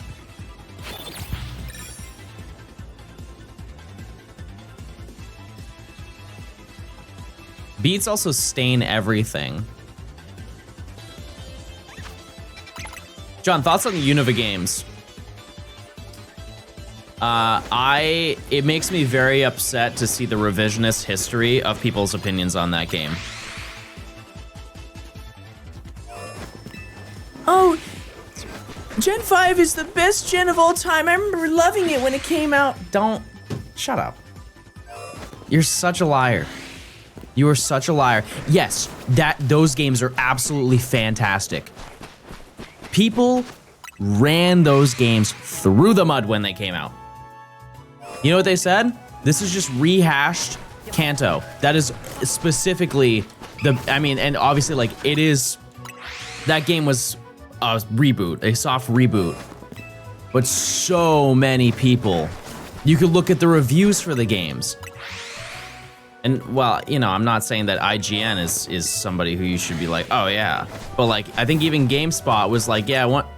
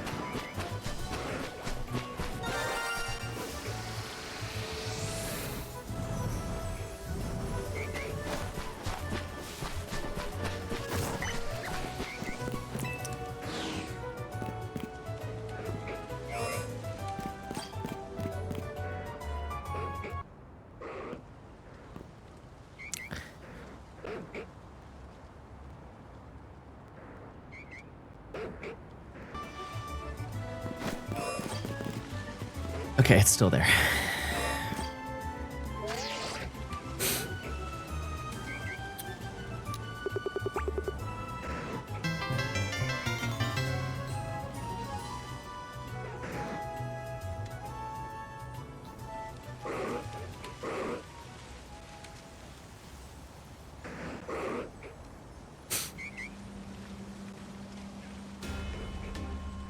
Well, we did it.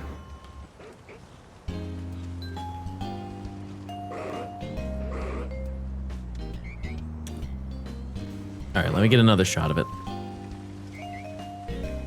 Oops.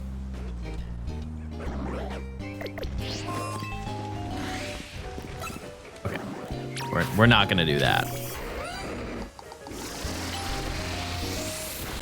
And for those, it's gonna change to daytime, so it will disappear at some point. So let's not. Oh.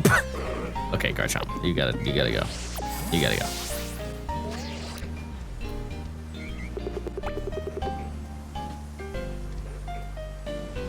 Oh. No, don't do that. Please don't do that. I'm already sad.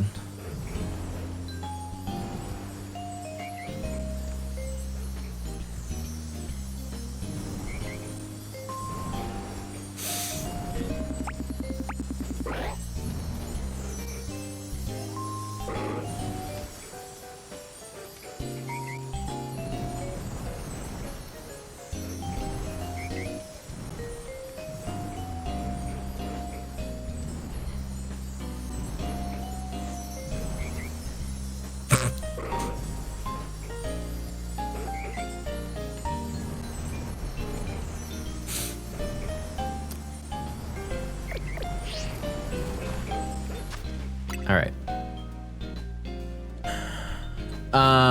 What did we catch it in, chat?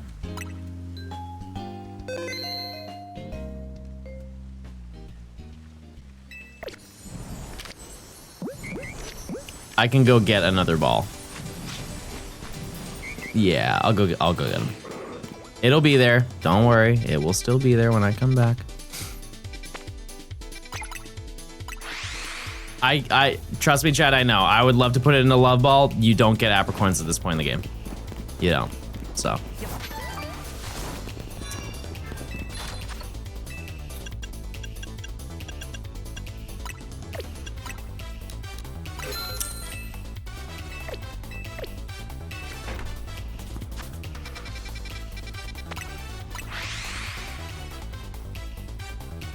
You trade them on? No, it's okay. It's okay. Luxury ball will do.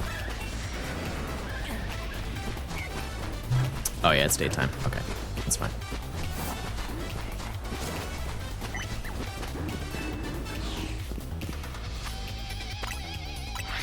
Gotta re-roll it.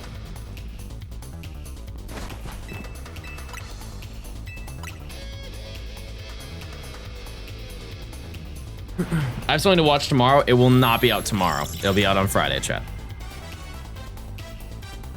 I also will not be live tomorrow. I'm just, you know, because I have to get it done. But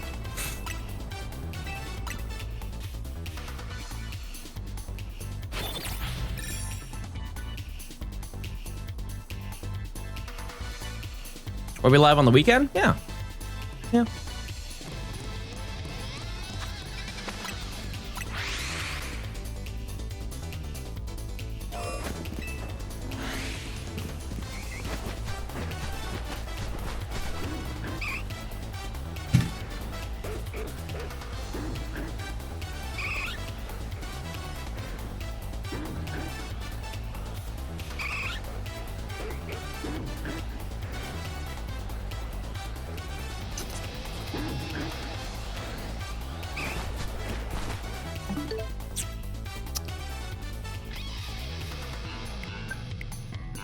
There's a workaround. Hold on.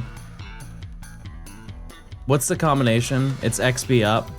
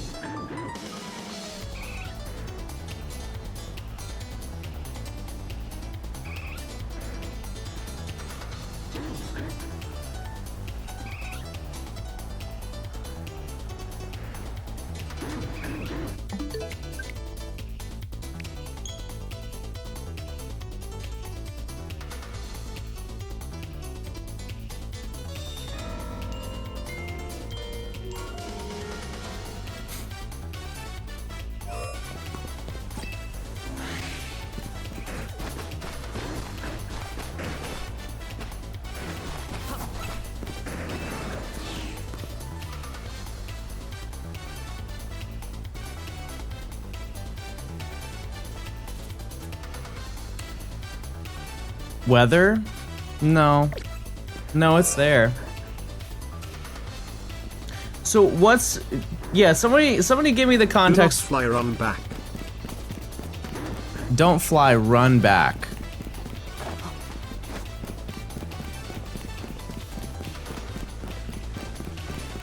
Hold, chat. Let's calm ourselves for a second. What was the reasoning as to why that happened?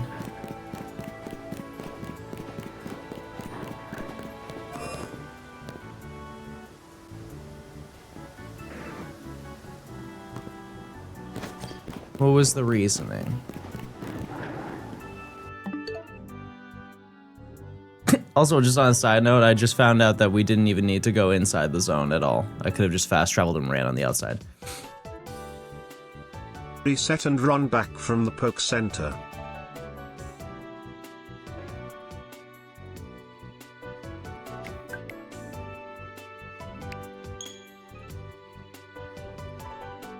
No, I understand how autosave works, chat. It's just if it's shiny, it preserves the shiny. That's why I'm kind of confused.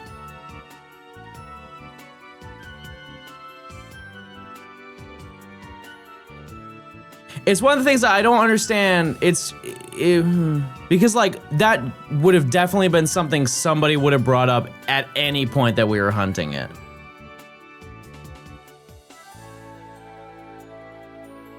You know what I mean? Like, as the moment I started hunting Pumpkaboo, everybody's like, oh yeah, John, make sure you don't do that.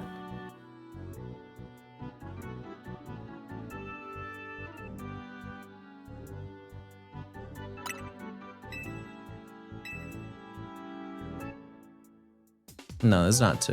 No, I'm not saying it's your fault, chat. I'm just trying to, like... I figured somebody would have said something if that was the case. I don't think this has happened to anyone else.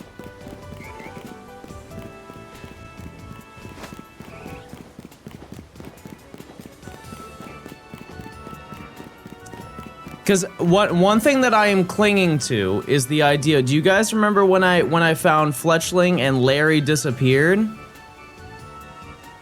I'm wondering if it's that.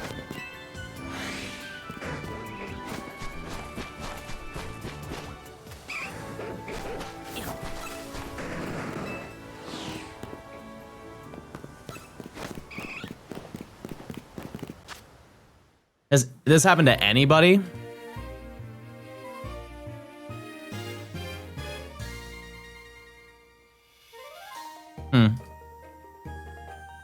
No, we already used the backup save, chat.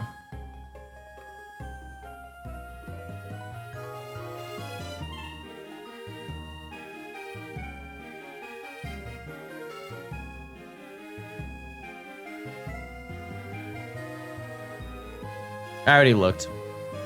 I mean, it doesn't give me any more information than I have right now.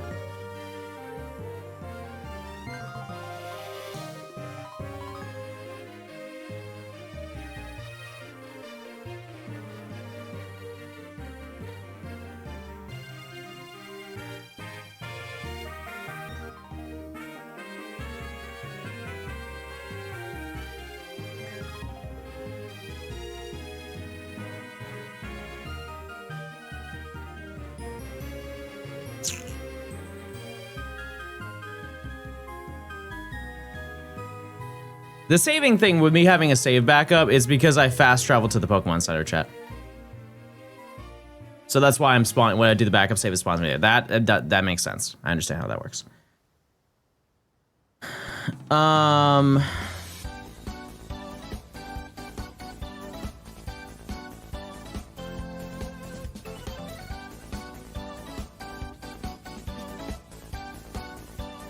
Reload your save and walk back to it. I mean, I'll try it again, but we just did that. I'm open to ideas. To be totally honest with you, chat, I can't do that again.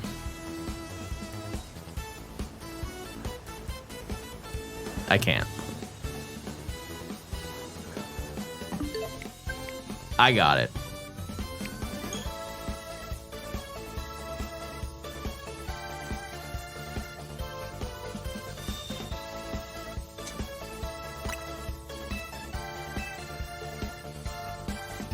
I'll hunt it offline. Like, that's how much I care. Like, I got it. Because I'm not gonna hunt it again and then get emotional again. You know what I mean? Like, that.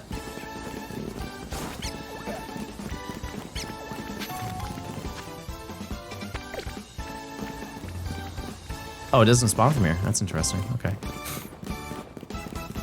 Like, if you're disappointed with that, I don't care.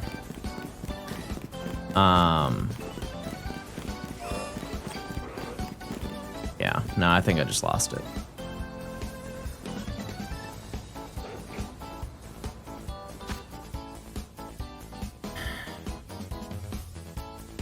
So this is like an insanely specific scenario.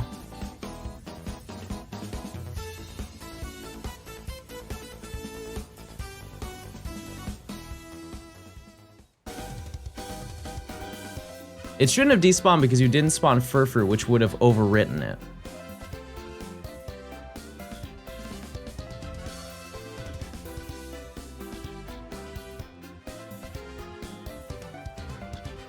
It's specific to Drampa and Pumpkaboo.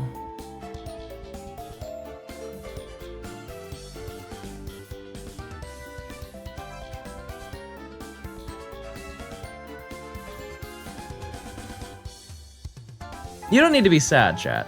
Like, we did it. That's the thing. You know, and here's the reality anyways, is that the ending of this video is sad regardless. It's not like happy that we got there and we made it happen, right? You don't have to be like, oh, John, this is devastating for you. Like, I did kind of get emotionally a little bit of it ripped away, but that's fine. It's fine. Let's look at the more positive aspect that the video is done, right? I'm gonna run it, right? If anybody's like, oh, he didn't actually catch it, that's a pretty, I don't want to say the word, but you know, it's a pretty thing to do. So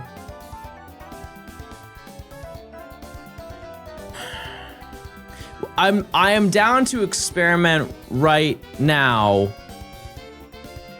I just want to make sure that if I go and fast travel somewhere or go and do something, it doesn't mess up. How about, let me ask this question. If I am on my backup save, right? If I'm on my backup save and I go and fast travel somewhere, does that instantly, once it does that autosave, become the main save? Or is the backup save just infinitely playable until I manually save the game? Oh.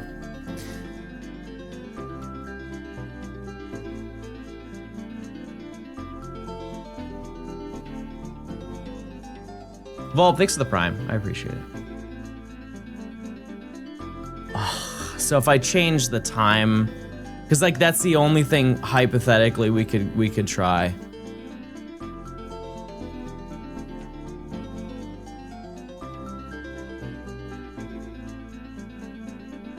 Yeah.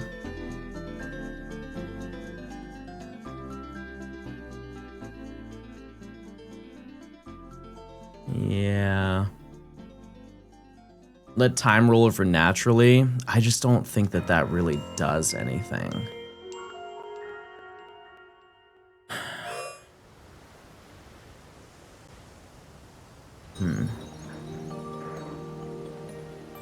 Do bench resets? We can't for Grandpa. So.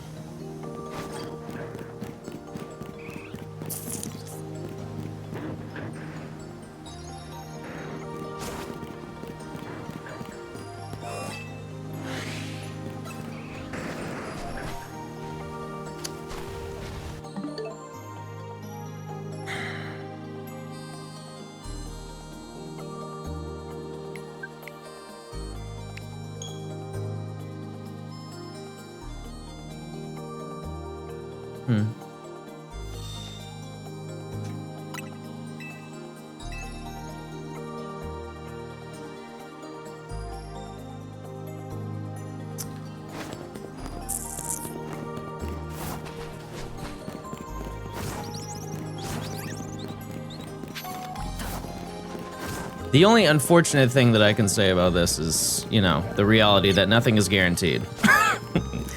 Definitely speaks volumes right now. But that is unfortunately kind of the theme of the ending of this video.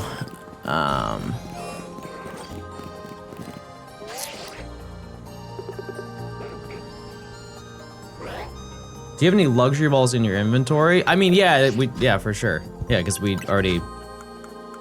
Yeah, no, we've already did it. This is well past when Grandpa was there. After you saw the shiny, you changed the time to night, right? If you did, the shiny won't be saved.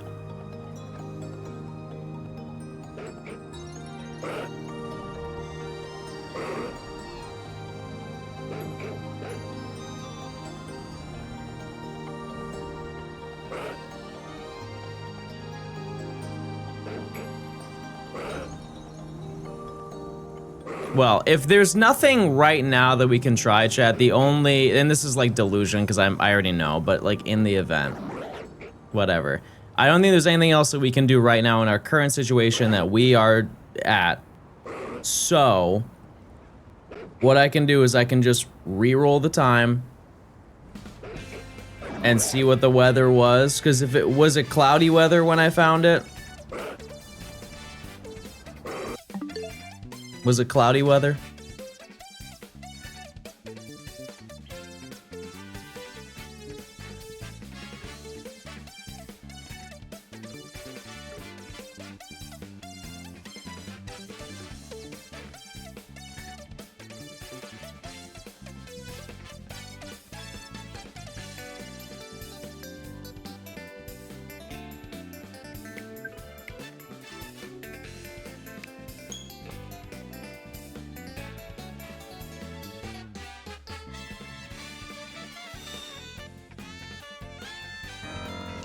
No, it's not weather dependent. It's just like, oh, I see what you're saying. Yeah.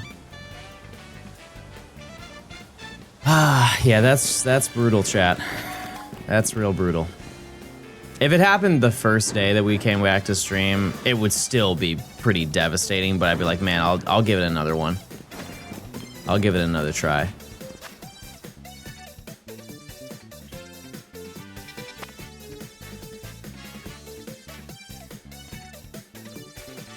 No, you can't fly spam for this. Like, this is genuinely a hard Pokemon to get, chat.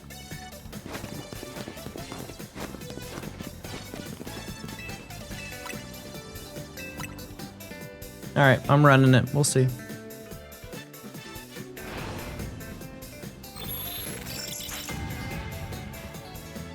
Thankfully, cloudy weather is really easy to get.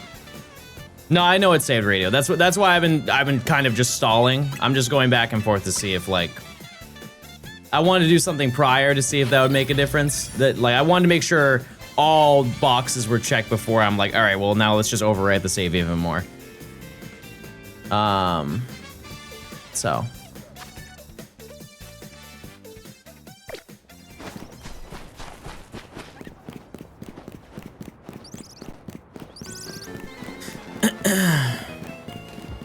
Like I said, chat, I got the footage. You know, it will make absolutely no difference if I hunt it off stream versus on stream. I just wanted the footage for the video. Yeah.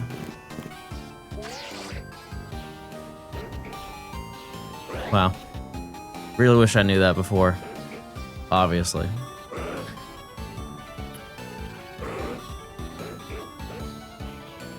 Alright, well. On the upside, it'll be out on Friday. And I appreciate you regardless for sticking through. I'm sorry this is such like a bad ending, but like just respectfully, out of everything that I've been through for this video, it's close enough. It's close enough. And I will do my due diligence to get it in my own time. But we saw it. We saw it. Think of it this way, like people upload Safari videos and they don't find they're shiny. You know, most people don't find they're shiny. So, you know, obviously this is different, but that was kind of it. So,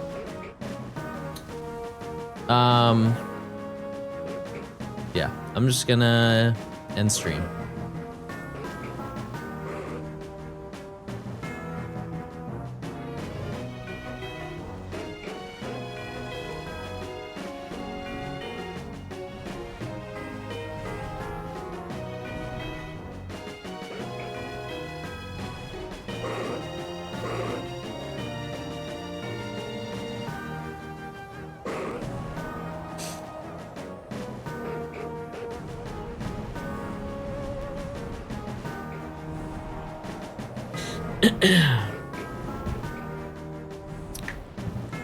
All right, well, I will see you guys on Friday. Well, yeah, I mean the video will be out on Friday, whether I be live or not. You'll see something from me, but it'll be exciting. It's gonna be worth it. Hopefully you guys enjoy it. Maybe I'll be live like later in the day after the video is done and you guys have already seen it or whatever it may be. But yeah, we did it. And I will see you guys on the next one. All right, gamers. Have a good one. See ya.